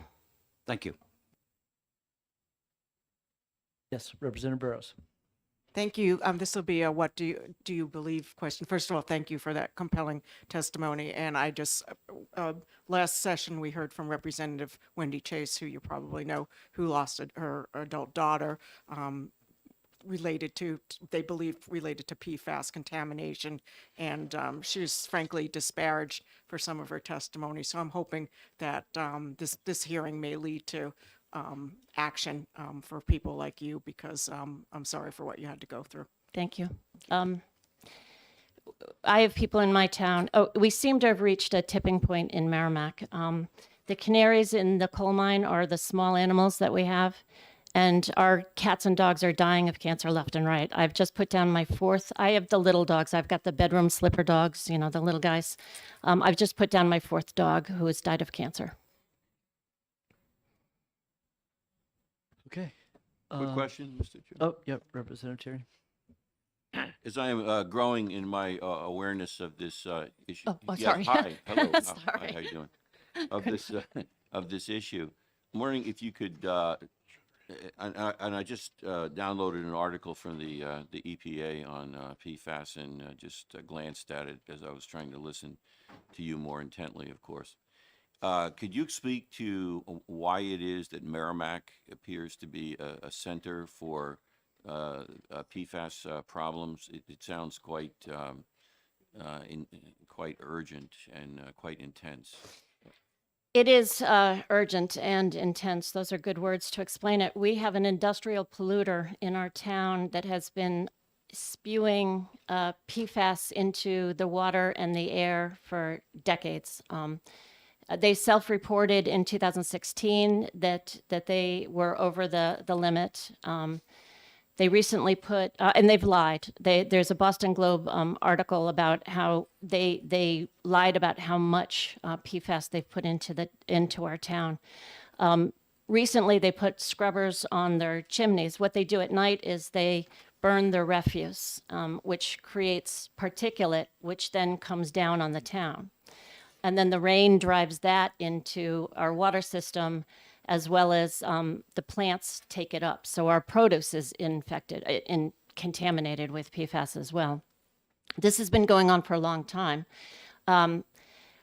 When we first, in 2016, when we first found out about this, we were told by the state of New Hampshire, DES, that only the people that lived within half a mile of this industrial complex needed to worry about their water.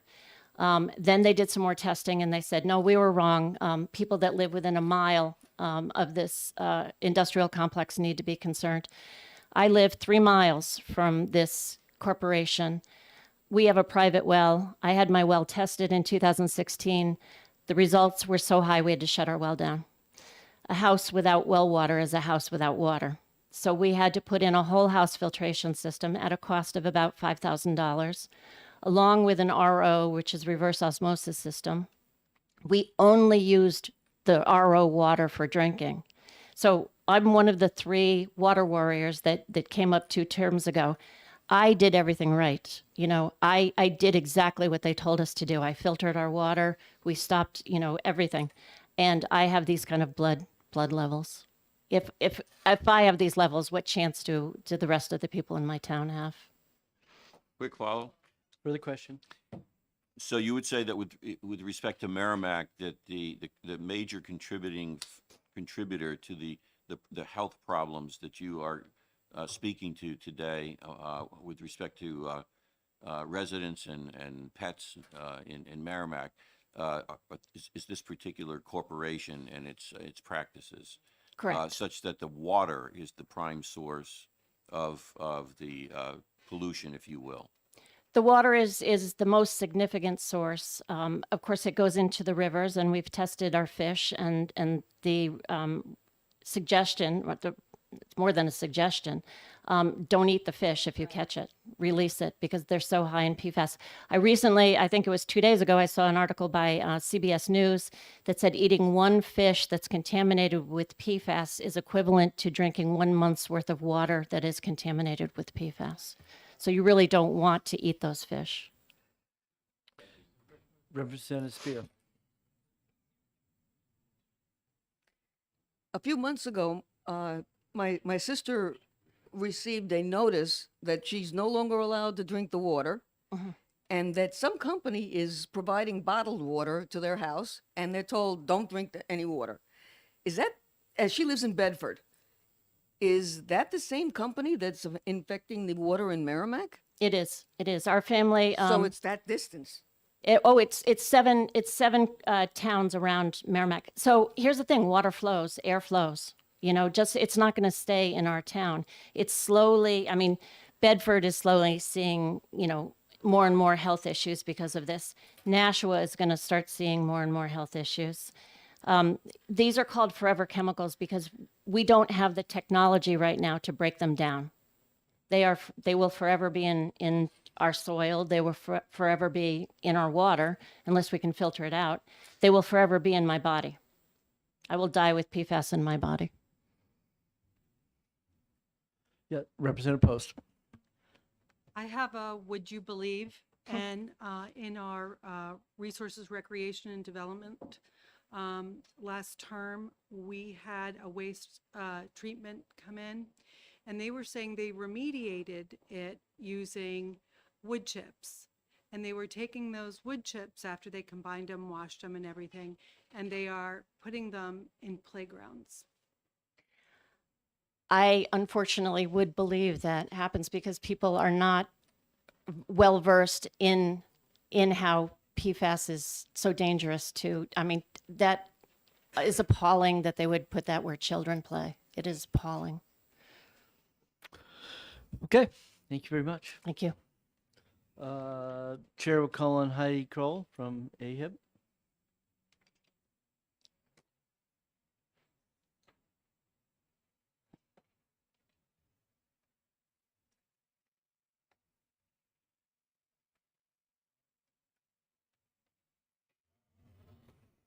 Good afternoon, Mr. Chairman and members of the committee. For the record, my name is Heidi Kroll.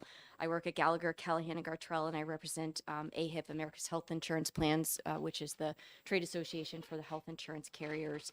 I want to say that we certainly sympathize with the story, you know, the personal experience of Representative Thomas, and we did chat with her actually last week, I think it was, about this legislation.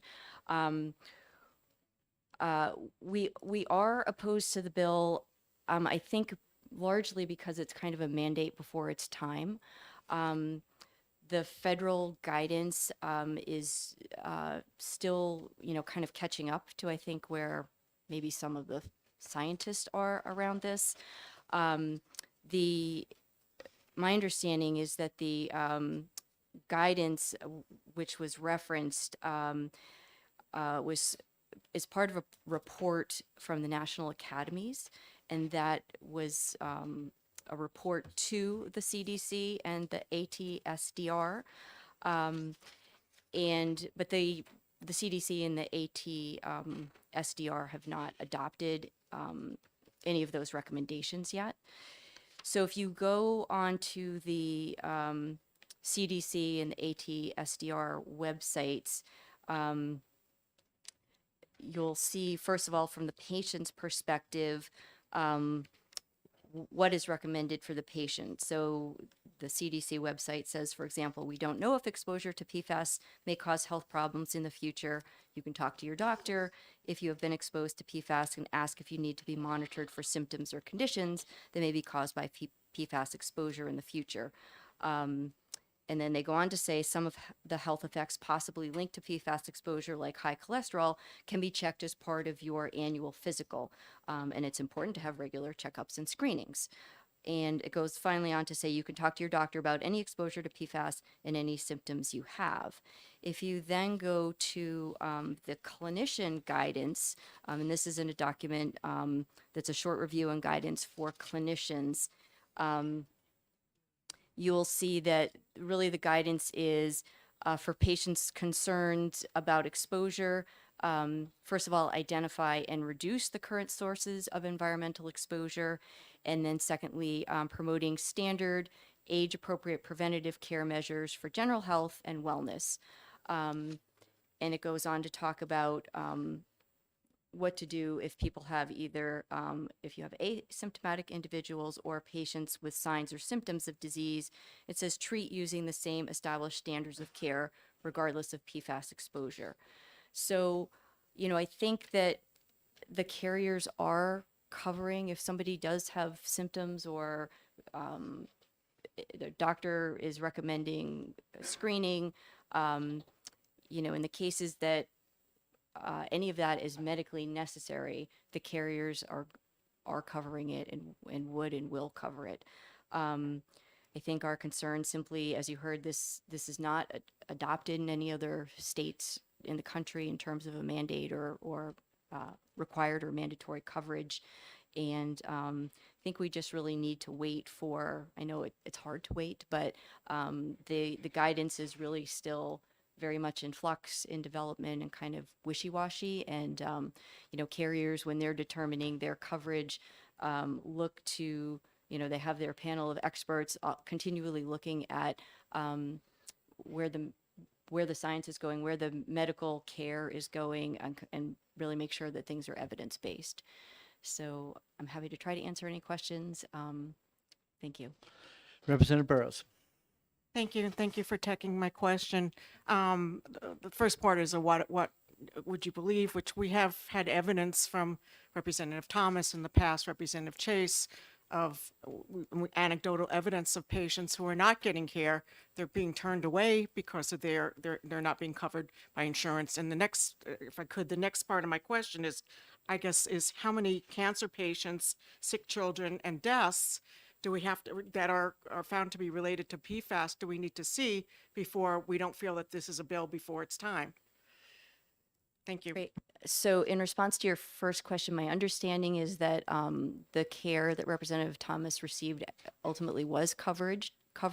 So initially, my understanding that there was a coding misunderstanding, I guess, with how the provider initially coded the care. Okay, I apologize. That was my understanding, that there was that there was, at least for part of the care, that there was some sort of coding problem, which ultimately, care was initially denied. The provider went back and provided additional information, and ultimately it was covered. I don't have a good, I'm not a scientist. I don't have a good answer for,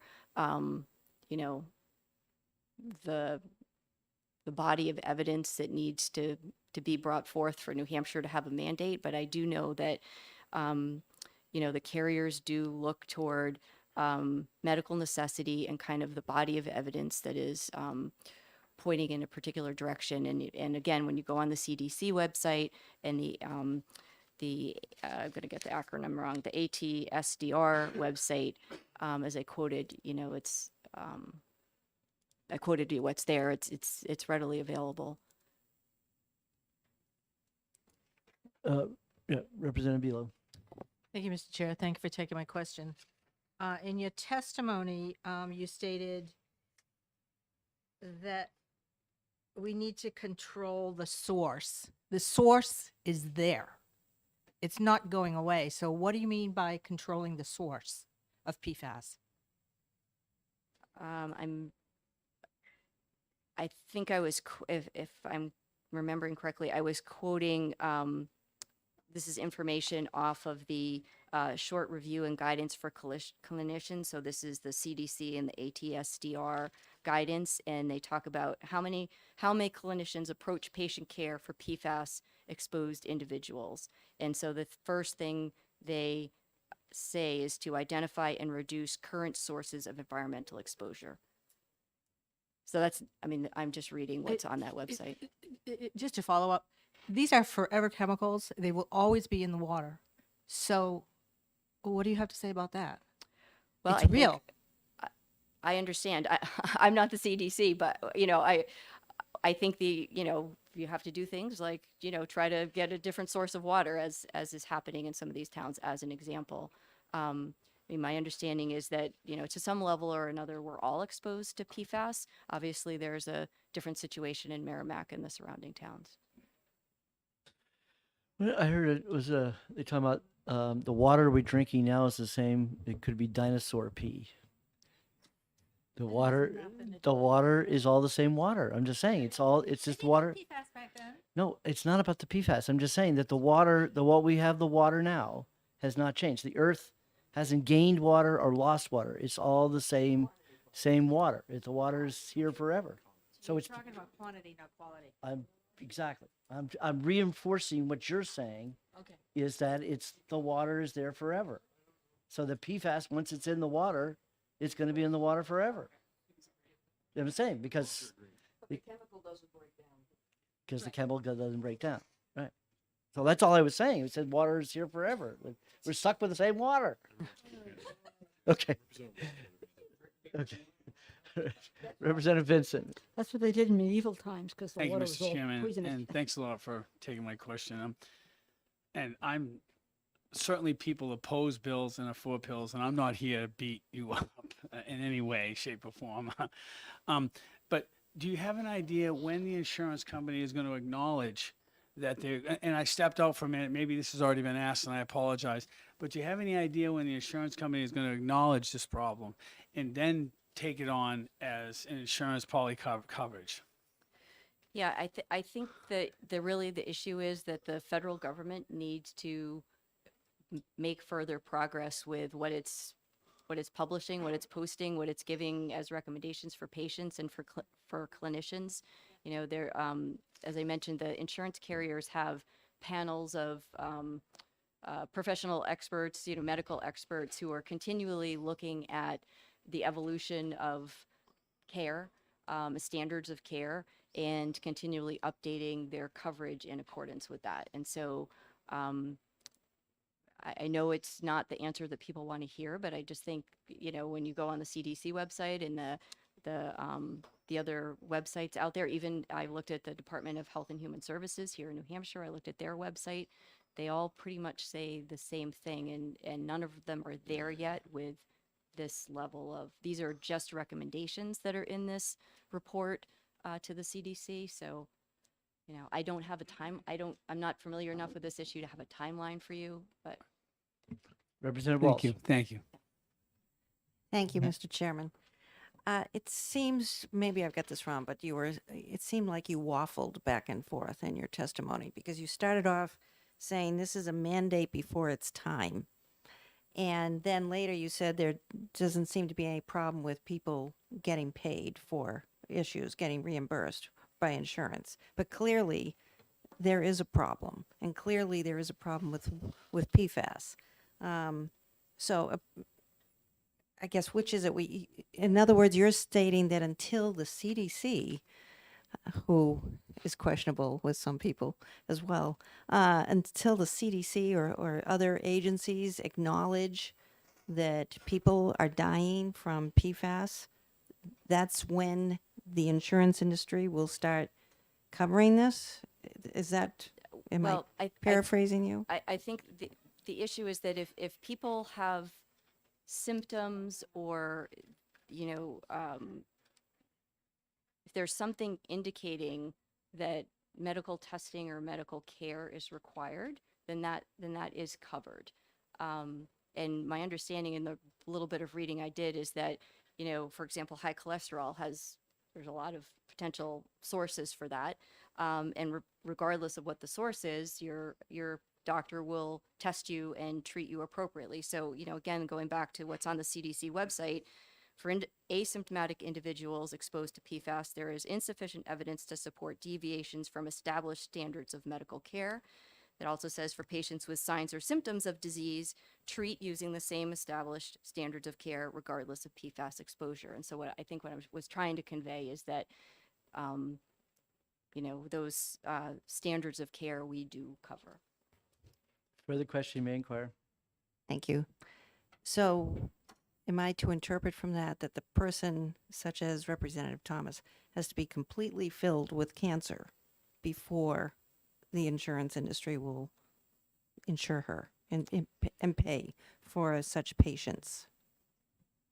No, I don't think that's true. I think her care was covered. I mean, I don't want to speak to her medical history and record. I only know the little bit that I've heard, but, you know, my understanding is that the care she received was covered. So, is there a code for PFAS now in terms of medical? There is no code per se. I don't believe So there is. is the problem here is that if somebody could use the word asymptomatic, which I probably didn't really know what that word meant until the last couple of years. It turns out that I am one of those asymptomatic people multiple times. So so the issue is if somebody wants to get tested randomly because they don't have anything wrong with them, they just want to get a test.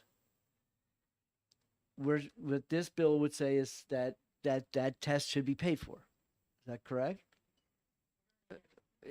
So It's already so- paid for so anyway. PFAS testing in your blood. Right, just to That- get a test. You can get a that- test that is- now, that and it's is- already covered. I'm sorry that I is- had to walk out of the room. That but- is already covered. Okay, We so passed that is that covered law. out, so I can get that. So now the question is, all right, if I got it in my body, what we're really waiting for is some symptoms.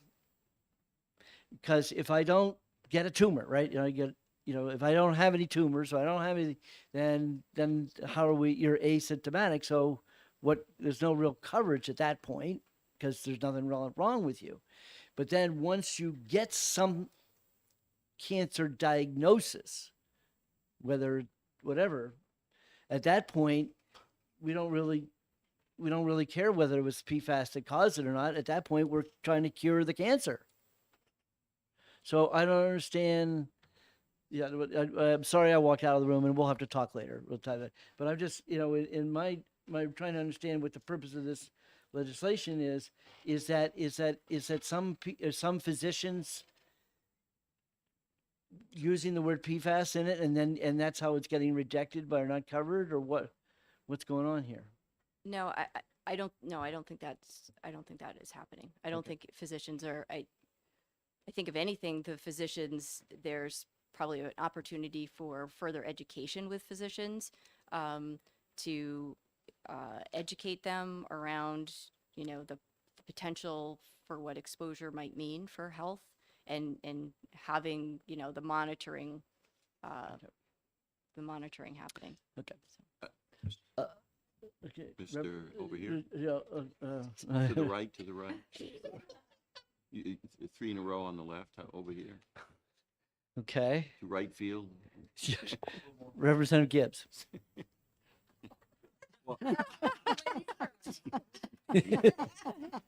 Ladies first. I'll see you later. Shall we flip forward? Shall we flip forward? Go ahead, Representative Thank you. Yes, you mentioned that the insurance companies look at the standard for medical necessity, and also that there was an issue in the denial of care in one of the cases that was discussed, an issue of a coding error. My question is, why isn't it enough that the doctor makes a determination of medical necessity? Well, part of managed care in healthcare is to kind of have those checks and balances with through the insurance company. That is just how managed care works, but part of it is to look out for patient safety. Part of it is to help try to keep, premiums down. Representative Terry. Thank you. Thank you. That's it. That's it. So I'm confused again. I'm looking at lines 17 and following in the bill, proposed bill. For purposes of this section, preventative PFAS care means medical treatment provided in accordance with the CDC and Prevention, the Agency for Toxic Substances and Disease Registry guidelines for care of an individual with elevated levels. All right. So, do these guidelines actually exist at this time? Not that I'm aware of. So the bill is calling for a requirement with respect to standards that don't even exist yet. And so therefore, the second part of my question, because of your answer, can wait for another time, because I was wondering if in fact the standards do exist, then why wouldn't there already be care provided? Why would you be denying care for very real health conditions as a result of whatever? It doesn't matter whether they're PFAS or anything else. You're going to cover health conditions, unhealthy health conditions, right?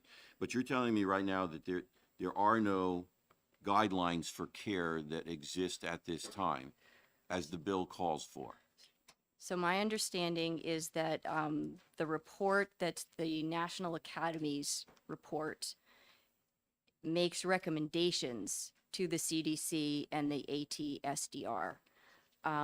But those recommendations have not been vetted or adopted or anything of that nature. The guidelines or guidance, if you will, for both patients and clinicians that I could find on the CDC's website are what I've referenced earlier about, patients and doctors should have conversations and make sure that they're trying to reduce their exposure and monitoring for symptoms and, just doing basic standards of care. And so all of that is being covered. Okay, I thank think, you. regardless of the source of whether your symptoms are due to smoking or being overweight or exposure to something. Thank you, and I'd just like to point out to the chair and the remaining members of the committee that the EPA has some very, very detailed information about a very aggressive process that has been put in place, and they have a 3-year plan, and I would behoove, I think, all of us who are very, very troubled and very frustrated by what we're hearing today and what we heard last year to become better acquainted with what the Environmental Protection Agency is doing. Thank you. Representative Spear. The documents or the things you've been quoting for what the CDC guidelines were, I found exactly the same thing after looking online for all of 3 minutes. Representative has told us that she has a 300-page document that she's given us, and I didn't know how to look for that.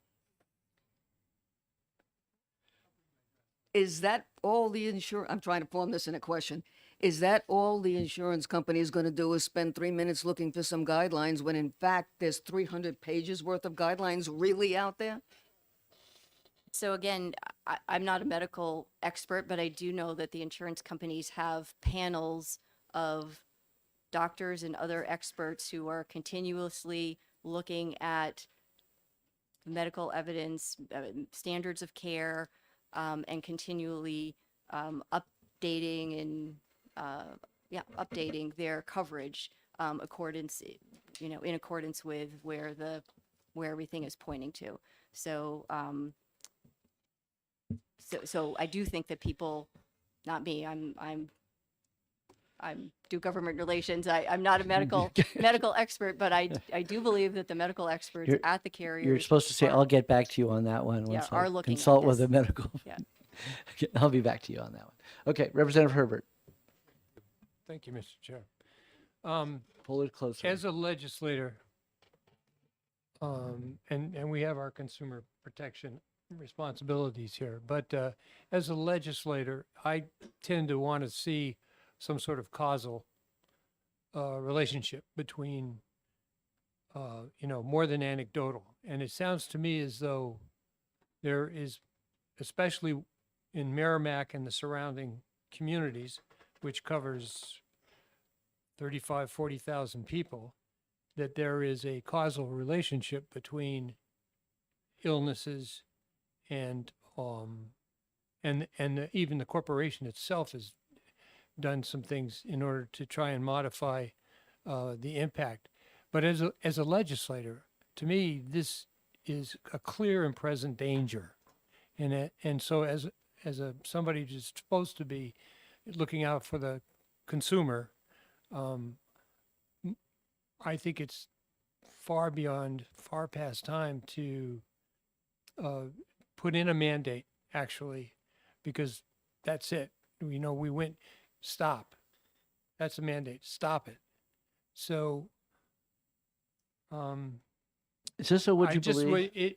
When you're having, as an insurer, at what point do you determine that there's a problem big enough to you have to either insure or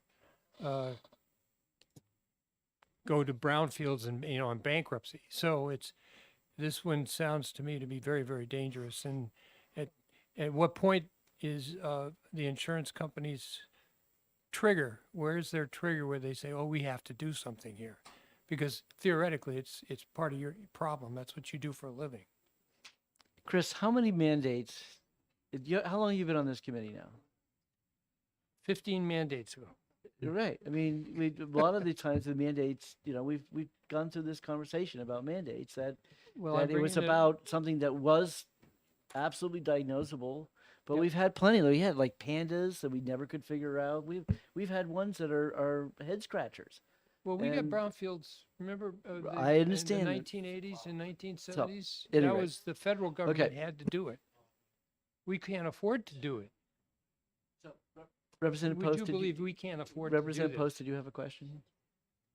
I'm not so sure it's a question, but more of a statement, Okay. or I can't figure out. Would how you to put it believe? in a form. Would Would you you believe? believe?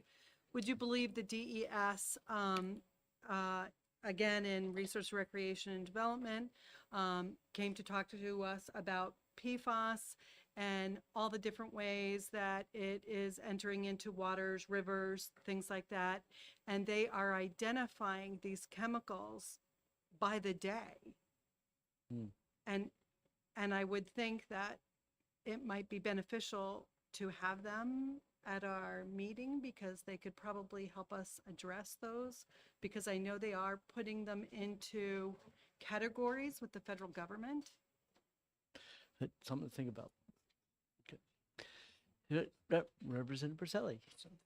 Quick question There's your about answer. You can do it more. terminology. So the bill covers preventative care, which I think could be very frustrating if you're trying to get a test to try to prevent a problem before the cancer treatment is covered. So I'm trying to understand, and I understand the guidelines are very, well, they're not very specific. So what would you interpret as preventative care so that young women that think they have a problem would be allowed to have a mammogram, for example, which I would consider preventative care? Right. So first of all, in the Affordable Care Act, in the ACA, their preventative care is kind of a term of art, if you will. So there are things that are outlined specifically in the Affordable Care Act in terms of what is preventative care that is covered at no cost to the patient. So there's that type of preventative care. But again, I think that, if a doctor makes a case that something is medically necessary for a patient, then I think there's, opportunity for coverage there. Okay. Yeah. All right. One more. Thank you, Mr. Chair. If this bill passes, how would that affect the insurance companies in the state?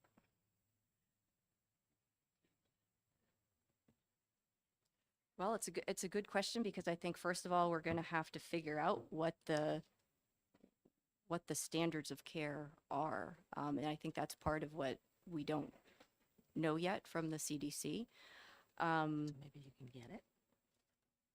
I guess I would have to say I'm not sure. You're all set. Thank you, Heidi. So Alex, do you want to weigh in at all, or and you wrote here for questions, but I get, well, the question I have is what is preventative care? The purpose of the bill is preventative care. Then we don't really have, I mean, in terms like the mandates, I mean, the fact that we don't have deductibles on colonoscopies, I guess. I don't know if that was never a mandate, but I'm trying to think, I'm going through in my mind all 36 mandates that we've seemingly passed while I've been here. And I'm trying to remember what do I compare this to in terms of what is it that this bill could do? Yeah, I think it would be useful if I just quickly went through the insurance department's analysis, because we were asked to do the fiscal note on this. Okay. Cool. And overall, our impression was that it wouldn't change coverage very much, that the preventive care for people who were found to have high levels of PFAS in their blood would naturally be covered under wellness visits or lab coverage, Labs, which okay. is Right. But part of our reasoning is that, well, in our team at the insurance department, we have our director of economics who has a PhD in epidemiology and is very familiar with CDC. And he took just a few minutes to show me a chart that has very specific treatment recommendations for people who were found to have high levels of PFAS in their blood. I mean, it's very specific. It's if you have greater than 20 nanograms per milliliter of PFAS, it recommends screening for dyslipidemia, thyroid function testing, kidney cancer screening, testicular cancer, ulcerative colitis, and then it has a separate set if you have between 2 and 20 nanograms per milliliter. So I'm confused because I thought we've, found the CDC's guidelines and that they were very clear, and that was our assumption. But from the discussion today, I'm no longer sure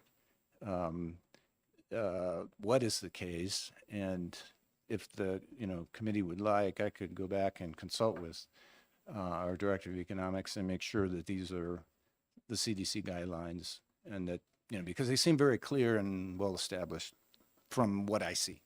And theoretically, those things would have been covered Yes, anyways. in a typical wellness So this visit. is really, I guess, is an unusual situation in terms of the request of what she wanted to have the procedure, and that in terms of she was doing it for preventative, and wants to and because she had the high PFAS level. If the CDC has these scales and with what to be tested for, it would have to Right. be on that list. Right. In your mind, for us, for it to be covered or not. Yeah. So, Yeah. So okay. So we can go back and look if there's a subcommittee and try to help, nail down this issue of, whether they Okay, are established.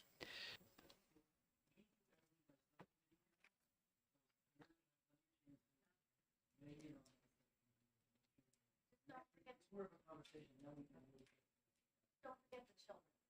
Adults get screened, but children are born with high levels of that, and they need to be monitored. Okay. So Alex, would you take a question? Absolutely. Representative Ammon has a question. Thank you for coming back. Thank you, Mr. Chair. I'm just looking at your fiscal note. Could you just explain on the last page of the bill, it says that it would add a health benefit that's above or in addition to the essential health benefits offered in the exchange marketplace. Like, could you help me understand that? Oh, sentence? yeah, let me sort of condense what we said in our fiscal note. Basically, we assume that the coverage required in the bill is likely to be something that would already be covered under the health plans that would be affected. And then we hedged our bet and in the fiscal note and said, if the bill represents an expansion of coverage, then you have the usual concerns about effect on premium and the federal defrayal considerations. Just a quick follow-up. I'm sorry. Further question. It sounds like it would create a sort of an uneven playing field. Am I reading this right? Where the exchange marketplace wouldn't have these requirements, but private insurers would have additional requirements? Oh, I think Am I you're reading that right? referring to one way of dealing with the defrayal problem, which is if this committee were to conclude that this is, is a mandate that represents an expansion in coverage that would have some cost, they could pass it but exempt the individual market from the mandate. Which we've done in the past. Yeah. We have done that. Which begs the question is because this was a new mandate, would then when it comes to the Medicaid expansion, would we then have to pay for the mandate? The mandates don't apply to Medicaid. Medicaid coverages are dictated by It's 'cause federal law. but there was something under the ACA that any mandates that we passed, was that for the Yes, individual? that's That was the for- individual market then? Yeah, that's the Excuse me, individual I take commercial it back. market. All right, that was the individual market. So that's one of the reasons we don't pass mandates on the individual market because there is a potential it would be a cost to us Yes. if the person is getting their insurance through the exchange. Bingo. Okay. Thank you very much. All right, I have one card left. Sabrina, you still want to come up here? Okay, let's hear Anthem's story. Oh, sorry, Mike. Old habits are very hard to break. Thank you for the chance to speak. I'm Sabrina Dunlap, Director of Government Relations for Anthem. So thank you, Chairman Hunt and members of the committee. We did meet with Rep. Thomas last week and raised some of our concerns with her. And we do have concerns about this bill, not because we don't appreciate the importance of the issues, but because it's unclear what exactly insurance could cover in terms of preventative PFAS care. And I was talking to our medical director, and he described the science on this as a moving target in terms of causation. So he felt this is more of like a public health monitoring issue because it's very unclear what is even meant by preventative PFAS care. It's undefined. And I know the bill refers to CDC and ASTDR guidance and fact sheets, but it's very inconclusive. And I won't repeat what Heidi read, but one of the guidelines, they say they point to providers using their best clinical judgment. There's no clear connection where it says there's PFAS in your blood, therefore do X, Y, or Z. That's our problem with this. It's a practical issue. And so I think it's also important to point out there's a lack of agreement within the medical community. And I think in the example that Rep. Thomas used about the woman with the mammogram, I don't know the details, but I do wonder if the doctor actually said, this is not clinically indicated, therefore I'm not going to order it for you. That would not be an insurance problem. So I don't know if that's the case. Certainly if a doctor felt that a mammogram was clinically indicated, it would be covered. Doesn't matter if it's caused, if PFAS is in the mix or not. So I think that if you were to ask the provider community and the medical community if there's agreement on what we even mean by some of these terms, there wouldn't be agreement. And so I think, the bottom line is there's not an agreement on the standard of care for PFAS. And I just wanted to make that clear because it's really kind of a practical issue. Codes don't exist for this. So I don't even know how you would put something under PFAS preventative care. Okay. All right. I think we're all set. Thank you very much. Thank you. And we'll see you on the 1st. Okay, we'll close the public hearing. This is my bill. And we had two people for it, one person against it. All right, close the public hearing and get to the one I thought was going to be the big bill for the day.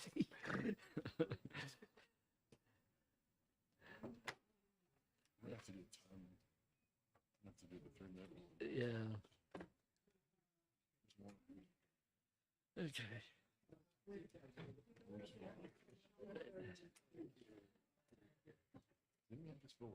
We've had, Stay with me and hold my hand out. No.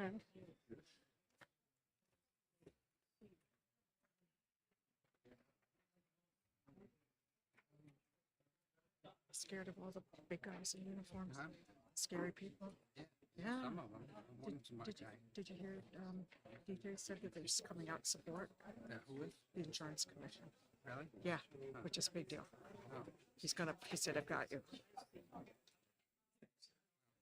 I'm not supporting it. You're joking. You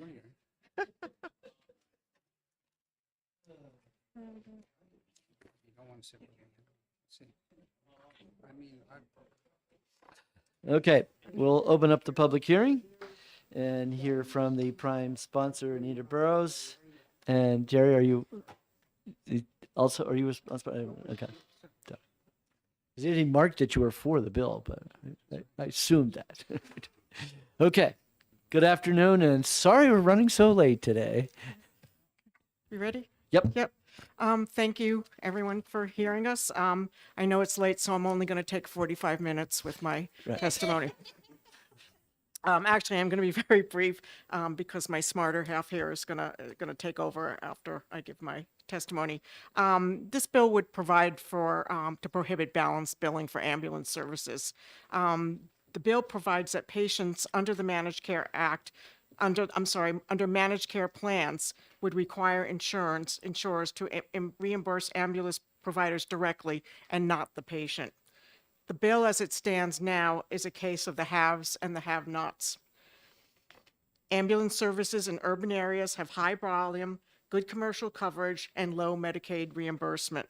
On the other hand, rural areas have low volume, high reimbursement from Medicaid and Medicare, and low commercial coverage or employer-based insurance plan, making it an economically unsustainable model. Many urban ambulance services are doing well, but many rural ambulance services are failing. Balanced billing hurts consumers who may be hit with a large and unanticipated bill for ambulance services. The insurance company may also pay the consumer for the ambulance services, leaving the ambulance service with debt that is unable to collect. And I think it might have been in this committee, we heard an instance of a consumer getting a check in a good amount for the balanced billing, and he knew that he shouldn't keep it, but he said, I had to feed my family. So the ambulance service in turn was unable to collect for that amount. Municipalities often bear a significant portion of the costs of running an ambulance service through local taxes. This bill is just a start. It addresses a minority of patients.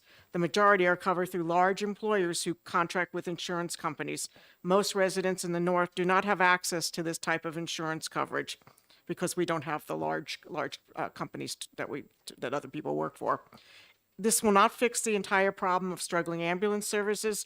Other work will be needed to help rural ambulance companies to become sustainable and to provide needed services. The insurance company indicates that this bill would extend consumer protections of people covered by a commercial insurance policy, covered by a managed care plan for ambulance services. This bill also limits reimbursement for ambulance service to a commercially reasonable value. When a dispute cannot be made between an ambulance company and the insurance provider, parties may go to the insurance commissioner for a hearing to determine if a fee is commercially reasonable. And I'm going to turn this over to my partner. Thank you. I'm Jerry Stringham. I represent Lincoln and Woodstock in the North Country. And for the past 25 years, I've been a consultant in medical technology with a specialization in healthcare reimbursement. Thank you, Representative Burrows, for bringing this bill back, which is kind of a legacy bill that has been going on for several years here. The version that was submitted is as previously presented. There's obviously a key need for legislation in this area. Just by example, I recently had a constituent in Florida who needed an ambulance ride for a heart emergency. Insurance denied the claim because they stated they had no contract, and she was left with a over $1,000 bill, which was quite significant for her. But likewise, an ambulance in our area took an injured hiker 35 miles, and what involved a lot of waiting, and were paid just a almost insignificant amount by an out-of-state insurer with virtually no repercussions. Neither of these circumstances is fair, and we have to do better. Ensuring fair payment for the life-saving services provided for patients is critical, as well as preventing any surprise and potentially financially devastating ambulance bill. It's very laudable goals. But since we filed this bill, there's some new information that I wanted to share with this committee. The federal government recently enacted the No Surprises Act. The No Surprises Act prohibits balanced billing for most medical services. However, they saw to specifically exclude ground ambulances services, as they're uniquely excluded in part because of the unusual economics. Secondly, they formed a special committee, as was pointed out to me by our chief of our local ambulance service, who's here today. They have just organized in December of last year, and the first meeting was supposed to be last week, but postponed. This is supposed to be looking at issues of how can they implement balanced billing into ground ambulance services and still have a healthy industry. Ground ambulance represents one of, I believe, 48 Medicare fee schedules. This is a third point. There's a substantial multi-year project involving surveying all ambulance providers to try to better understand their cost. It's widely recognized at the national level that ambulance services are underfunded, costs are poorly understood. Fourth, as part of the late December legislation passed in Washington, the trillion-dollar bill that came through included a temporary boost of about 23% for ground ambulance services, and was perceived as critical to include this to preserve rural ambulance services. And I guess a fifth thing to note is we did have a commercial ambulance service provider announce that they will be going out of business in Manchester in the next few weeks. There is a critical need to provide balanced billing protection for patients, perhaps creating a mechanism to challenge unreasonable fees, but just as critically protect the economics of our ambulance services. The deck is definitely stacked against them in dealing with insurers. In rural areas like Lincoln, where any skier or hiker or any visitor to our state may end up in our nonprofit ambulance, we have just one service that requires a 25-mile drive to the nearest hospital. Without them, we don't have much of a town. There's no other option. So based on the current status of our rural reimbursements, I think it would be critical to exempt the rural ambulance services like Linwood in any such legislation at this point.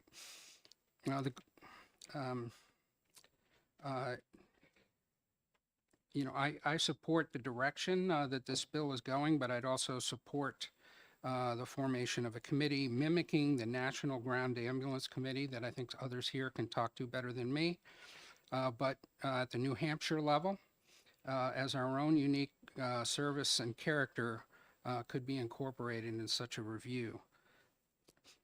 Another option, since the activity is so hard, is so furious at the national level, is to continue to monitor and implement the things that are there. I am concerned that balanced billing from the federal government is coming. There's strong motivation. They've done it in most healthcare services. Ground ambulances have been exempted so far by the skin of the teeth. And I would encourage this committee to be diligent so that, so that we have the kind of systems that are talked about in this bill to ensure fair payments to ambulances. So we can be sure that our 911 calls are answered by these able professionals. Thank you. Thank you. Guess we're all set. Thank you. I have one more rep, Mark. Who? It's been waiting a long time. Sorry, Mark. In opposition to the bill. Good afternoon. Representative Mark Prue, Hillsborough 15, Manchester Ward 8. I guess the question is, when you dial 911, do you want the ambulance to show up, right, in a timely fashion? So to do that, you have to pay them, right, because the day of the volunteer is gone, right? The day of people wanting these jobs is fading unless you pay them a lot, right? And in this bill, I saw commercially reasonable. Who decides that?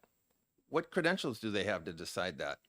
So I don't know if you have seen, but Maine just kicked out a report in December on ambulance and billing. And they actually came up with a pretty good cost. And I have a handout for you. And it's only 2 pages of the report.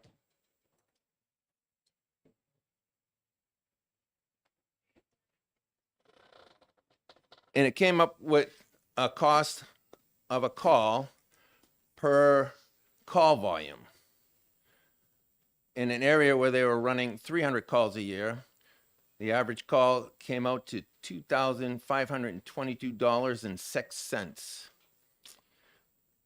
All the way up to, for 2,100 calls per year, to $780 $409.60. Their reimbursement was $491.99, leaving quite a bit to be absorbed. We're not sure whether that money's going to come from to keep that going, but you have insurance companies, when they receive a bill, let's say of $1,000, they arbitrarily decide, well, we're only going to pay $400 because we have a formula that says that's what you should be charging. We've asked for that information. What are you using for a formula? And they refuse to give it to us. So we don't know how they come up with it. Magic, I guess, but I'm not really sure. But we're only getting a third of the call and don't have any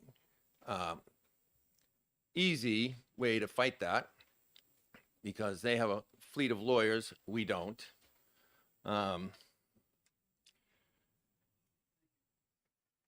So, you know, I look at, we bill them a thousand, they pay us 400. My oil company comes, gives me $1,000 worth of oil, and I only want to pay them 400 because I think that's commercially reasonable. Can you guess where I'm going? Straight to jail, right? So I'm not really sure how they get to decide what they get to pay, and I'm sure there's some loophole for them. But A, they really need to pay the bill, and they need to pay it to the ambulance provider, not the patient, because like you heard earlier, we don't get it. In my district, we actually have a couple people that call once a month to add it to their monthly income. And I'll take questions. We do have a question, Representative Vincent. Thank you, Mr. Chairman. Thank you for taking my question. Being well versed in the medical field, I served as a firefighter, a lieutenant out of Somersworth for 33 years, and I'm well versed in medical aid and the field itself. And I know there's a lot of variables there, not only with private service that Somersworth holds, but municipality service such as Dover Fire and so forth. So, yeah, I have to agree with you 100% because of the complexity of what goes on today. So my question to you is this. How can an insurance provider come up with what you're going to use for services at a scene of a traumatic incident, motor vehicle accident that requires oxygen, maybe you had to use a defibrillator, and so forth and so forth. How do they come up with that, Representative? That is a very good question. And if you ask those people, they won't tell you how Thank they you, come Mark. up with how they're going to pay you.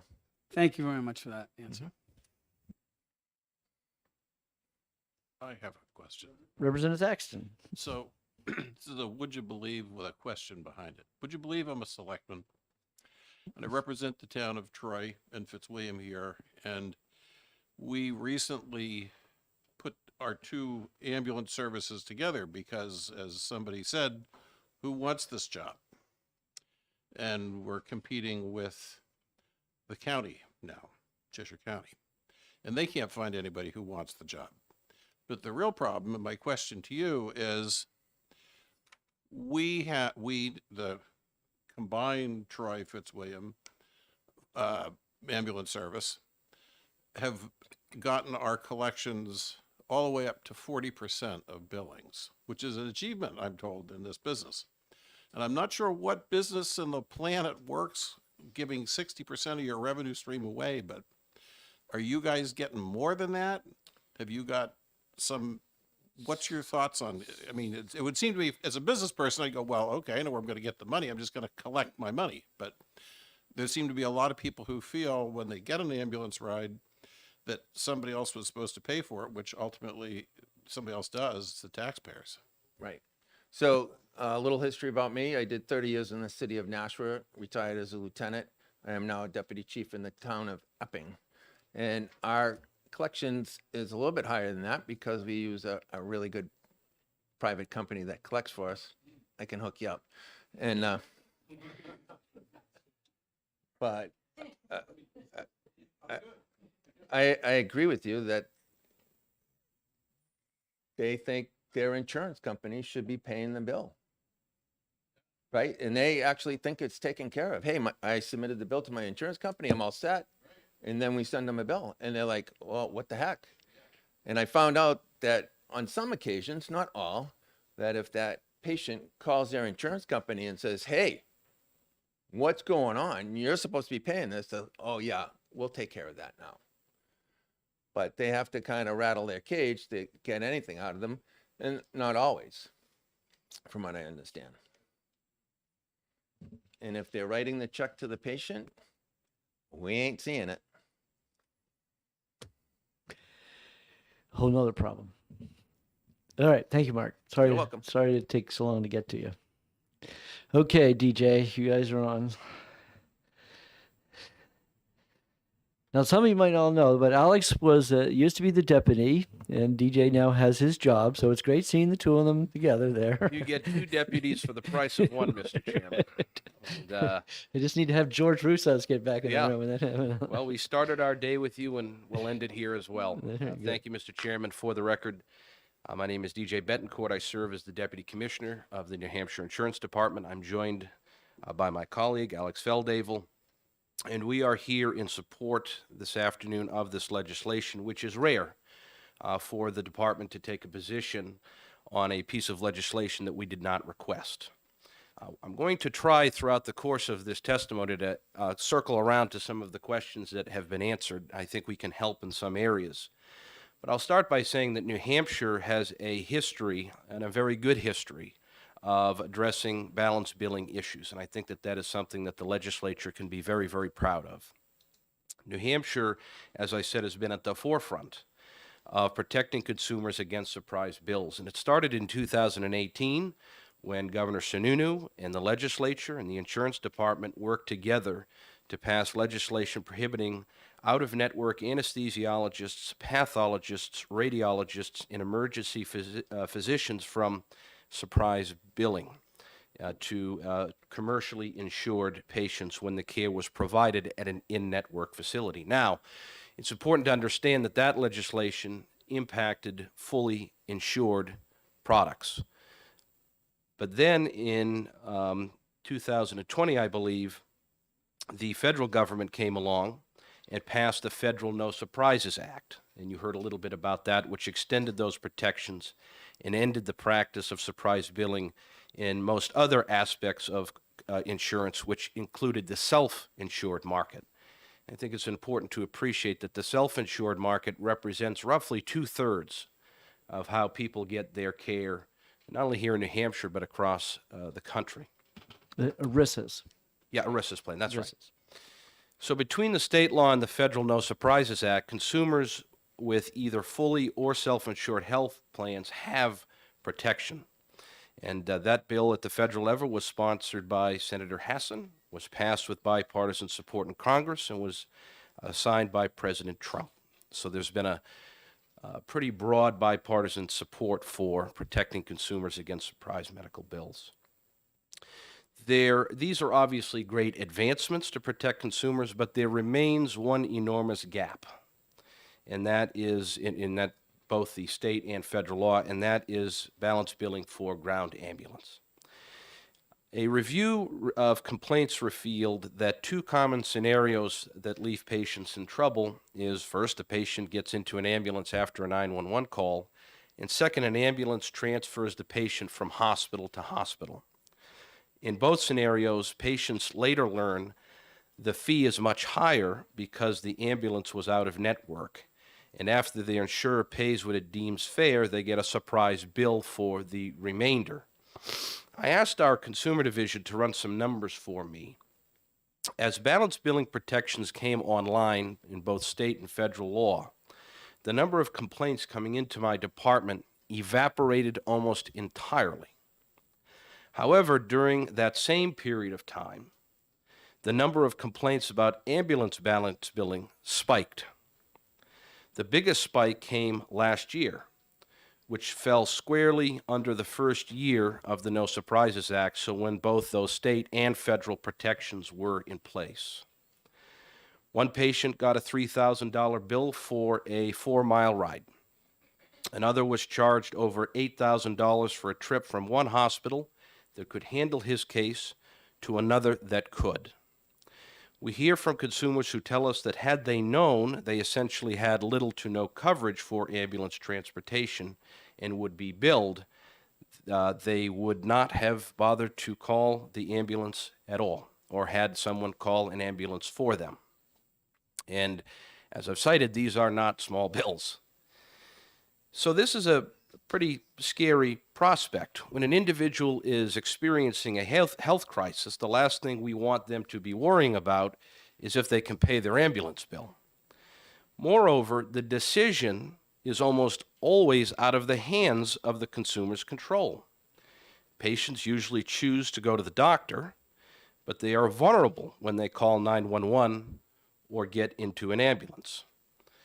I think we all understand the process. The dispatcher picks the ambulance crew, which in turn often picks the hospital. Moreover, many ambulances are not summoned by the patients. Instead, the crew arrives at the scene having heard about an accident from somebody else, or they've heard about an accident on a scanner, or because police or a bystander called 911. The core of the problem is that ambulance and insurance companies often can't agree on a fair price. So the ambulance service doesn't join the insurance network, and I'm sure you're going to hear about that in subsequent testimony. We acknowledge and appreciate that it is unrealistic to expect EMTs and paramedics at the scene of an emergency to determine whether the company takes a patient's insurance. We appreciate that the ambulance service have to charge enough to subsidize the cost of keeping the crew ready and the equipment ready for around-the-clock service, even if no calls come in. The problem is that we often hear that sometimes the carriers and the ambulance service or municipalities do not even attempt to negotiate a contract. And I want to repeat, it is not the expectation that it is fair for the EMTs to cover the costs on their own. Rather, it is how do we get the two parties together to negotiate a fair rate. But at the end of the day, the problem is that this current situation leaves patients stuck in the middle with out-of-network charges that are not negotiated. We believe that this legislation would incentivize those negotiations to take place, or at the very least, remove the consumer from the dispute and provide the insurance department with the ability to arbitrate a commercially reasonable rate. Now, I'll depart for a moment to answer Representative Vincent's question from previous. So, having the insurance commissioner arbitrate a commercially reasonable rate is what currently exists in the state-level balance billing provision. To date, we have had 0 requests to have the insurance department arbitrate a commercially reasonable rate. I would estimate that the very likely reason why is because it is in neither party's interest to have someone else decide what that commercially reasonable rate is.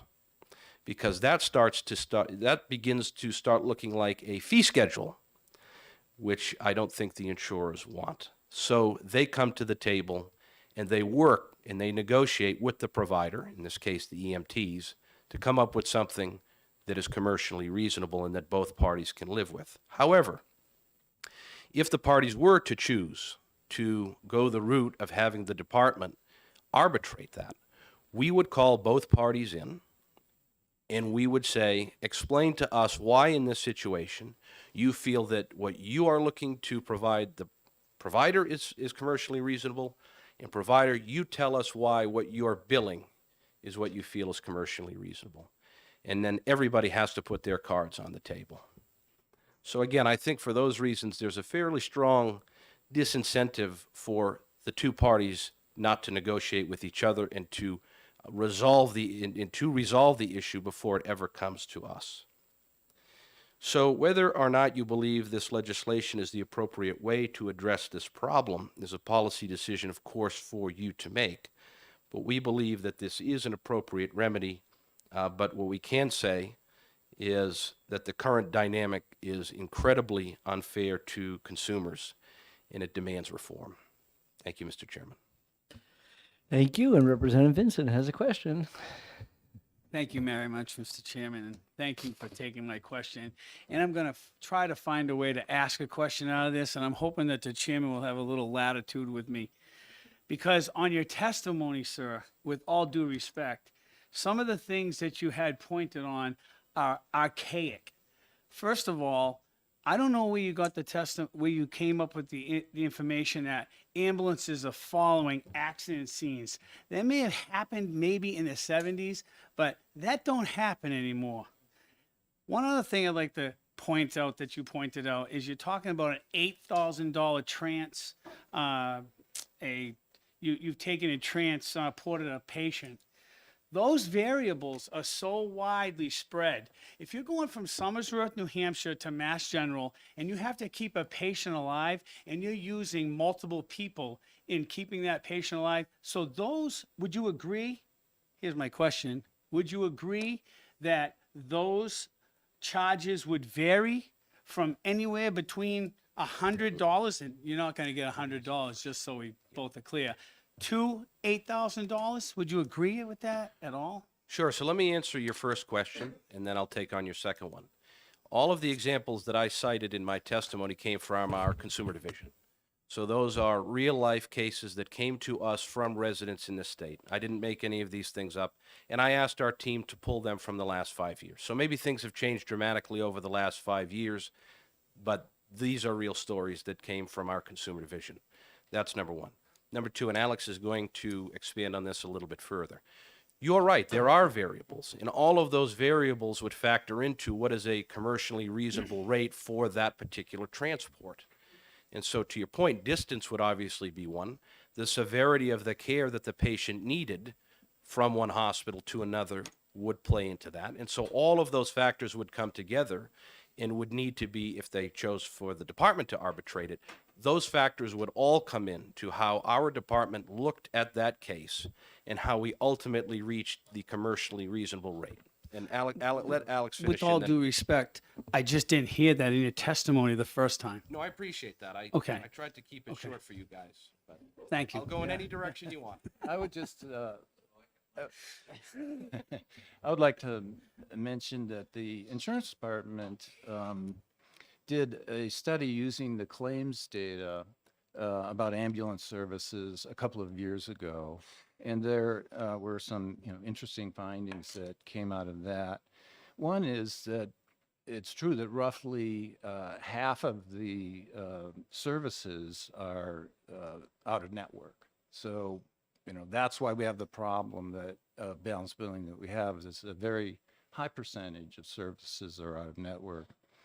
And another interesting finding that I think explains a little bit of why this has been the hardest nut to crack out of all the surprise billing contexts is that there is a great difference, significant difference in the reimbursement rates and the billing rates between public or municipal ambulance services and private, and then private equity-owned ambulance services. So we found that the private equity, were the highest, and the public and nonprofit were the lowest, and there was a significant difference. So I'm not surprised to hear that some ambulance services, especially rural ones, are struggling to make ends meet. And I also believe that other services are not. And that is, part of the issue. There's such irrational variability in the rates.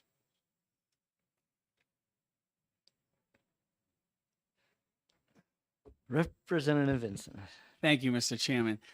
So would you agree today that the dynamics of our wonderful medical aid services changed, meaning from COVID to now that that the rate of pay has gone up and the incentives that these people have to receive, it's much greater?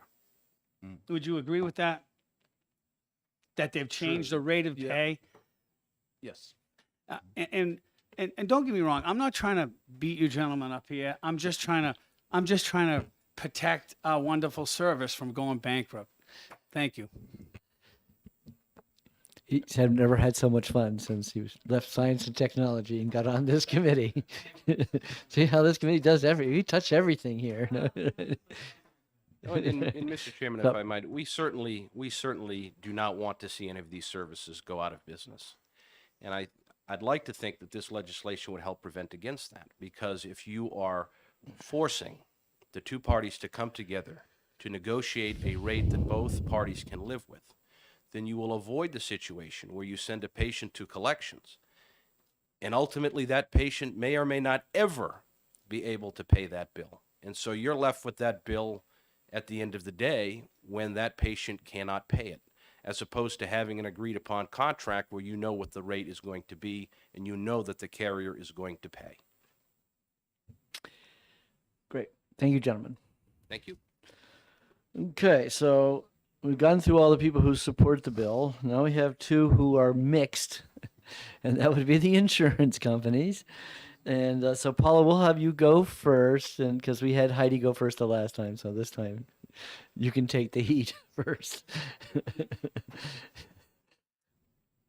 Good afternoon, and members of the committee, Mr. Chair. My name is Paula Rogers, and I'm here on behalf of Anthem. And I come with a lot of, I don't know whether I've absorbed all of the ins and outs of the challenge is faced with contracting with ambulances, how they feel, how the plans feel, how the policy committee feels, but it is a problem. And this committee, in its prior makeup, has heard about ambulance since what, probably late 90s? Since you were commissioner. Right. So, you know, I wish I had an answer, but all I can say is when I was out in the hall, sort of greeting some of my old friends who are getting as gray as I am, I heard that these ambulance companies aren't in contract with most of the carriers in New Hampshire. So we have a serious problem. So whatever causes them to do that, and us to sort of be locked in at Medicare, which I believe is where our contracting team starts, because the understanding is Medicare is fair compensation. And then we go above Medicare. Now, they're all laughing, but Medicare is Medicare, and we all know you generally don't argue. So I was talking to one fellow out here who said, well, today you're below Medicare, Anthem. And I said, how can that be? And then a few minutes later, in a different conversation, he said, well, actually, Anthem's 10% above Medicare on average. So I'm going to have to go back to Anthem and find out exactly what we're talking about. But I know one thing we're talking about from Anthem's point of view is there's Anthem New Hampshire. So if you have a contract that was issued in the state of New Hampshire, you're Anthem New Hampshire. If you live in New Hampshire, but your employer is in Minnesota, you may have the Blues in Minnesota as your insurer. So it's called a blue card. And the blue card sort of folds into the contracts that the domestic company has in a given state, and it creates all sorts of billing problems. And it's often self-funded. And we know now, I guess we just heard that 2/3 of you in the state of New Hampshire are either in a government plan, self-funded, or you're in employment where you are in a self-funded company. And so that's out of the realm of any domestic company's interest in contracting. But it's creating these strange things because Anthem may be reimbursing at our rate set, sort of what we think is reasonable in the community for an out-of-network coverage. And the ambulance service may settle for that, but I also learned that they may get bill charges paid by an out-of-state blue card company. So there are different receipts depending upon who the insurer is, whether it's self-funded, whether it's in the state of New Hampshire, outside of the state of New Hampshire. What is absolutely puzzling me is why we cannot get to good contracts. I also heard in the hall, well, why don't we have a network adequacy standard so that any plan writing New Hampshire in New Hampshire would have to have contracted network providers. We don't have that. Commercially reasonable came up with the department's presentation about how they would handle commercially reasonable in a dispute situation. It's already in New Hampshire law under the prior surprise billing provisions that New Hampshire passed, to its good credit, which is mostly for providers you would bump into in a hospital where you're in network with the hospital, but the anesthesiologist was out of network and suddenly you get a surprise bill. The standard there is commercially reasonable. If you go to network adequacy and say, okay, Anthem, Cigna, Harvard, whomever you are, you have to contract, and we can't reach contract. And that is the conundrum, because I'm not entirely sure why. But of course, it's all about money and whether it's whatever it is, and laying off costs to a municipality up north that is struggling. So if you say network adequacy standards should be set by a committee, you're going to run into the same thing, because what's going to happen is we're probably not going to contract. And then the standard under the network adequacy law is, okay, we'll let you continue, Anthem, Cigna, Harvard, to sell insurance even though you don't have a network, because you weren't able to reach a commercially reasonable standard. We looked at what you were offering, Anthem. We thought it was reasonable, but you can't get contracts. That's not your fault. So we would go through this discussion somewhere. And so what I'm saying is, what the heck is the answer? It's late in an afternoon. You've heard 6 bills before this. This is the knottiest, I mean, K-N-O-T-T-Y, bill in the afternoon session. And I don't know what the answer is. All I can say is, when I see the fellows behind me, many of whom I've seen before, I'm happy to see them. We all say hello, and we go through the same protocol.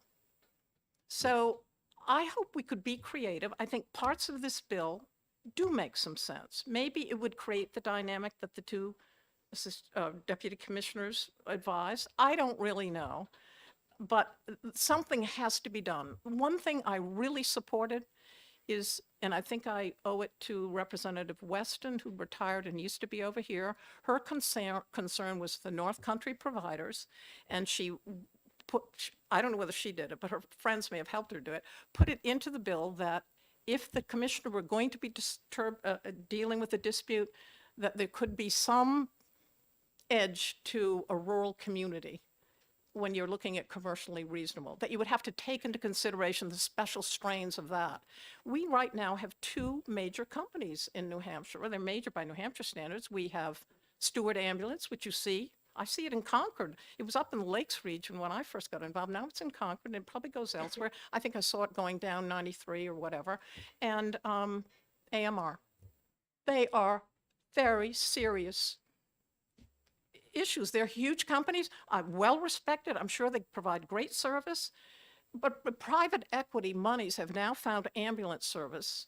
Those, along with dermatology, are the 2 big investment opportunities in the medical community. So what I'm saying is, you have a terrible problem. I don't know what you're going to do. I think the department's bill is reasonable. The one part that Anthem doesn't like about it, they're taking out the option of, so we have a non-contracted provider, these gentlemen behind. They don't have an Anthem contract. One complained this morning, well, I don't know what the copay is. I don't know how to figure out what, what the consumer has to, I don't, because I said, well, you don't have a contract. You can't call Provider Solutions. You've got a card, but how are you going to get to Anthem? Well, then well, Anthem doesn't answer the phone anyway, which could be true on a given day, given the training issues that everybody has.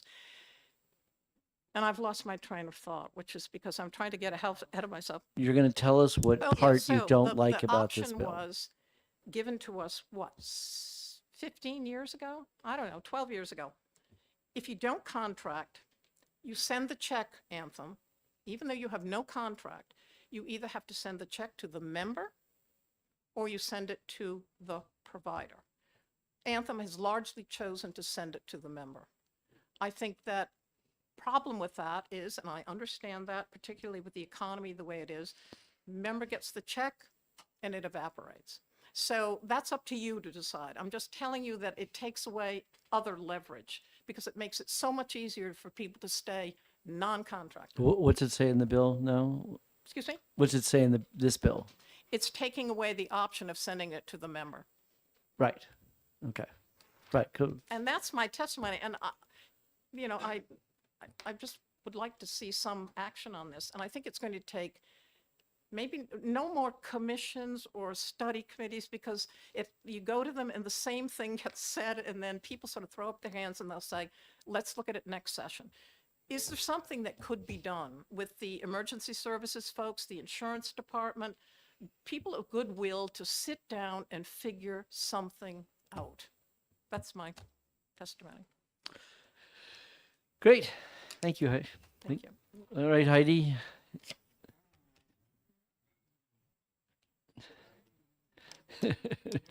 What a day, huh? Don't you just love health insurance day? Don't you love how I schedule these all together at Yes, one time? yes. Very, very well thought out. Good afternoon, members of the committee. Again, for the record, my name is Heidi Kroll. I work at Gallagher, Callahan, and Gartrell, and I'm here representing AHIP, which is America's Health Insurance Plans, the trade association for the health insurance carriers. I don't think I have much more to add beyond what Ms. Rogers has shared with you. We are in this, AHIP is in the same position. We support the first part of the bill in terms of trying to protect consumers from being balance billed. I get a lot of emails, and one came across my desk the other day. Let's see if I put it in here or not. But anyway, something, like over 50% of people get, I think, balance billed on ground ambulance. So, and there's an affordability challenge there for people. So we do support kind of taking the patient out of the mix and protecting them. I agree. I have not been around as long as some people in the room, but I've been around for many sessions, and this is kind of one that keeps coming back and back, and it would be nice if we could finally find a solution to it. We do share the concern about striking the language in the second part of the bill about the checks. And really the issue there is that it's the only piece of leverage that carriers even remotely have to try to get the ambulance providers to come to the table and try to negotiate and actually get them in network, because when they are in network, the check does go directly to them and only to them. And so it was deliberately, it was something that this committee years ago debated. I was around for that. I was in the room at the time. Yes. And it was a deliberate, conscious decision to try to give some leverage to encourage the ambulance providers to join networks. So be happy to try to answer any questions, but I know this is going to subcommittee and it's Okay, getting late in the Representative day. Gibbs. Thank you. I'm interested to find out why it is that the insurance companies would want to be able to send the checks to the member and not to the out-of-network provider. I have some personal experience with this, unfortunately, having had to ride in ambulances in Concord, where unless something has changed in the last couple of years, there has never been a contract between the Concord ambulance provider and Anthem Blue Cross. And I've been told repeatedly that this is because they couldn't, I've been told repeatedly by Blue Cross that this was because they could not come to an agreement. I guess my question is, are you aware of how much confusion and complication this method of handling the problem causes for the member who is trying to do the right thing and pay the provider? Right. So again, I support the goal of the legislation, which is to take the patient out of the mix and remove the confusion and the burden for them. I think the reason that the check would go, and I think it could go to the patient or the ambulance provider, or I think in some cases it could be addressed to both. But the issue is that there is no contract between the carrier and the ambulance provider. There is no relationship there. The relationship is between the carrier and the member. So when the ambulance provider is out of network. Thank you, Heidi. Yeah, so I guess I'll just build on that for everybody so everybody can fully get. Maybe unbeknownst to you, you might hard to believe, but when you sign up with an insurance company, don't necessarily have contracts with every hospital. I remember it was a couple years ago that Anthem actually dropped 10 hospitals when it came to the exchange or in the individual market when they were not in network. And so we always think that, well, okay, well, of course my doctor's in the network. Well, that's in New Hampshire, it's very common. Unfortunately, when it came to ambulances, that the insurance companies never made an offer that was worth signing a contract for, and it was always too little. It wasn't enough, and so the issue was, okay, well, how do we get them to sign the contract? And that's where we said, well, and I'll never forget the day when we passed this bill. It was that the issue was insurance company. Well, if we don't have a contract with them, then how do we know their address? How do we know where to send the check to? Remember that, guys? Okay, that was the position, and they say, yeah, so we'll send it to the person who is the patient, and then you would be responsible to forward that check to the ambulance because they didn't have a contract. Follow-up inquiry. Thank you. And thank you. Yes, I do appreciate that. And I understand there are complications on the side of the insurance company as well. I guess what I have here is now a would you believe, which involves my having to have a long conversation with someone at Blue Cross, which ended with my asking her what she would have done if she had waked up at 3 o'clock in the morning in excruciating pain. Which turned out to be from a kidney stone. And she finally agreed that she would have done exactly what I did, which was call 911 and get into whatever ambulance arrived. Okay, thank you, Heidi. All right, so I have a number of cards from all you gentlemen. I don't know if there's ladies in the bunch, but I sorted them by, I'm doing a little test for myself in New Hampshire. So I went for whoever was the farthest one away. So we'll see how well I do here when I do this. Needless to say, we understand, I think the committee gets what the problem is. So I'll ask you to be brief. Please don't repeat yourselves, but certainly, you tell a convincing story to why you don't want to lose the balance billing. So I'll start out with Nathan Borland because he's in Colebrook, and I got to figure Nathan is the farthest one away. Thank you, sir. Thank you, Commissioner. I appreciate the understanding for the 3-hour drive down this morning. I spoke to you the last time that this bill was up in 2019. I don't know if you remember me. Oh, I remember. I remember faces. I don't really remember names. But at that time, I identified myself to you as the elephant in the room because we are the most rural, furthest north, farthest from anywhere service in the entire state. We cover 9% of the landmass of northern New Hampshire. So a little bit about our area. We have, during the week, the town of Pittsburgh has a population of 800 people. And on the weekend, when the snow's out, we have 10,000 people in town. So we're busy on the weekend, and we may not do much at all during the week. Our coverage area is a very, very depressed economically area. There's very little to draw anybody in there, so we don't have a lot of resources to draw from at all. Our organization, we staff one station off of Route 3, just north of Colebrook. We cover 57 miles of Route 3 from the Columbia town line all the way up to the Canadian border crossing. Our response times can be over an hour for a 911 call, just getting there. Not to mention then having to treat the patient and get back to a hospital. We do have the luxury of air support occasionally with DART or Life Flight of Maine if the 9 different weather systems between them and us are all cooperating. So most of the time we're on our own. Our next nearest service to back us up would be Groveton Ambulance, and they're 35 miles south. We have Berlin area. There's another paid service that is an hour away.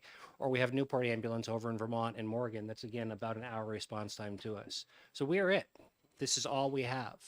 We have 4 trucks that we staff, 2 24 hours a day. So my labor costs are about $150 an hour at this point, whether we're on a call or not. It's $150 an hour to staff. We try to put a paramedic and an EMT on every single truck because where we're at, we have to. If you're out in the middle of the woods and you're in a major snowmobile accident, you want the highest level of care there you possibly can. The days of us just picking you up, throwing you in the truck, and driving you to the hospital are long gone. I've spent 23 years educating myself to the point where I'm at now to be able to do this job, as has most of my staff. So the problem is we're driving around in a truck right now that cost us $172,000 in 2017 when we purchased it brand new.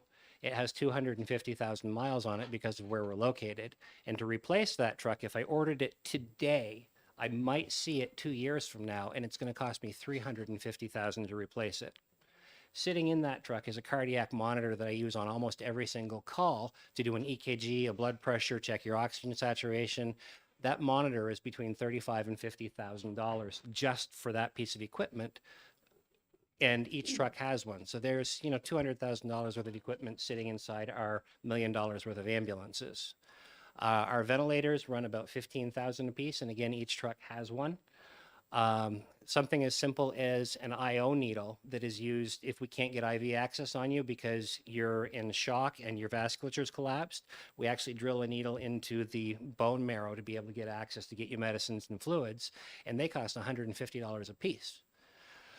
So I don't have all of last year's numbers because we're in January at this point, so I'm going to use 2021 numbers for you guys to understand the finances that we're dealing with. We did 875 911 calls that year, and 325 of them were what we call no transports. We go, we evaluate the patient, we treat them on scene if that's what's feasible, or they decide, I really don't want to go to the hospital, or it's a fire standby, or it's a cardiac arrest where we work on that patient for up to 45 minutes, spend a lot of money on equipment and supplies trying to save their life, and if we can't and we call it, we can't bill for that. We don't get paid for that at all.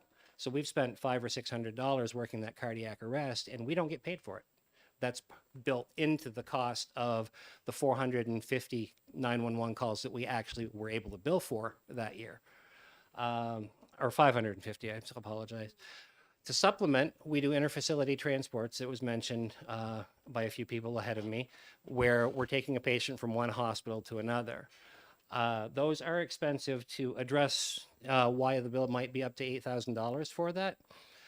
With the state of our healthcare system right now, I used to go to Dartmouth all of the time. Now we're going to Hartford, Connecticut, Albany, New York, Bay State Medical Center in Springfield, Mass, Bangor, Maine, and these are the only beds available for these patients. So we're on the road. The last one I did to Hartford, Connecticut, I was on the road 13 hours. When I got back to the station, I looked, and mileage-wise, if I decided, no, I'm running away, I'd be in Washington, D.C. by that point. We'd gone that far. Half of my mileage was unloaded. In 6 hours of my time, we didn't have a patient on board, so we weren't paid for that time. We were only paid for the trip down. So you're starting to see why my costs are as high as they are. In the cities and your city areas down here where you have AMR or Concord Fire, their trucks might be on the road for half an hour at a time, 45 minutes even, so they can turn around and do, up to 2 or 3 calls an hour. We might do one call that takes us 6 hours, and we can send one bill in the time that other services might be sending out 20. So that addresses, all of the problems so that you understand why our service is probably one of the most expensive in the state. We don't want to balance bill our patients. To be very clear, none of my peers behind me got into this field to bankrupt people and to get rich. We all got in this field because we want to help people. Absolutely, we want to help people. I do not like, as the chief of our department, sending that bill to that patient knowing it's going to be a surprise and they're not expecting. And in fact, I often tell patients when I'm dropping them off at Dartmouth or wherever I've brought them, when you get the bill, call me and I'll give them my card, because I want to work with these people and explain to them, this is, I understand this is a hardship. We don't like to do it, but it's necessary right now with the way the system is set up. It's stacked against us. Looking back on 2021 numbers, we billed out $2.4 million in billing. We received in just about $1 million actual cash back out of the 2.4 that we billed out. So we're right around that 40% mark as well. And that's because my hands are tied. The insurance company will not negotiate with us. Here it is, take it or leave it.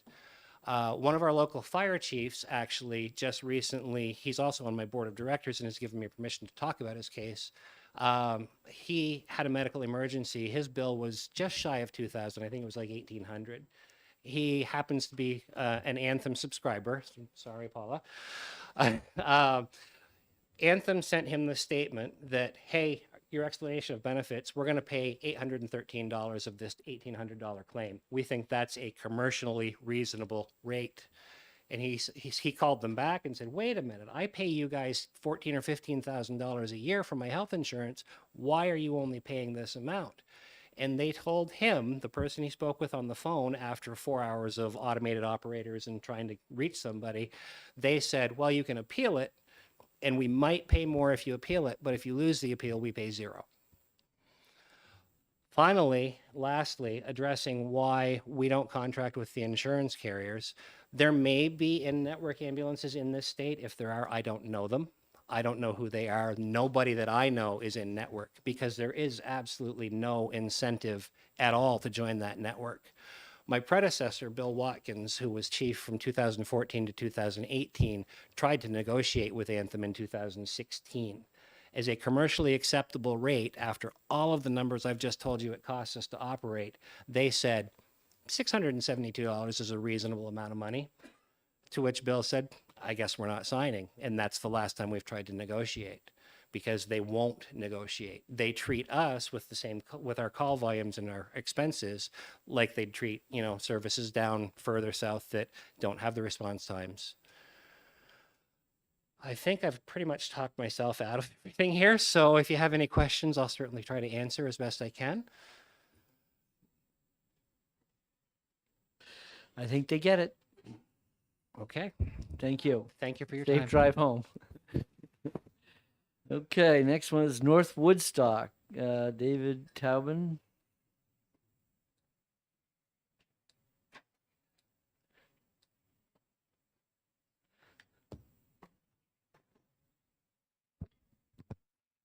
Good afternoon.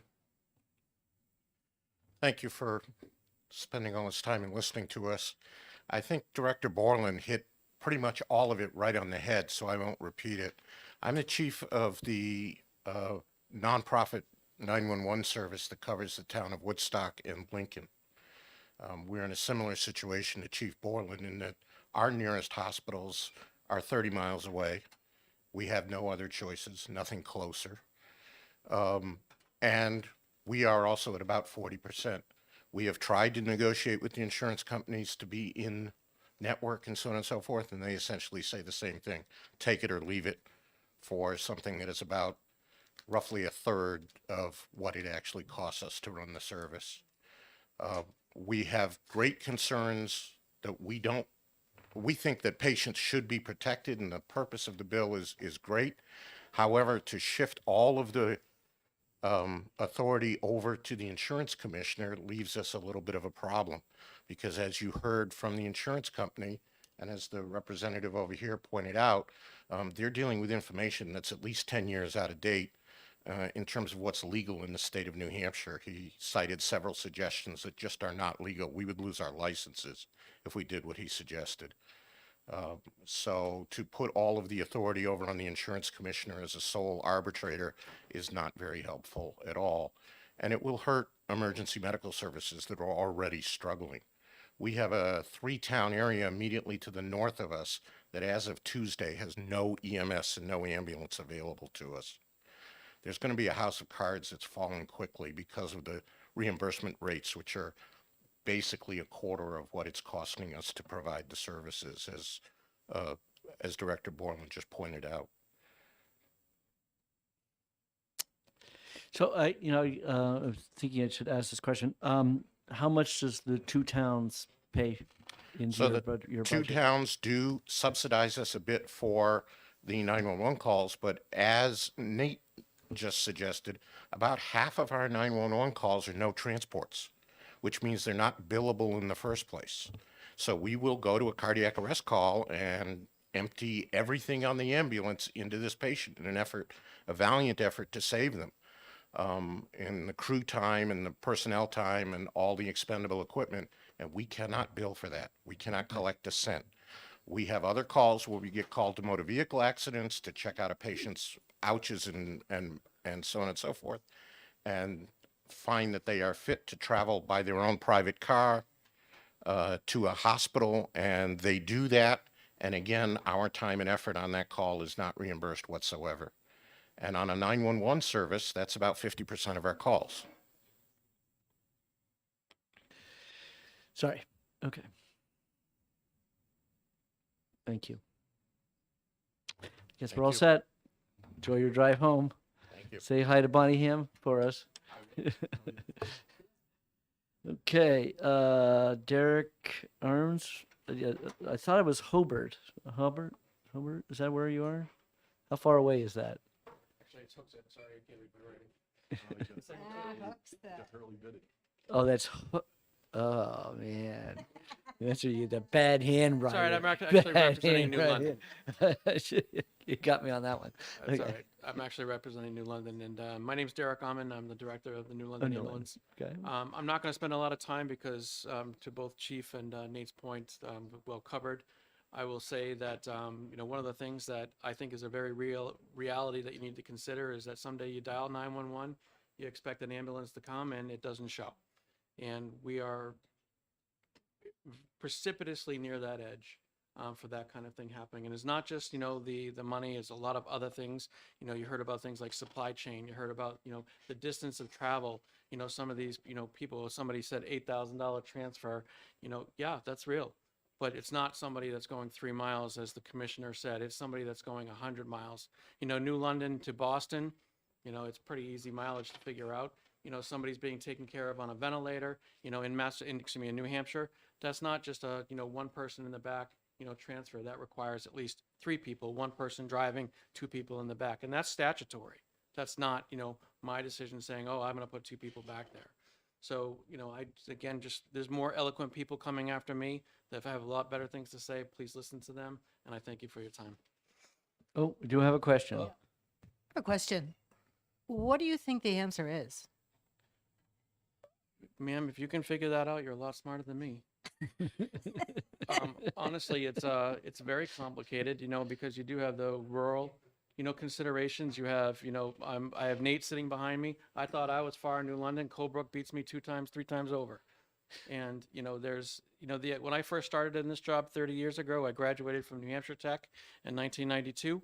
And, what we could do back then is we could stick a line in somebody and shock them and maybe go to the hospital. What you get now in a paramedic ambulance is the technology and the skill is amazing. And people have that expectation to show up, whether it's, in Manchester or Colebrook or Little Springfield. I saw Grantham from somebody who's on this committee. The expectation is they're getting that level of care. That level of care costs money. Why don't you come back here, Nita? You come back here and. Yeah, exactly. No, she's not going to ask a question. She has she needs to tell Jane something. Okay, Representative Gibbs. Would it be helpful if the insurance companies were required to send their check to the ambulance provider rather than to the patient? I think I think that is them just simply strong arming the ambulance. It needs to happen because that is, I'll tell you, I worked for a private service as a collection manager down in Massachusetts. And they went to steps as, to take people to court, to lien houses, to go after other, monies. That's the additional steps that we have to take just to survive. So that money would be much better used going directly to the provider. So the answer is yes, it I'm would sorry, be yes. helpful. Thank you.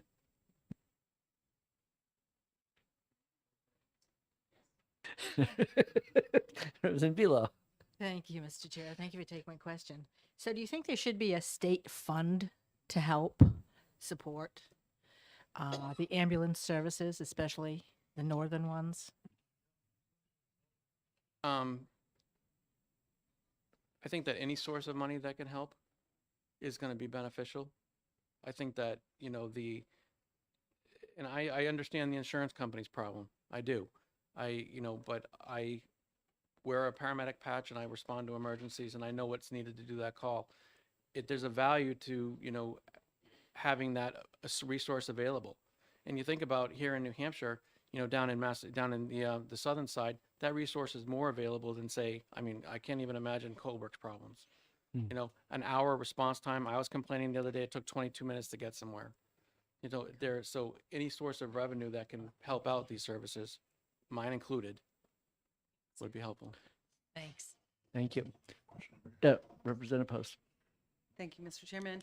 And thank you for being here this late in the day. So my question is, why can't the ambulance charge for everything they're doing with that? Their mileage, their time, their labor, everything they would use and needs to be replenished in helping an individual?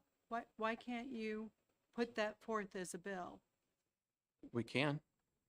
They do. We do. Well, you don't think they shortchange how much they send to the invoice? It could be multiple pages. Okay. So the issue is you're not getting paid because it's going to the customer. That is one of the issues. The And issue, what is the other issue? issue? The issue is the insurance company's reimbursement, for it. Why aren't they reimbursing though? Representative Prue, if I may, but he's not here, but Representative Prue made a good point. The scale or the fee schedule that is sometimes provided by insurance companies is not something that's ever been shared and said, let's look at this as this is what it costs, this is what you should be reimbursed and negotiated on. There's a schedule somewhere that exists that is nebulous and has not been provided. Some places are contracted. Medicare, of course, is contracted. We get what we get. So at the end of the day, insurance company is going to send the check that they think that they. There's no obligation. We don't have a law that says to the insurance company they got to pay the rack rate, the full rate. Okay. Thank you very much. All right. Next is Nottingham. Larry Best.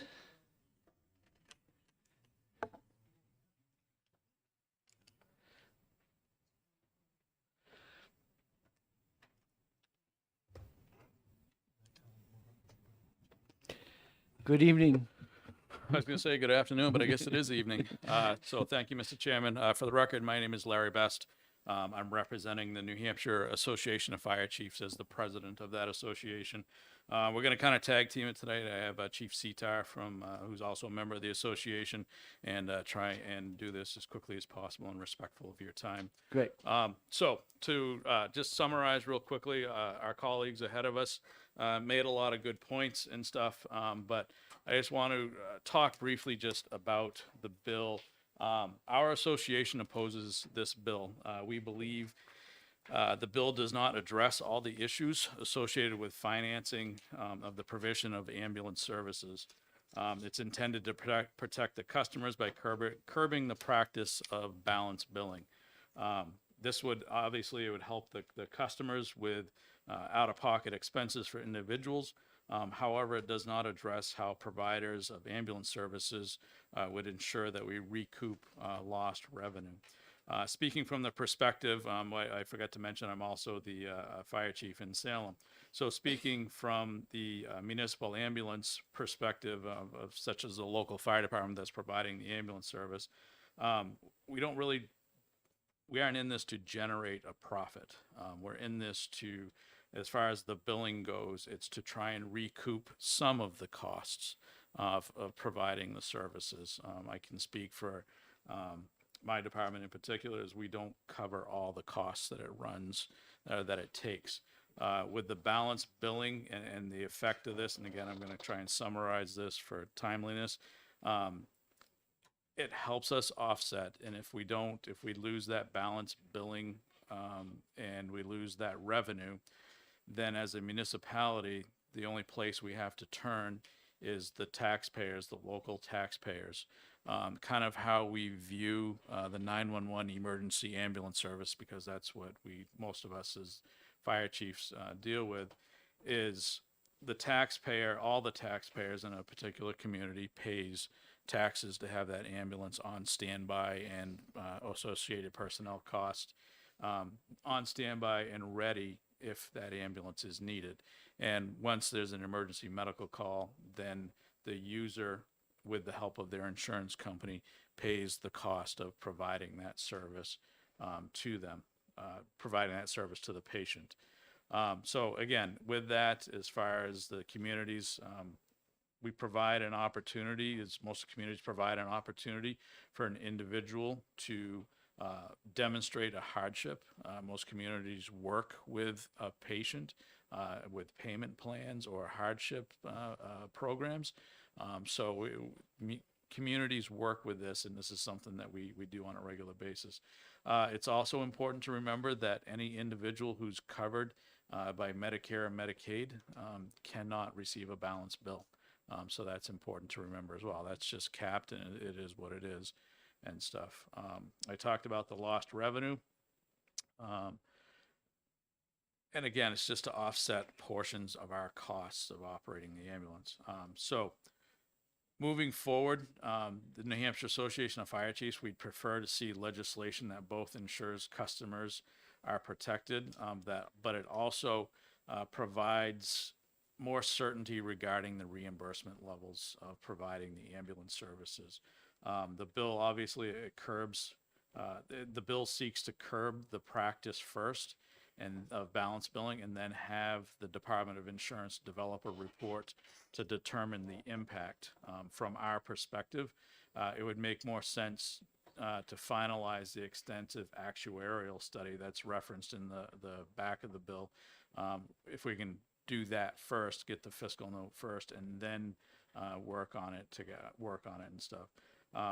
From there, decisions about curbing balance billing would make more sense. We got to know what the fiscal impact is and stuff. So this legislation obviously proposes ending the practice without an alternative to ensure that providers will be compensated accurately by the carriers. We've heard how that is handled from the previous testimony given. Further, the prospect of appealing reimbursement amounts from carriers to the New Hampshire Department of Insurance, just trying to picture how that would work, is it would likely require many municipalities to devote more costs to legal expenses, regular staff to be able to deal with this. So it's going to put more of a burden on your local municipalities to do this as there's appeals and so on. It would make an already administratively challenging process even more difficult. Just kind of wrapping up, so last session, the House of Commerce Committee had House Bill 343 relative to billing for ambulance services. They sent it to an interim study. Last fall, that committee voted 15-1 to not recommend similar legislation. The committee report indicated that there would be meetings with stakeholders prior to reintroduction of legislation in 2023.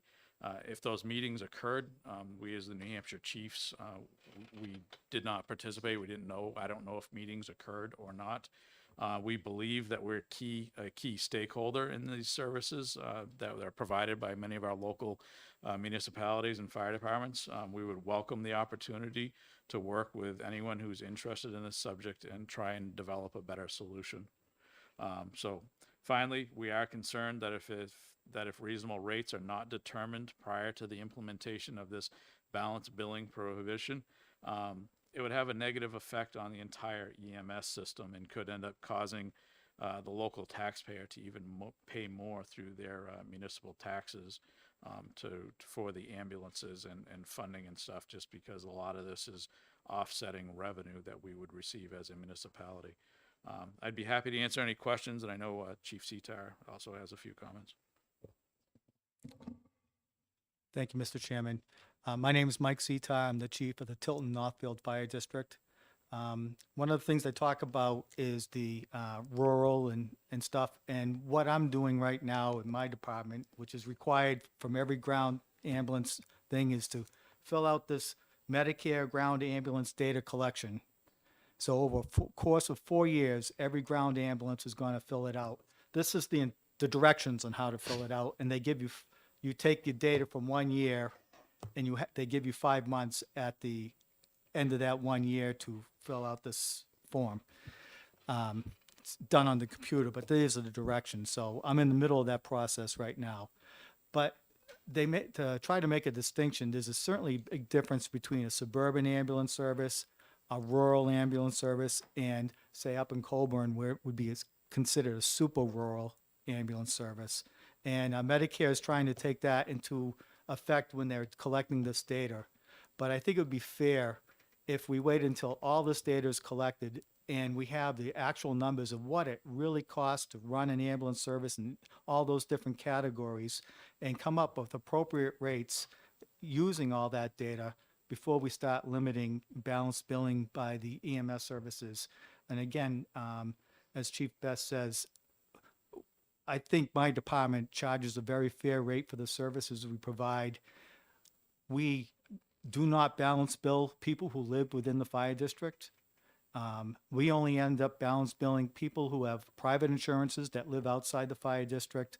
And then usually, most of the times, the balance bill is their copay or their deductible. So, they have a contract with their insurance, whichever one they have at that time, that, they will pay a copay for services, or they have a deductible for services. And the insurance companies, the private insurance companies, generally send a check to the owner of the insurance, and not often do we get that check. And so it's a loss for us. And in the end, we'll end up having to write it off at some point. And the cost of that is actually absorbed by the taxpayers of the fire district. And so I think we're looking for something that's fair for everybody.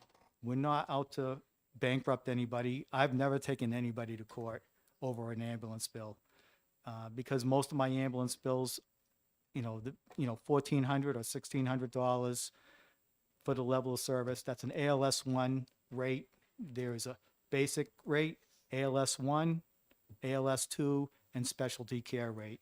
Those $8,000 transports, those are specialty care rates. Very rarely do I have one of those in my service. But we want what's fair. We don't want to we're not in it for the money. We just want to try and help recoup some of the costs for this very, very expensive service.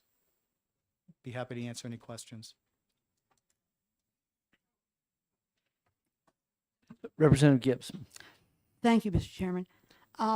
You've spoken about the problems of revenue loss that would be created by ending balance billing. And I thank you for how clearly you've explained the problem.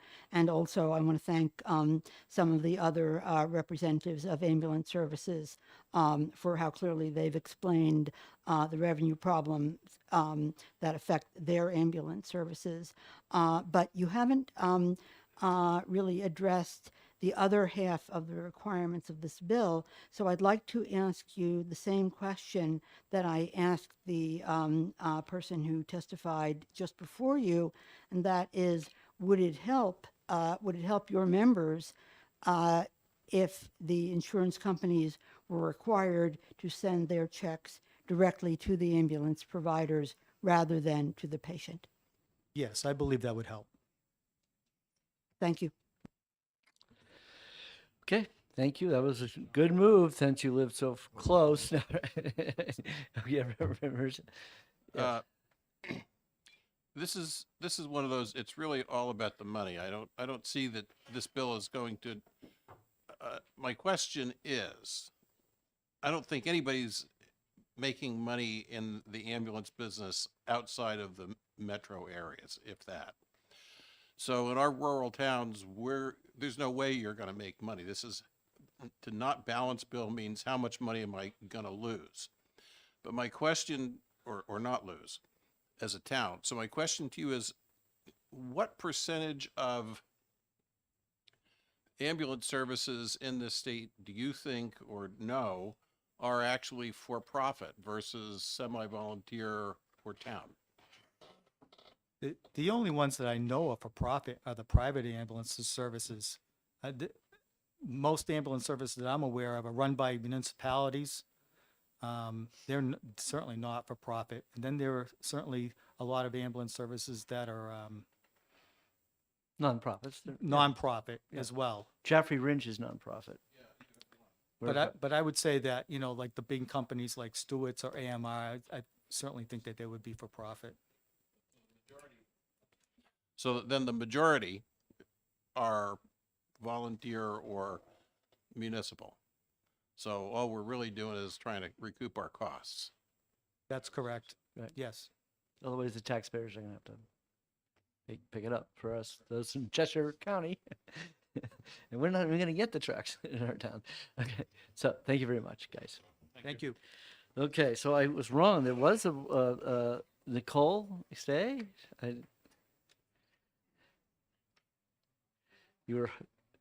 Didn't see you there with all those guys around you.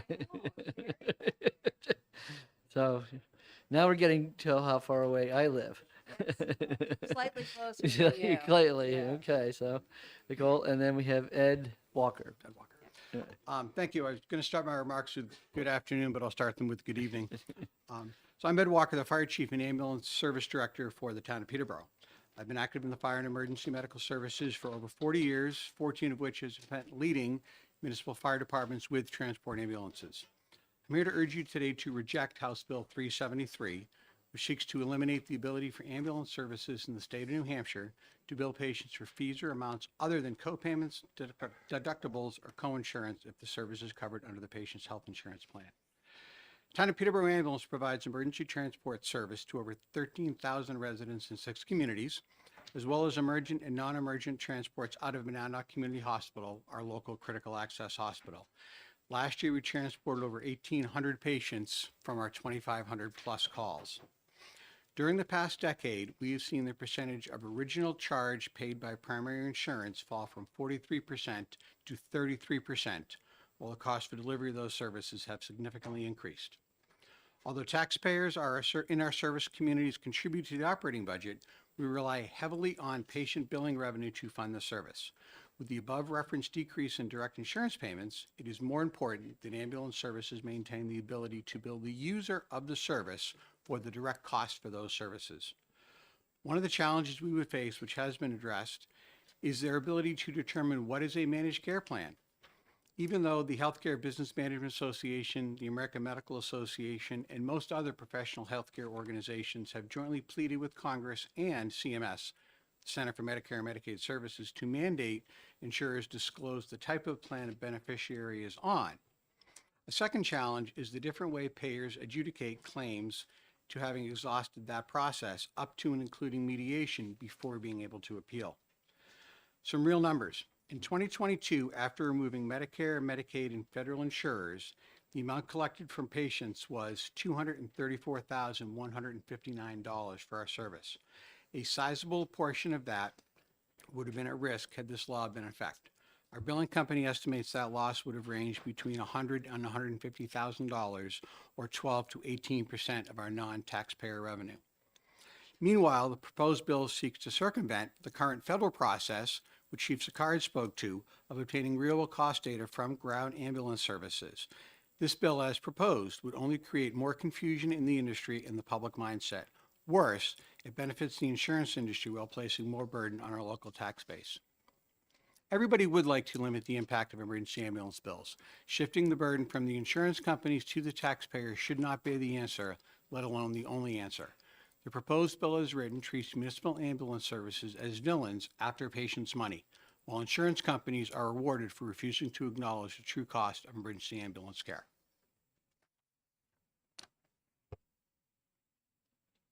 I'm going to skip over most of my remarks because most of that's already been covered, and Chief Walker did a great job addressing most of this issue.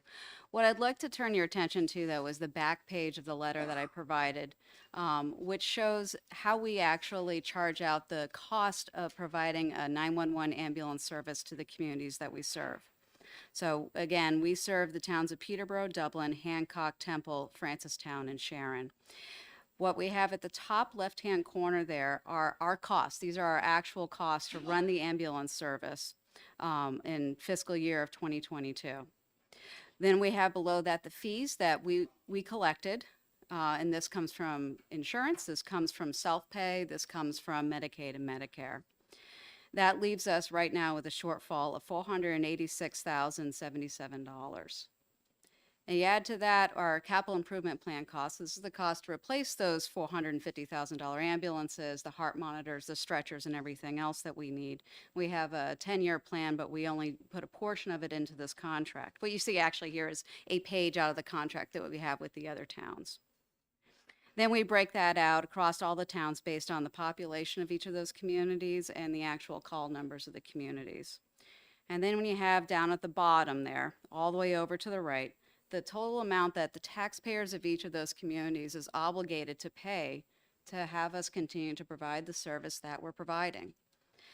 What we're talking about here really is increasing that cost of service dramatically. This wouldn't be a small increase. It would be a big jump if we take the estimates that Chief Walker provided you and added that to what we're already billing these towns. So when it comes down to it, the property taxpayers really are already paying the cost of having the ambulance service available to respond to the patient when the patient needs them. What we're really doing, when you get down to it, is asking the patient or their insurance company to pay the cost of the service that they're getting itself. Towns and cities, at the end of the day, if this passes as written, would be forced to give up deciding what level of emergency care their residents need, and instead have to be asking if the taxpayers can afford to provide that emergency care at all. I think that's really, these are the conversations we're already having. I'm, as I said, town administrator for the town of Peterborough. So we're in the middle of our budget process right now because we're one of those weird towns that has a Maytown meeting. Yeah, you're aware. So we're in the middle of this right now. And this is a very contentious issue, even though so much of the ambulance service is funded by what we receive from the fees that we charge out to the insurance companies, Medicaid and Medicare. There's still a substantial amount here that we're asking these towns to cover.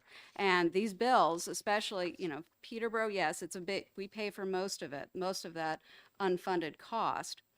But for the town of Francistown, a town which only has 1,600 residents, we're asking them to pay $74,000 of taxpayer funds to support the ambulance service today, without asking them to cover more of the costs that the insurance companies are refusing to pay for the service.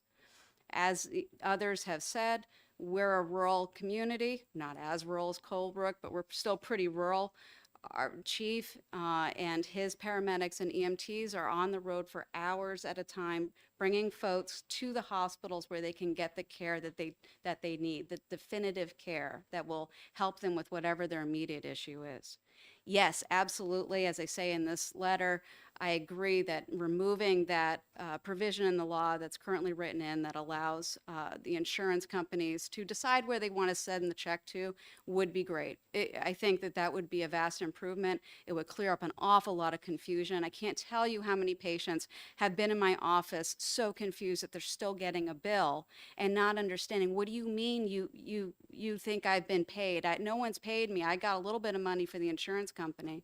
Well, that was supposed to go towards the ambulance. And that is very confusing. It's very distressing for them. It's distressing for us too, because we don't want to be putting patients who are already in a difficult situation into an even worse situation. But at the same time, there is a real cost to the service they've been provided. We work with the patients if they are unable to pay their bills themselves. We do have a connection with the hospital's financial program. I'm sorry, I'm very tired now. We have a connection with the hospital, and whatever level of financial grants they've been approved for, we mirror that with the ambulance bill. So if they've been granted a 75% or even 100% write-off, we will mirror the same. But whatever the insurance company has given them as a check that's supposed to go towards the ambulance bill, we're expecting them, unfortunately, to pay that to us, and that can get uncomfortable. So if there are any questions, I'll So be happy to the take them. balance billing is in the fees? So if you look at the shortfall, Before the is- short, the shortfall fees. is everything that we've not covered. So No, I whatever understand, but we've I'd say if you collected- did balance bill. Yes, I'm sorry, yeah, yes. That's, I just want to make sure that that's already Absolutely. in the 622. It's captured in there, yes. Already captured. Yep. Okay. Okay. Thank you very much. Thank you so much. I'll have to take this back to our town and see how we're doing. Okay, Chris Staywas from Hollis.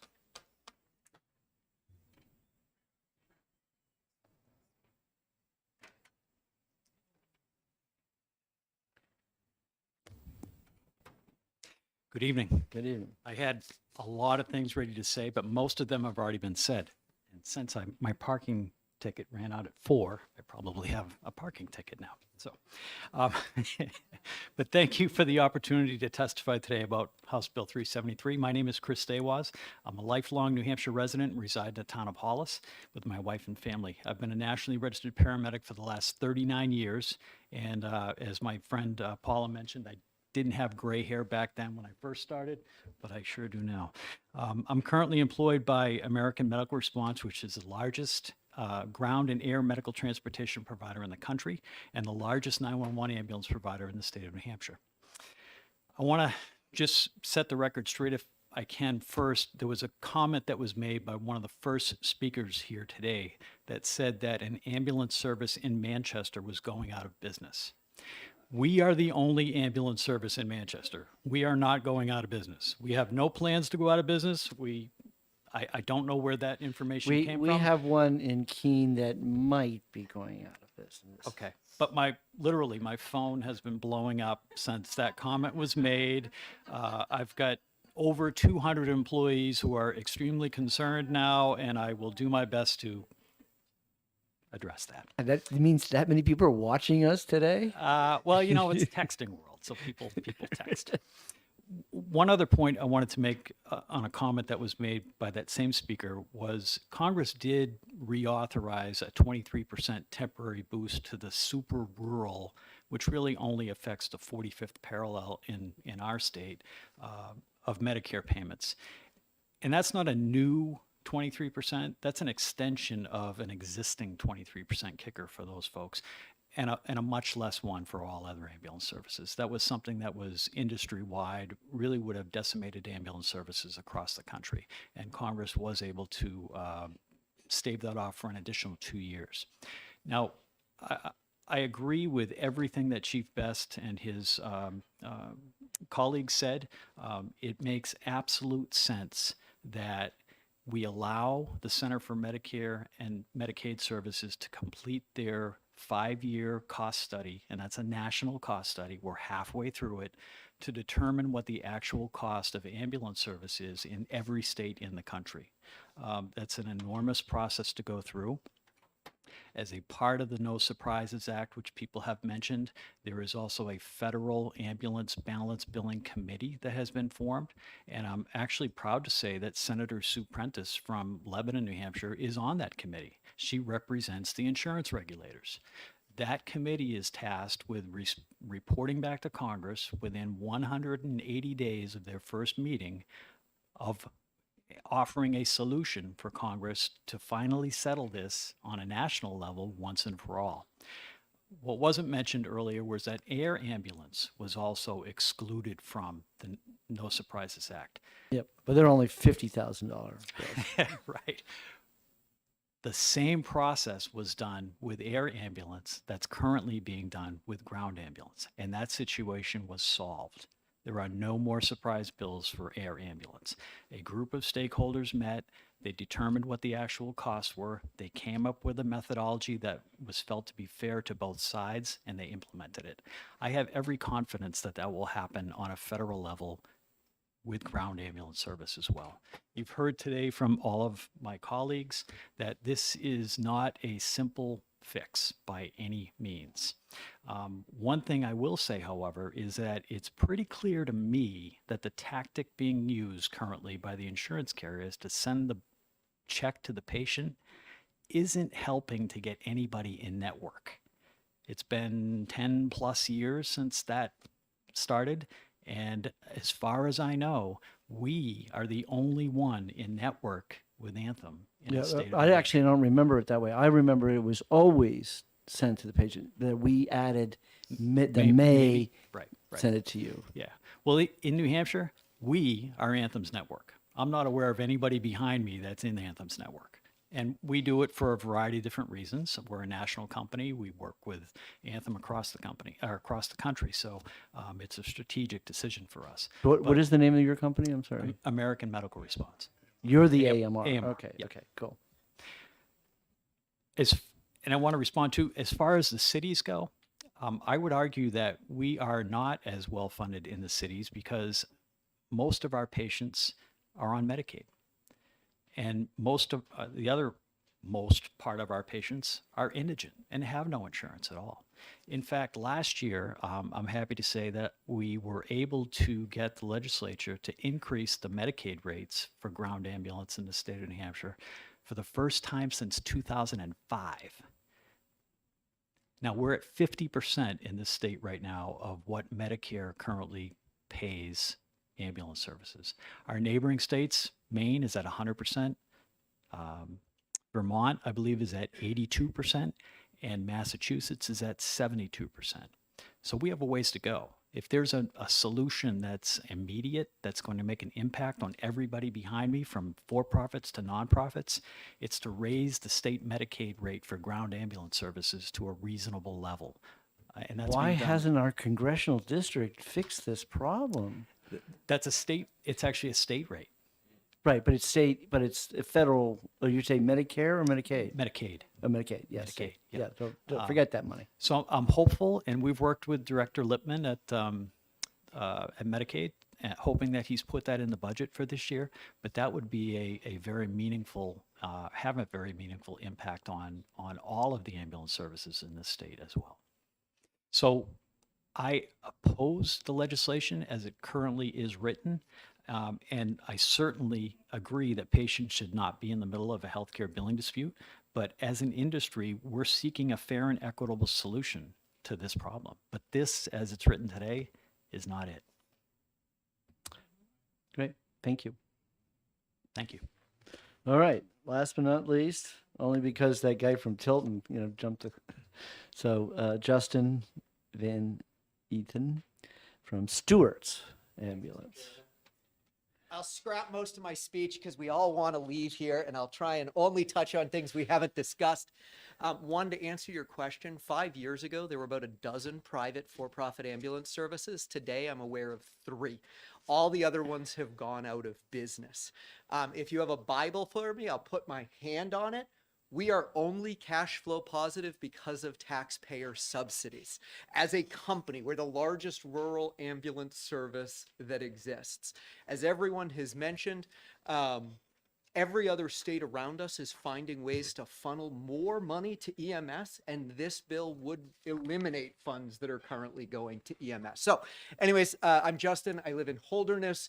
I'm the chairman of the board and have been for almost 20 years now at Stewart's. I've also worked extensively with Cheshire County to help them set up their ambulance service, with Deluzio unfortunately going bankrupt. As I've testified, despite the fact we're not private equity You're owned. not bankrupt yet. What? Well, the IRS They liens or said something. that they were going to pay the bill. Oh.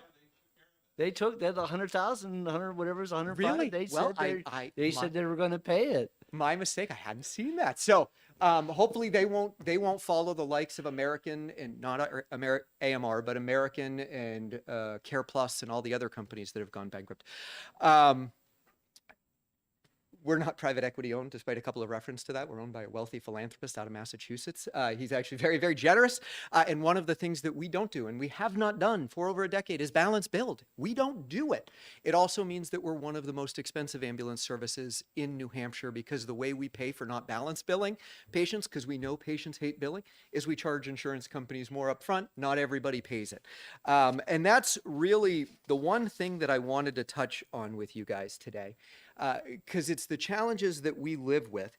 Is just before I left, I grabbed 10 EOBs, the most recent explanations of benefits, payments that we got for ambulance transports. Every single one of these, it's the exact same code. It's A0427. It is a 911 call. Mileage is excluded from this. It's just, the first part, so it should be the same for everybody that we treat. The average on this in the state of New Hampshire, according to newhampshirehealthcost.nh.gov, is a little over $1,500, right? One of the largest insurance companies in New Hampshire Here's 10 bills. 4 of them, they told us the appropriate amount of money to get paid, average is $1,500, is $480. That's less than Medicare pays us. And by the way, Medicare is not acknowledged as being the right number. I think Congress has all said it's paying less than what it cost us to run the service. So 4 times out of 10, they pay us less than Medicare. And then we get one, and it's $781. Well, maybe they thought it was more expensive zip code. Okay, maybe there's a little bit of discrepancy. And then we get one, they paid $3,200 on. Again, this is all in the last few weeks in the state of New Hampshire on the same type of 911 call, except that $3,200, they paid that check to the patient. All the other ones they gave to us. The next one, $3,300. The next one, $3,500. The next one, $3,600. The next one, $3,600. The next one, $3,700. The next one, $3,600. This is one insurance company in New Hampshire making payments in the last 2 weeks for the exact same 911 call. By the way, every one of those ones that wasn't $400, they sent the check to the patient. And then they tell us, on average, we paid you $1,500, which is the state average. I go, no, you didn't. You paid us $400. You paid the patient, I don't know, what does that work out to be? $20,000. And now we've got to chase the patient, and we'll be lucky if we get a third of that once the patient is done. And this is the problem. These games, we don't balance bill the patient. So if somebody gives us $400, okay, great, we'll bill you for a copay and a deductible. We have to do that. But that's it. We don't balance bill you and say, hey, your insurance company paid everyone else at $3,500, so we're going to balance bill you the difference. We don't. And the insurance companies are taking advantage of this. One of you asked, what's the solution? Again, hopefully somebody smarter than me thinks about this. Maybe it does, and I don't like regulatory oversight, but maybe it does need some level of regulatory oversight. But my one concern, I spent 20 minutes talking to the insurance commissioner. He seems like a really nice guy. I hadn't interacted with him before. But you talk to those folks, his deputies, and even to the commissioner, they don't like the insurance companies. I can't tell you how many times I heard the word usurious used, multiple references that are things that are flat out illegal in our industry. So if you're gonna regulate it, I think you've got to do something with Health and Human Services, Commissioner of Safety, and the insurance commissioner, and you bring together that voice that says, okay, wait a second. How in God's name do you say one 911 call in Sandwich is worth $400 and the other one's worth $3,500 and they're 3 days apart? Because that's what we all deal with on a regular basis. So that's it. I'll skip the rest of it because I think it's all been said and everybody wants to leave. So thank you all for your time today. It's sort of like the lottery. You never know what you're going to get. It's true. That's why my colleagues have to balance bill. But okay, I have no more cards. And I think we will close the public hearing, and I thank you all for staying and Thank you all. Thank you. and this will be on the subcommittee.